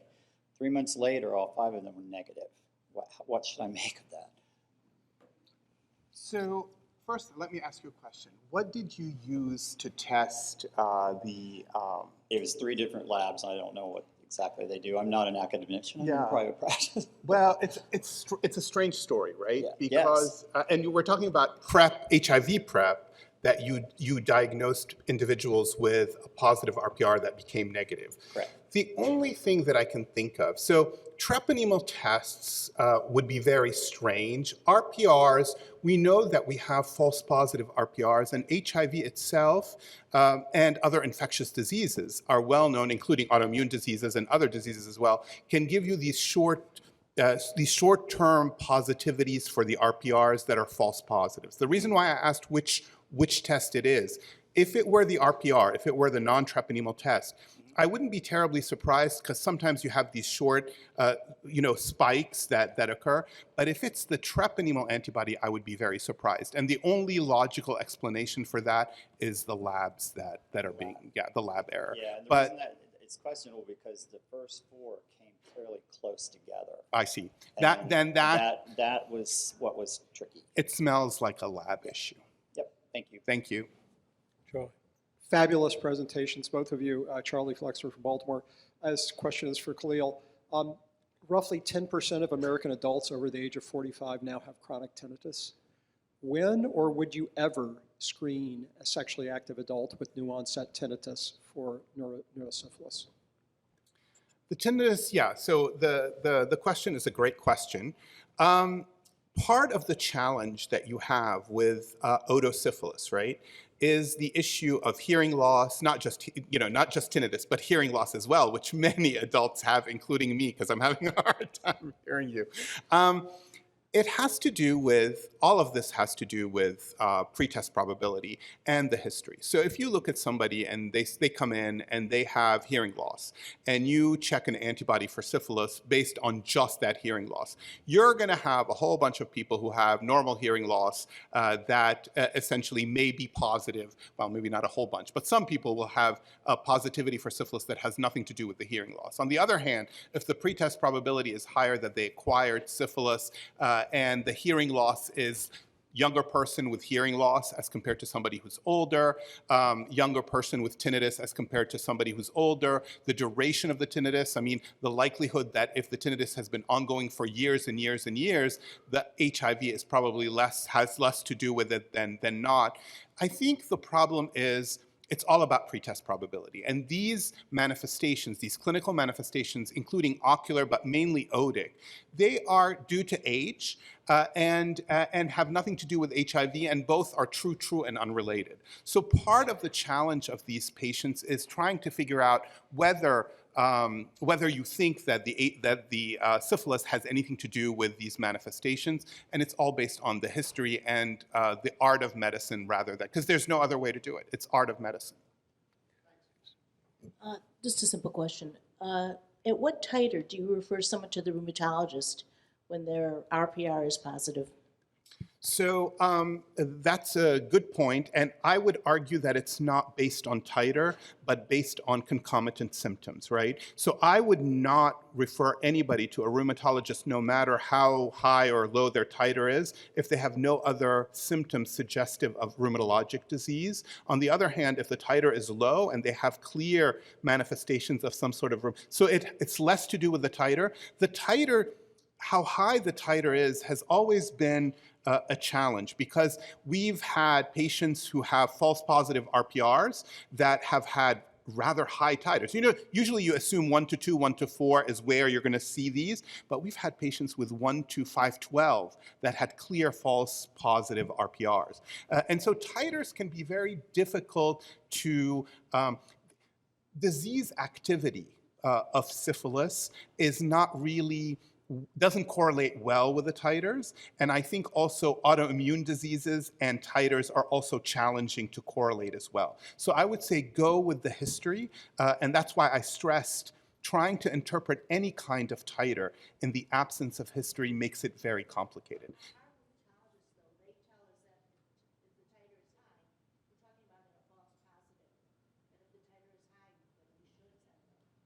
To them. So the rheumatologists are saying that if the titer is high, that they should be sent to. I would argue against that if they have no other signs or symptoms. Great question. Yeah. My question is a question for both of you, actually, regarding the doxypep. And then my question is regarding the kinetics of the infection. So chlamydia, gonorrhea, up to 60 hours, and it's perfect for the 74-hour dosing. But then we look at gonorrhea, and I think my concern is that we're equally as advertising doxypep for gonorrhea as equally to chlamydia and syphilis. And as we saw, it was up to 55% effective. And then with the replication kinetics of gonorrhea as being about 60 minutes with doubling time, and how does that, you think, affect in the future the PEP dosing in relation to the exposure and the PEP efficacy? That was the question. And for you, for PrEP, what are your thoughts on Zhang and colleagues? They just had published, I think late November, a modeling study on PrEP among everybody. And it's not guidelines, we're not doing it, but what do you think about the modeling study where they talked about, since the mechanism of action is really not the colorectal and vaginal tissues anymore, we know we're looking at the PBMCs, how much delivered to PBMCs, and so 211 could be effective in women as well. And also they looked at 2/7 dosing and also even TAF FTC equally as well. Okay, so lot to unpack there. A couple of things. All models are wrong, some are useful. I do think that there is a role for exploring on-demand PrEP for vaginal exposures. I think an unanswered question to date is extrapolating the observation that we've made in cis women in Southern and Eastern Africa, where pill-based PrEP writ large is not sexually congruent with their lives, and they don't want it and don't use it in many cases, absent partner support. So assessing if that's a need and a want, I think, is an important piece that has to antecede that question. Jean-Michel Molina, who you've heard me talk about 3 or 4 times already, is actually about to implement a study of TAF FTC, 1 dose pre, 1 dose post on demand for rectal exposures. And he's also involved in a study in Cote d'Ivoire of TDF based on demand PrEP for vaginal exposures. So we will have some data about that. I have questions about choice is always better, but is there going to be a lot of uptake and interest in that? I don't know the answer. Was that all your PrEP questions? Okay. I'll try to answer the first part of the question, which is the DoxyPEP question. At CROI, they presented some great data on DoxyPEP, including the follow-up data for the DoxyPEP study that was published in the New England Journal, and then the DoxyVac study that was the French study. And they presented effectiveness data from San Francisco, 2 presentations on effectiveness data. And what came out from these is that DoxyPEP is actually very effective and it's sustained at preventing syphilis infections anywhere between 70 to 80%, and chlamydia infections 60 to 70%, but not gonorrhea as much. And so the question was, what about gonorrhea? Do the kinetics of gonococcal growth impact sort of the efficacy or effectiveness of DoxyPEP? And the answer is, to date, because gonorrhea has not been really shown to be inhibited by, or incident gonorrhea hasn't been shown to be inhibited as well by DoxyPEP, the answer has always been, well, there's a lot of doxycycline resistance in gonorrhea. But when you look at the data now, it's clear that there's also potentially another explanation, because there's not that much doxy resistance in gonorrhea, and that would account for this sort of lack of efficacy of DoxyPEP. And there are ongoing studies, including a study that's being initiated, looking at different regimens for DoxyPEP, including daily, so actually daily regimen versus the similar regimen within 72 hours of exposure, and then once a week regimen. And that study is being done in women. I think that study will give us an indication as to why gonorrhea is not being, why we're not being able to prevent gonorrhea as well. If the daily DoxyPEP shows that we are able to versus the weekly, then that would suggest that it's not an issue of resistance, but one of perhaps the way the gonococcus works or the way DoxyPEP works. What's interesting about DoxyPEP, there was a recent paper that was just published from Walid Hnain from the CDC, where they looked at doxycycline concentrations in the vagina, in the anus, and in the urethra. And they found really high concentrations of doxycycline in sort of the intermittent dosing, which is reassuring in a way, but it still doesn't answer the question about gonorrhea fully. Real quick, virtual participant asked, just the difference between the monohydrate and the hyclate. Does it matter?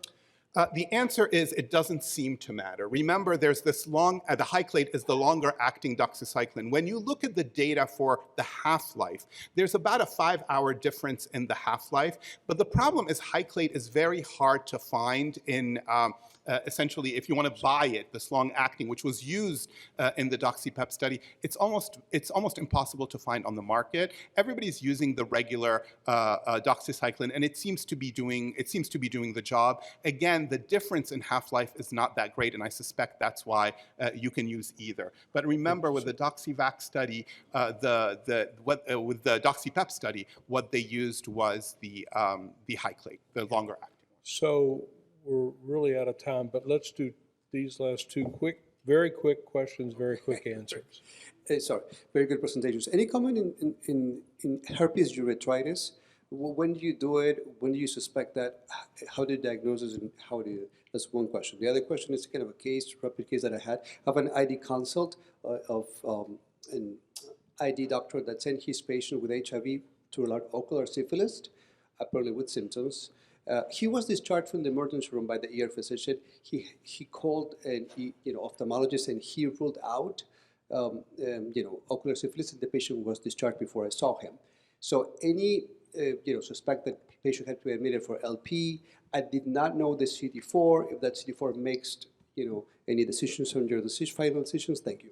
Sure. So I would just say, remember, with ocular syphilis, you don't need an LP because 40% of patients, if they have only ocular symptoms, you don't need an LP because the LP was going to be normal in 40% of patients. So it's not necessary for the diagnosis, and it's also not necessary for the management. So if you have somebody with ocular signs and symptoms, send them to the emergency room, have the ED doctor evaluate them, have an ophthalmologist evaluate them. If the exam is perfectly normal, then stop and take a breath and decide whether you truly believe that they have ocular syphilis. If the ocular exam shows an abnormality, and remember, syphilis can affect the eye anywhere in the eye and can cause almost any abnormality, the most common being panuveitis, but any abnormality in the eye. If they find an abnormality in the eye that they can't explain other than with syphilis, that's ocular syphilis. Immediately start IV penicillin. I don't recommend an LP in these patients, and the CDC doesn't recommend an LP in these patients. The first part of your question was terrific. HSV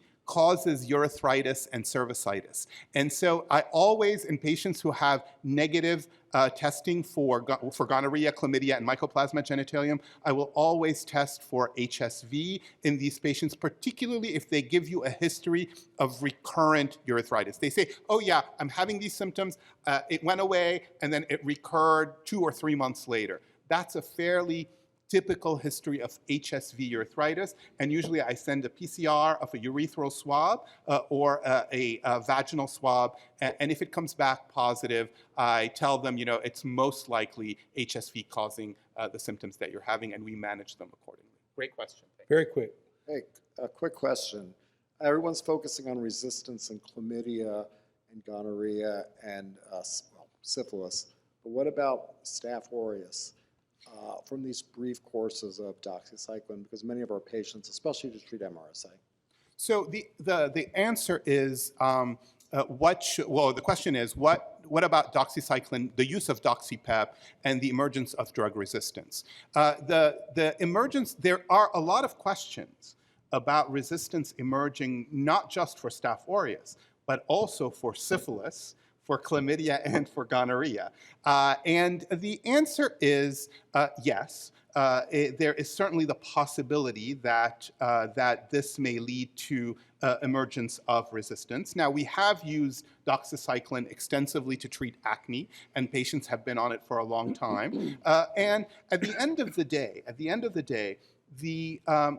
it's a risk benefit, right? So I would say that in certain patients, the benefits of doxypep will clearly outweigh the risks of doxypep in that patient. And there are some patients where the benefits are probably not going to outweigh the risk. And that's why I think the CDC has always said, getting the patient involved in these discussions is of paramount importance, because the implications for the emergence of resistance, for dysbiosis with the microbiota, are far from clear, and the answers are far from clear. And so patients have to know what the gray areas are before they agree to being started on this drug. I'm a fan of doxypep, but I'm a fan of doxypep in the right patient population, those where clearly the benefits are going to outweigh the potential risks. Great. What a wonderful morning. Thank you all very much. The panel will come on up, and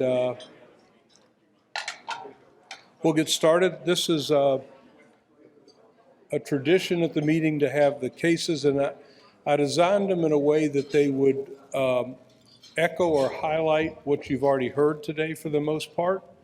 We have a number of cases to go through. I don't, if I don't get through them all, I don't, but I'd like to. And I think it's a little bit of funny thing happened on the way to the forum where there's something for everyone, and perhaps a comedy. Okay. So we're going to talk about starting therapy, what to do with a regimen that's failing, what to do about weight gain,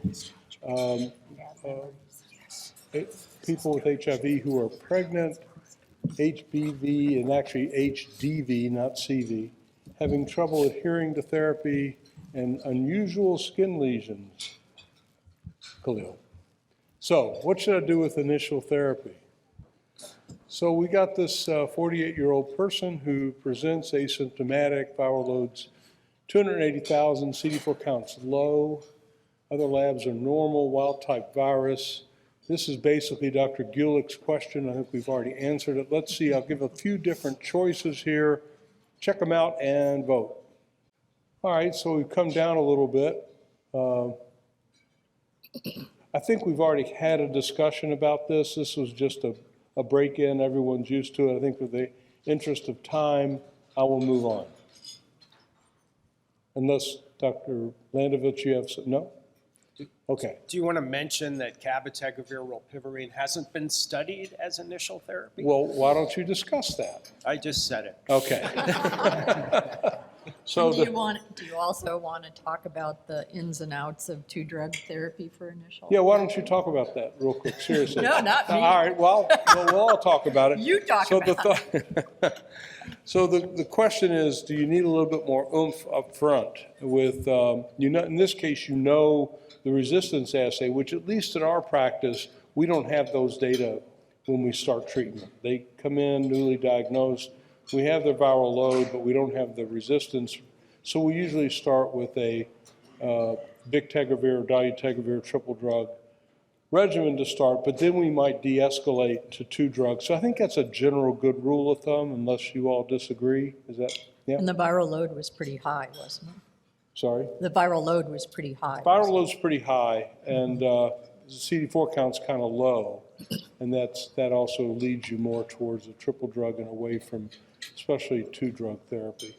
Okay. So just a kind of a pharmaceutics comment. People who are excited about 2-drug therapy, like lamivudine, dolutegravir, love the idea that it's only 2 drugs and not 3. Well, if you're thinking about compactness of dose and convenience for the patient, the 3-drug bictegravir regimen is actually a smaller pill and less drug than the 3TC dolutegravir regimen. And the caveat about hepatitis B, you've got to know that status. So now we're going to go back actually to a couple of the earlier talks, especially Tripp's talk. And these are, they'll take the same patient on the right-hand side. And is there anything new? So what we've added here was lenacapavir doravirine, which was talked about a little bit at CROI. Is latravir and lenacapavir, which you mentioned, weekly, a broadly neutralizing antibody, potentially every 6 months. This implantable lenacapavir is latravir every 12 months is not being developed at the present time, at least not publicly that I know of, but the notion of an implantable that Dr. Flexner talked about. So let's go ahead and vote. Mike, just to say, D, you wouldn't give doravirine once a week. They're studying once a day. Okay, so I got ahead of it a little bit. But that's okay, you could. Yeah. But there is a lenacapavir as latravir oral once a week in clinical development. Right below it. Yeah, that's Choice Right. option E. So it's just to sort of tease out what your thoughts are. It's almost like a focus group question. So let's go ahead and vote. So general thoughts. Charlie, why don't I start with you? And what do you think the future in 2 years, make it 3 maybe, what do you think the best options are going to be, or the more popular ones? So as I said this morning, I think cabotegravir rilpivirine every 8 weeks is intermediate technology. I think we are going to have less frequently administered at least 2 drug regimens. The one I mentioned in my talk was lenacapavir plus the extended release formulation of cabotegravir, perhaps every 4 months, perhaps every 6 months, depends upon how that formulation of cabotegravir works out. I will say, part of this is going to be about choice, which Rafi mentioned earlier. This may be an individual who 2 years from now says, I'm happy with my pills and I don't want to switch. Or it may be an individual who 2 years from now says, I'm sick of taking pills every day. It reminds me that I'm HIV infected. I've heard about these exciting injectable regimens, and that's what I want. So I think there is going to be a conversation between care provider and patient about what's best for the patient, but it's predictable that as more long-acting regimens become available, they're going to increase in popularity. Right. And I think that it also may be a question of whether you go directly to an implantable or directly to an injection, as opposed to an oral lead-in, just to get, especially the viral load's high to begin with. So we have a lot to learn. Trip. What do you think about this weekly oral dosing? Are people enthusiastic about that? Let's take a show of hands. Who's enthusiastic about that? Raise your hand. There's some enthusiasm. Yeah. I I'm guess looking for out certain. into the virtual attendings. Yes, there is some. We can't see from And, here. So I guess people will vote with their feet and patients will vote with their feet. It's a little bit concerning because you got to sort of think about it once a week. And it might be easy to kind of, oh, did I take that? I forgot. Yeah. Mm-hmm. How do they handle missed doses in the trials? Don't know. They just note them, I guess. But it is an issue. We'll find out as we go. So we'll go back to the slide deck. Can I ask one other panelist a question? Sure. So Charlie, This is legal, this is You can legal. ask. All right. It's not so Florida. What are your thoughts on the broadly neutralizing antibody story with the lenacapavir?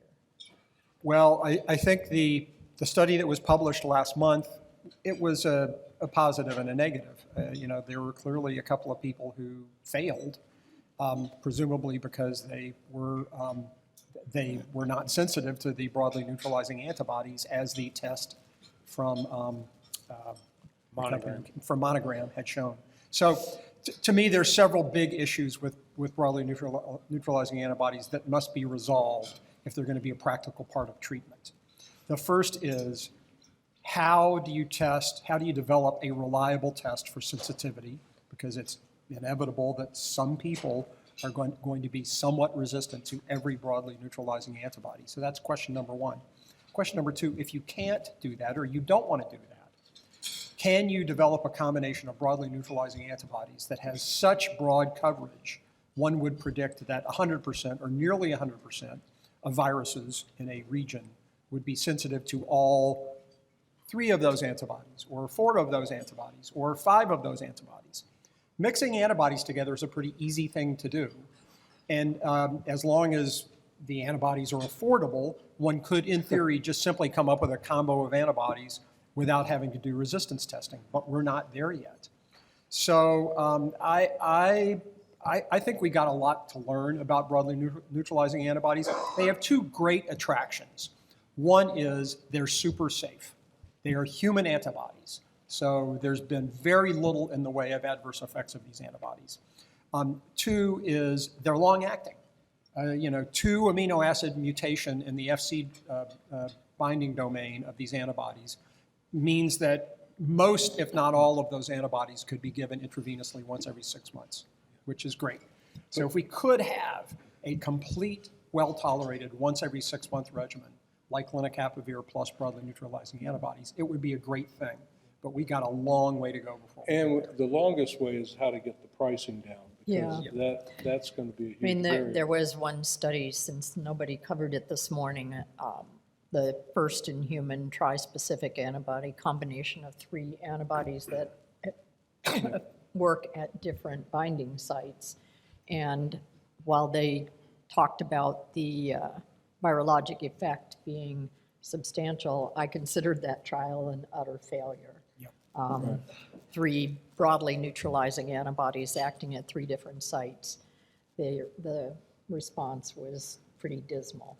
I agree. And the company that was making that antibody has decided not to move forward with it. Yeah, So it's unclear where it's so going to go. I So think at the that break, we were talking a little bit about how pharmacies will start doing IM injections. We'll turn them into infusion centers pretty soon, right? and then they can advertise on TV like the heartbreak of psoriasis treated with monoclonal antibodies. We'll create a jingle. There's All what, right. 10 different monoclonal antibodies to treat the heartbreak of psoriasis. So And maybe you could combine your antiviral infusion with a vampire facial. there you go. Long-acting vampire facial. Vampire Facial was a song from 1972. So 30-year-old woman recently diagnosed, newly diagnosed, and because she went in for a pregnancy test, it was positive, and then said, oh, you've got HIV as well. She gets referred to you. These are the labs. This is her first pregnancy, otherwise healthy, and she's okay to start therapy. What's your choice? I think there are now pretty clear data and some new data that I wanted to share. So let's go ahead and vote here. Okay, so, ooh, look at that. Bictegravir leading the way. So what do we know about that? So perinatal guidelines were just updated from the DHHS, and they've narrowed down to 1 regimen, which is dolutegravir based. And that's for everybody. Dolutegravir with TAF FTC is the preferred. So TAF has now been okayed for pregnancy in the perinatal guidelines as well. You can use TAF or TDF Yeah, FTC. so what about, I mean, almost half the audience picked Bictegravir. So they have now, there's enough experience with Bictegravir that it's now listed as an alternative in the perinatal guidelines. But maybe not a first choice just yet, or not an equal first choice. Well, it's an alternative because the data are better for dolutegravir, but they're reassuring for Bictegravir as well. And so I think the audience, half of people voted for the same reason you voted for it for the non-pregnant person. It's 1 pill once a day, well tolerated, works well. And I think just to point out what we were talking about earlier, one of the last choices down there, no one picked injectable cabotegravir, which is appropriate, but the 2-drug dolutegravir 3-TC probably not a great recommended. idea for pregnancy. Can maybe down regulate into that if you want postpartum, but Yeah, that's a good yeah. So point. Charlie, So Mike, 2 important points. There was a WHO meeting right after CROI at which the safety data on antiretrovirals in pregnant women was reviewed. And there is enough data now for the World Health Organization to say dolutegravir definitely does not cause neural tube defects. They collected a bunch more pregnancies where it carried to term, a very small number, maybe 1 or 2 additional neural tube defects, but at or below what one would expect in people, in women not taking dolutegravir during conception. So please put that out of your mind as a bad dream, because it was an unfortunate consequence. still a good idea to give folate. What's that? Still a good idea to give folate. Absolutely, Yep. yes, yeah. So that's point number 1. Point number 2 is there's increasing data that this is a patient population. Recently, pregnant women diagnosed with HIV during pregnancy who has terrible persistence on antiretroviral therapy once they deliver. Yeah, Connie was going to make that point. Why don't you comment on that? Yeah. I think as Charlie said, there was one very nice analysis looking at the persistence of or maintenance of antiretroviral therapy postpartum, and it was pretty dismal globally. And I think one of the things that there actually was a WHO-sponsored tuberculosis workshop before CROI as well, and one of the highlights of the speakers in that workshop is the emergence again of opportunistic infections, which is why I chose to focus on that, because of the really dismal persistence on antiretroviral therapy. We'll see if The dolutegravir rollout makes a difference there, but after 2 years after starting therapy, about 40% of people had just dropped out of care and were no longer getting antiretroviral therapy in several sub-Saharan African regions. And this was contributing to dramatic declines in CD4 counts and in the upswing of opportunistic infections again, with TB and cryptomeningitis being the two most common. But the point there is that we need what Charlie said. You need approaches that will help people maintain their antiretroviral therapy. And some of the drugs that we've been using, particularly outside of well-resourced settings, are not those. So hopefully the rollout of dolutegravir will make a difference there. And then just commentary on some PK concerns in some of these, especially with cobicistat or cobicistat, as Charlie would say. We're going to get to the same commentary about how to pronounce things when we get to weight loss. Okay, so now let's say the story's a little different. Same kind of 30-year-old lady comes in. She's 6 weeks pregnant, although she was diagnosed 2 years ago and was started on a bictegravir regimen, doing really well. Everything's groovy. What do? Do you continue the TAF FTC BIC, or do you change to one of the regimens we just talked about? Let's go ahead and vote. Okay, let's see what we got. Oh, look at that. 86% pulled a George Herbert Walker Bush. Not going to debt, changing wouldn't be prudent. Stay the course. The answer to every question is Biktarvy. Yeah. So this is what the perinatal guidelines say, that if Yeah. a woman is suppressed on her regimen and becomes pregnant, she should continue the same regimen. Yeah, and 2 years ago, we wouldn't have said that. So life is different, questions remain the same, answers change. Let's move on. That was the point of the slide. What's our next case? All right.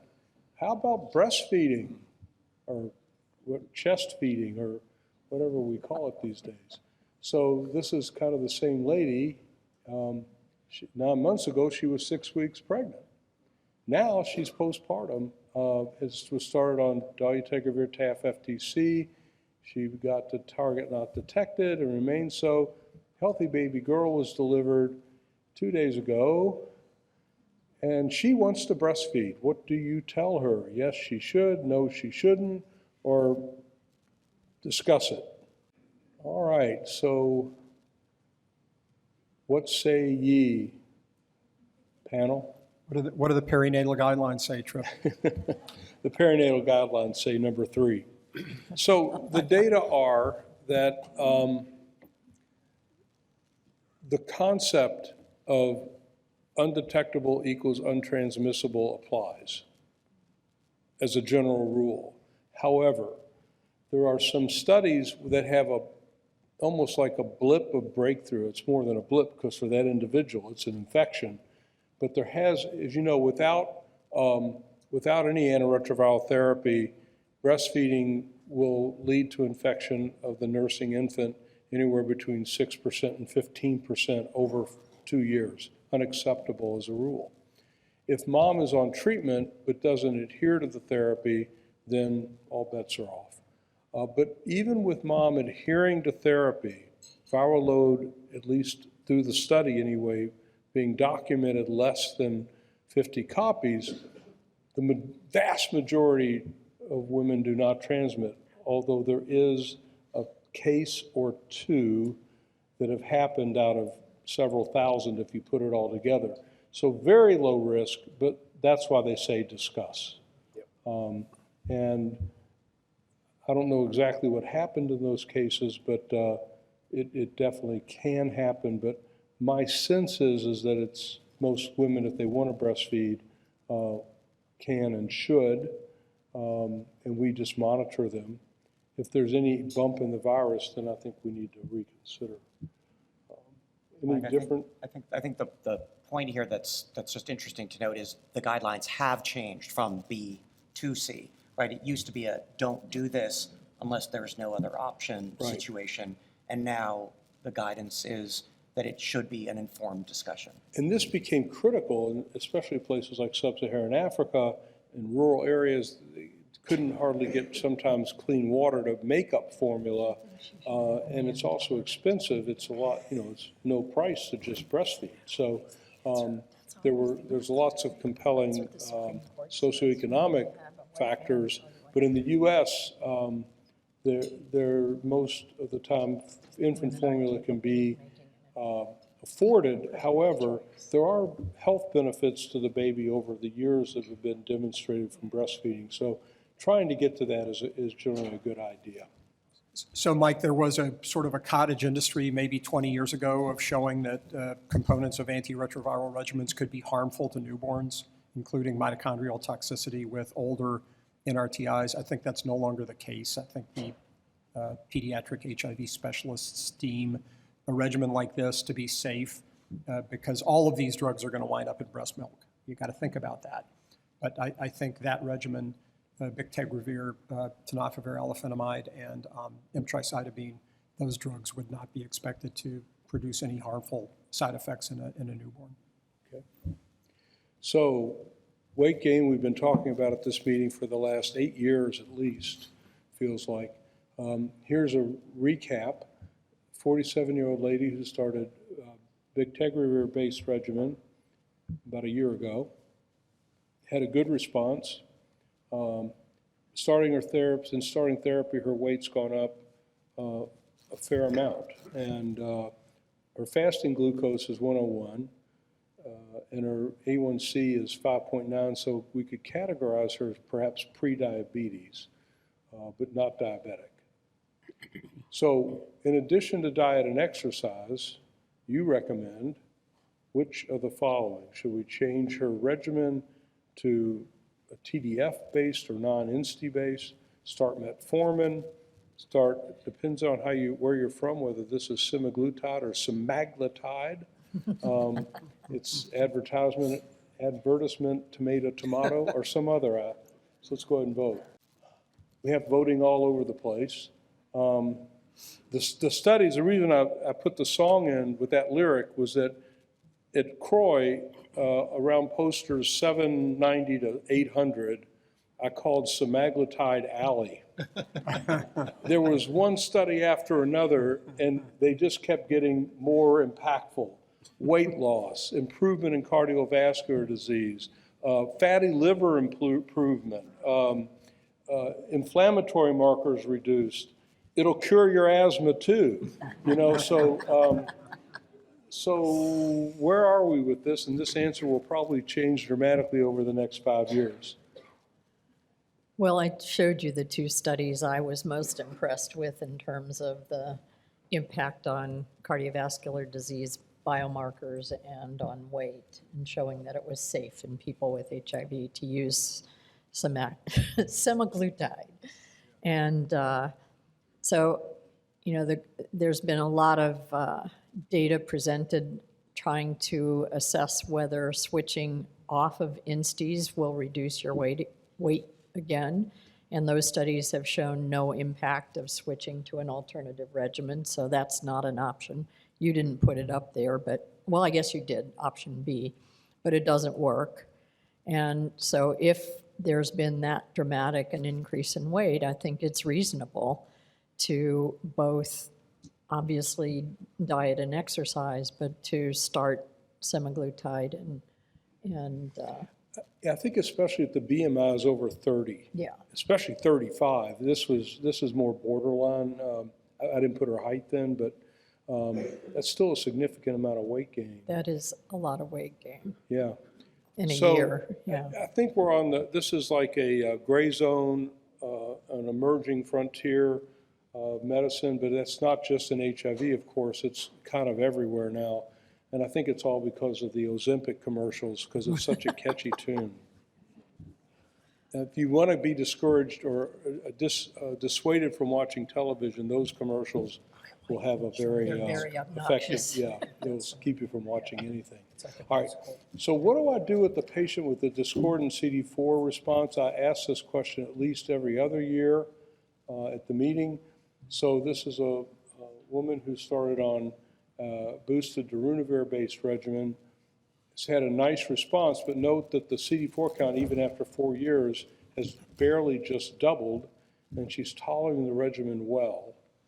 So the question is, what do you want to do about this? Change your therapy to change the NRTIs, maybe there's toxicity, change to an INSTI, add fostemsavir, add IL-2, or something else. Go ahead and vote.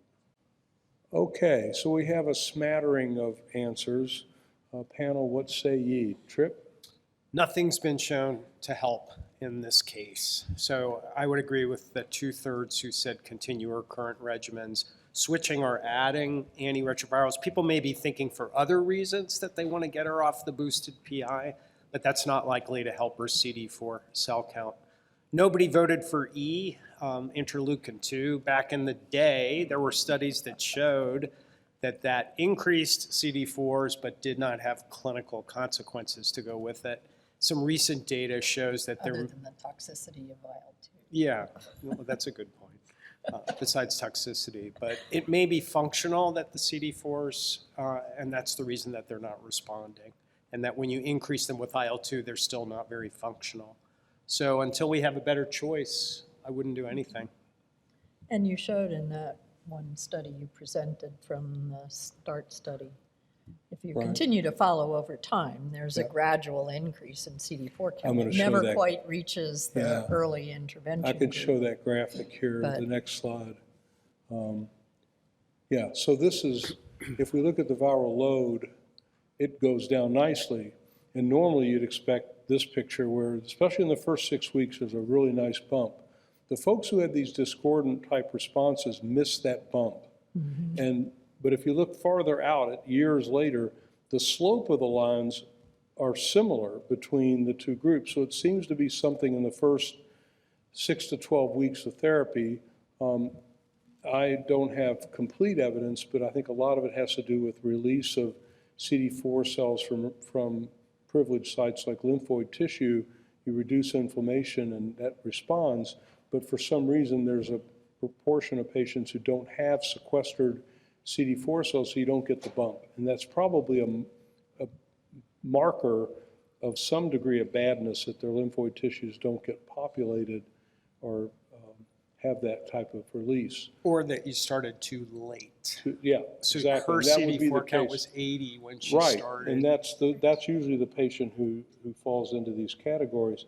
The reason I put fostemsavir in was that at the Ryan White meeting 4 months ago, I had a breakout session and someone came up to me and said, well, what about fostemsavir?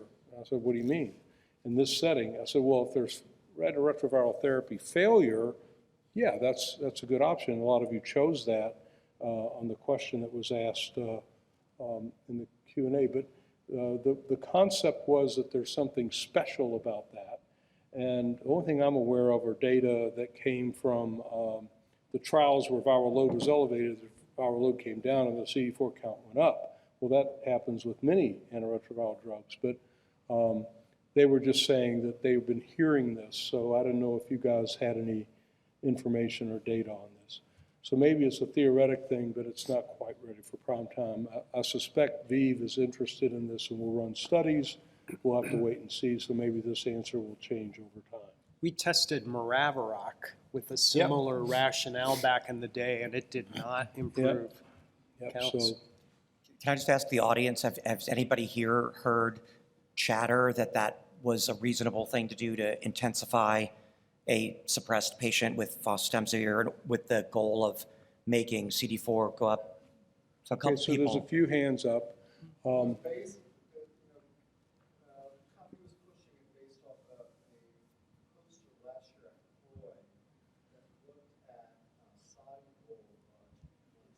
Yeah, so they can't hear you in the virtual, but I'll translate. There was a poster at CROI that showed some biologic reasoning that this could be the case.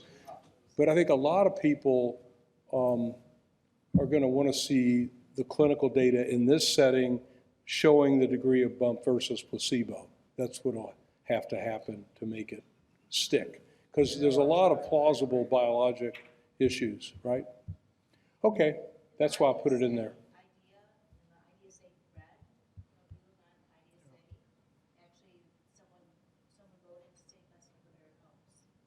Couldn't hear that. I couldn't either.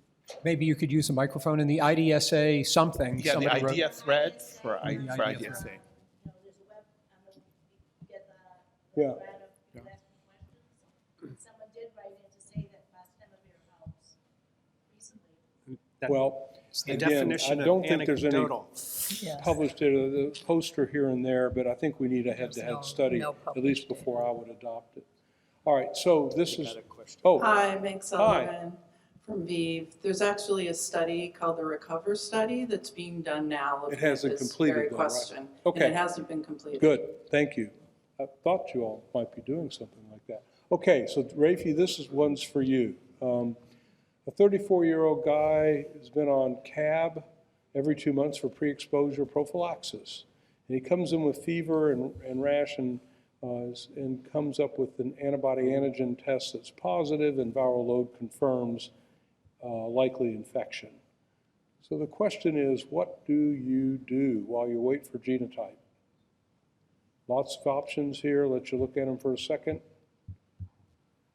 Let's see what the audience said.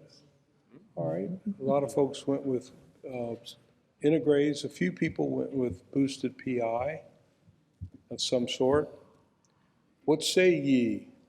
Well, I say the number one thing is no one knows for sure the answer to this. I think the devil's in the details, which is, were the injections happening on time?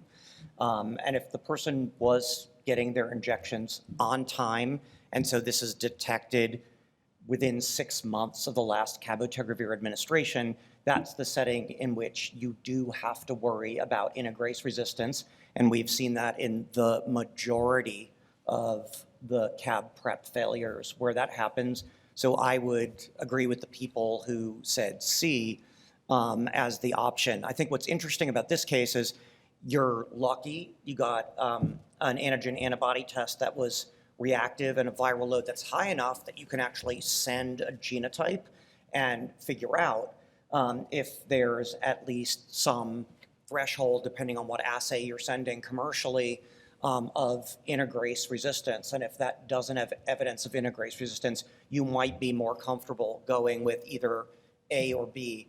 The point that I was making in my talk is if it's more than 6 months for someone born male and they're showing up positive, then you're probably okay. We don't see resistance there. But when you have a CAB prep failure in the setting of on-time injections, you're likely going to have integrase resistance.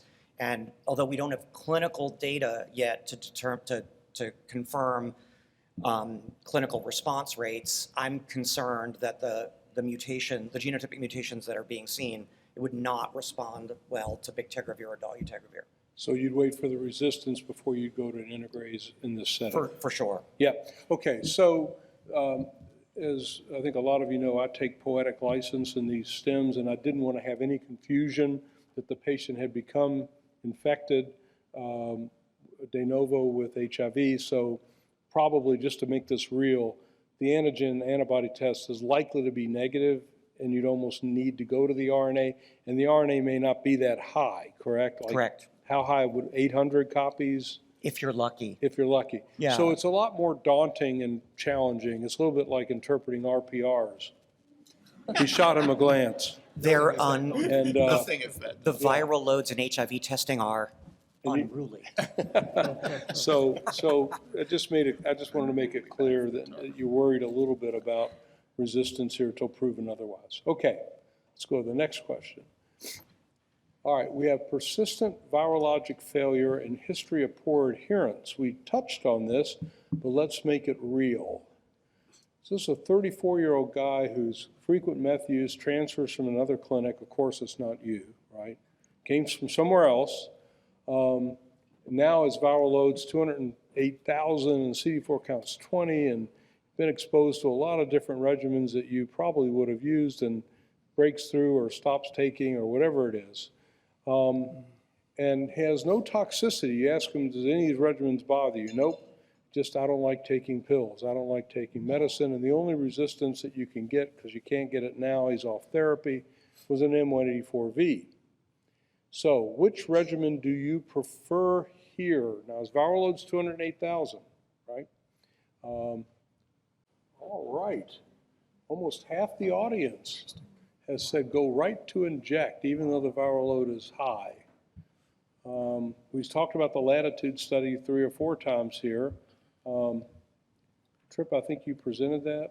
Yeah, the key thing about the Latitude study was that people had a history of non-adherence, no history of resistance to rilpivirine, importantly.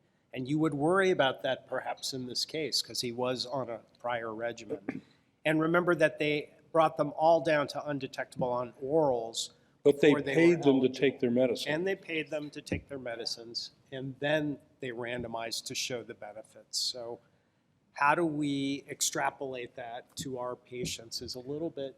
Right, and if I remember correctly, you guys know the study better than me, but on that first step, despite paying, there still were about 25, 30% who didn't suppress long enough.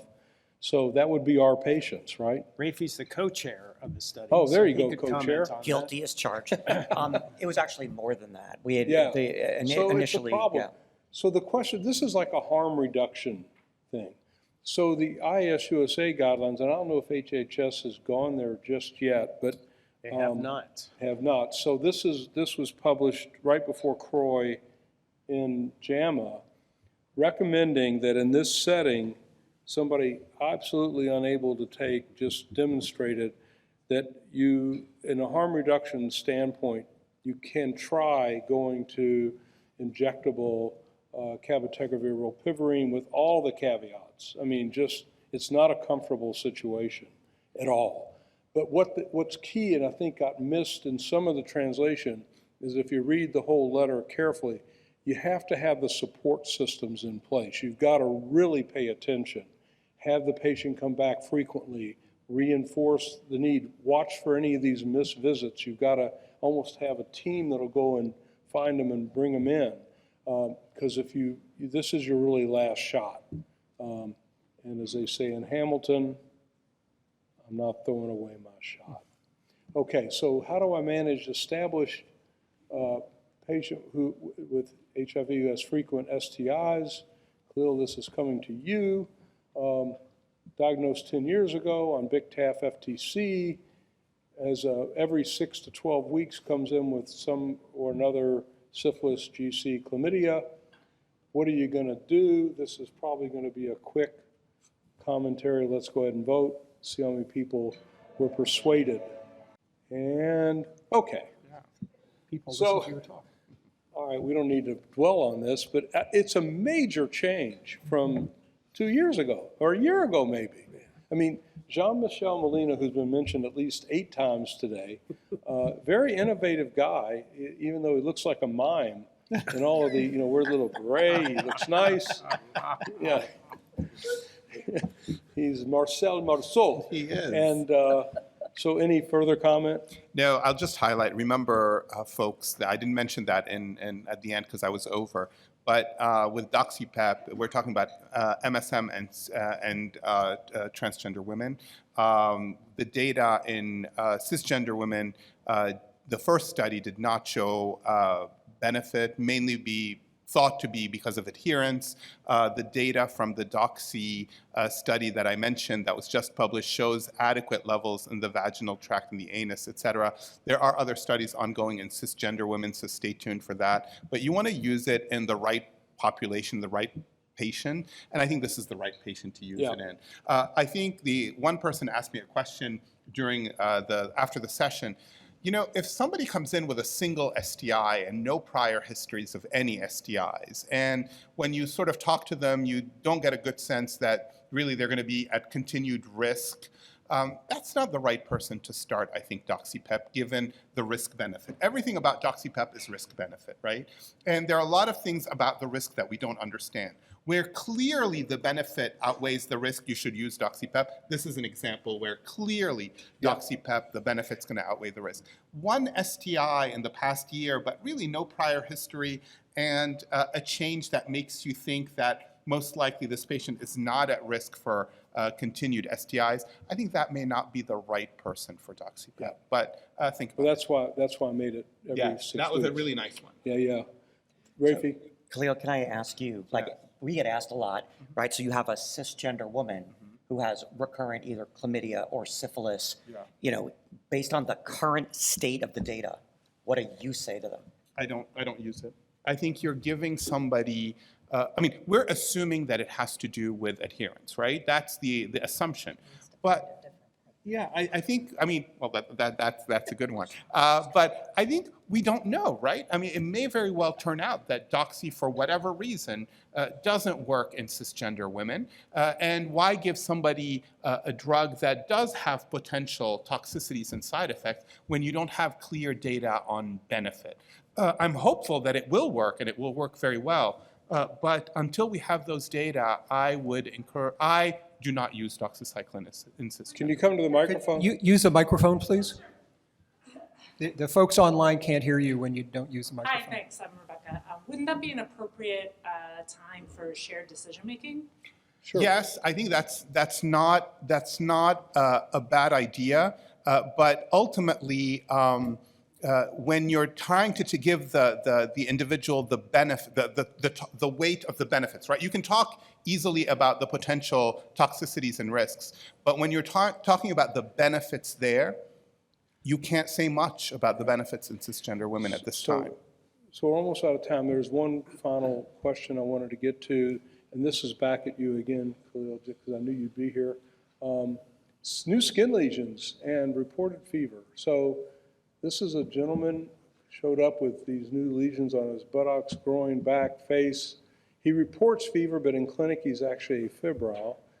He denies any sexual activity over the last 12 months. What did you call about that? Social normalization? What's the word? Social desirability bias. That's it? Yes. Yeah, I think that was a play here. But it could be true. Yeah. And he's out, his viral load is not controlled anymore. His urine drug screen on this visit is positive for methamphetamine. And if you want to see the lesions in context, this is what it looked like. So you're in clinic. This is a real case I saw about 6-7 weeks ago. So you guys can formulate what you think this is. And in addition to STI screening and Mpox culture, which we did, which of the following would you do right now on this visit? And no evidence of prior vaccination against Mpox, et cetera. Would you start TPOXX? Would you, well, you can read what it says. Wow. All right, wow. So what say ye? It's tough, isn't it? Yeah, that's a tough one. Yeah. But I think one answer that is correct is administer benzathine penicillin G. I think the skin lesions that you see with syphilis can look like anything.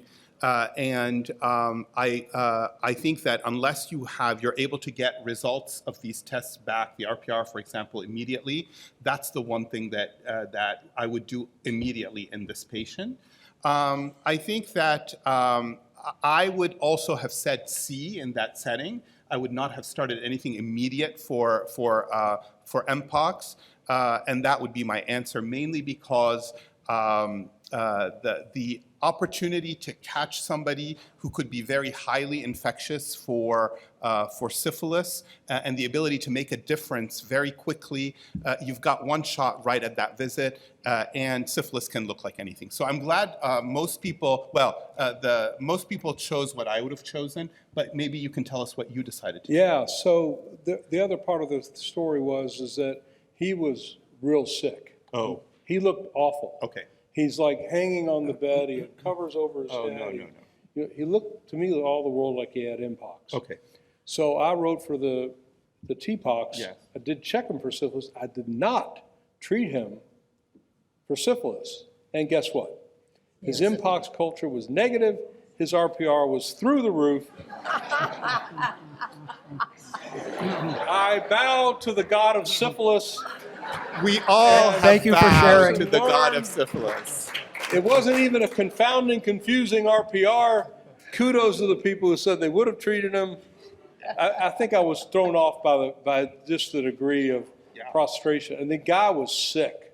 And usually, to be honest, usually when patients present with syphilis, they're not that sick. And Yeah. so I think your assessment was a reasonable one. Yeah, I mean, I gowned up, I did the whole thing. Did you, But did you this is- admit him, Mike? Did he go into the hospital? Was No, he went hospitalized? home, he went home, he wasn't, his blood pressure was fine, he wasn't febrile in the clinic, and we were able to hand him a bottle of T-Pox to go out the door, but we saw him back, I think, 2 days later. And that by then, everything had returned, and we gave him his benzathine penicillin then. On the right here, that's Mpox. That's a patient who we saw back in the explosive part of the epidemic. They're different lesions. I don't know. Khalil, is there anything about this guy's lesion look that tells you this might be syphilis? No, so just remember with syphilis and the rashes and the skin lesions, you're seeing this in secondary syphilis, and the first original rash of secondary syphilis is one that most patients don't recall. It is a macular rash that looks just like a viral exanthem, and it lasts 2 days and then it goes away. Most patients don't recall it.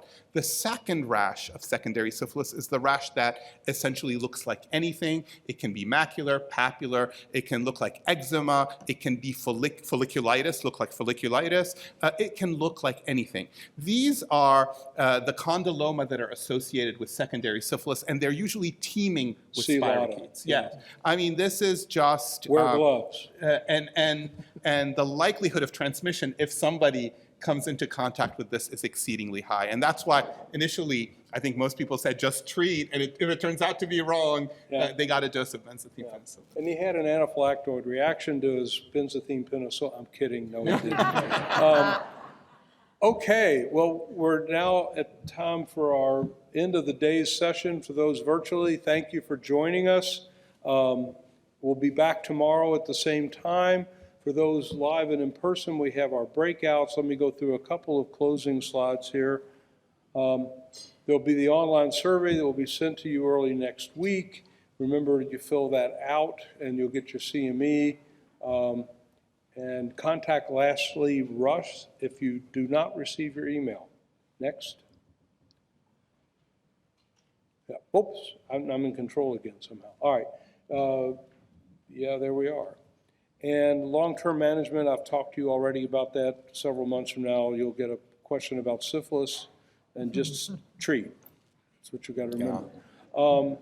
As I mentioned earlier, we archive these, so any of the talks that you'd like to review again, or you could refer colleagues, people that you work with who couldn't come to the meeting or see it virtually. This is a good way for them to pick up on that. Again, thanking our commercial supporters for their unrestricted educational grants that help make the meeting possible. We're having 2 sessions. We got roundtables upstairs. The PrEP prevention STIs in one room, antiretroviral therapy challenging cases, and then emerging advances. Each group will be there for an hour total, but at 30 minutes you can stop and rotate and go. We're going to kind of keep it open. I'm not having the presenters go over their cases. Bring your thoughts and your cases and your questions, and this is 30 minutes will go fast. So come prepared, ask the things that you didn't have a chance to earlier, and it'll be a very dynamic discussion. So now we go ahead and break for our roundtable sessions. Thank you. We'll be back here again tomorrow morning at the same time with breakfast, and great day. Wonderful.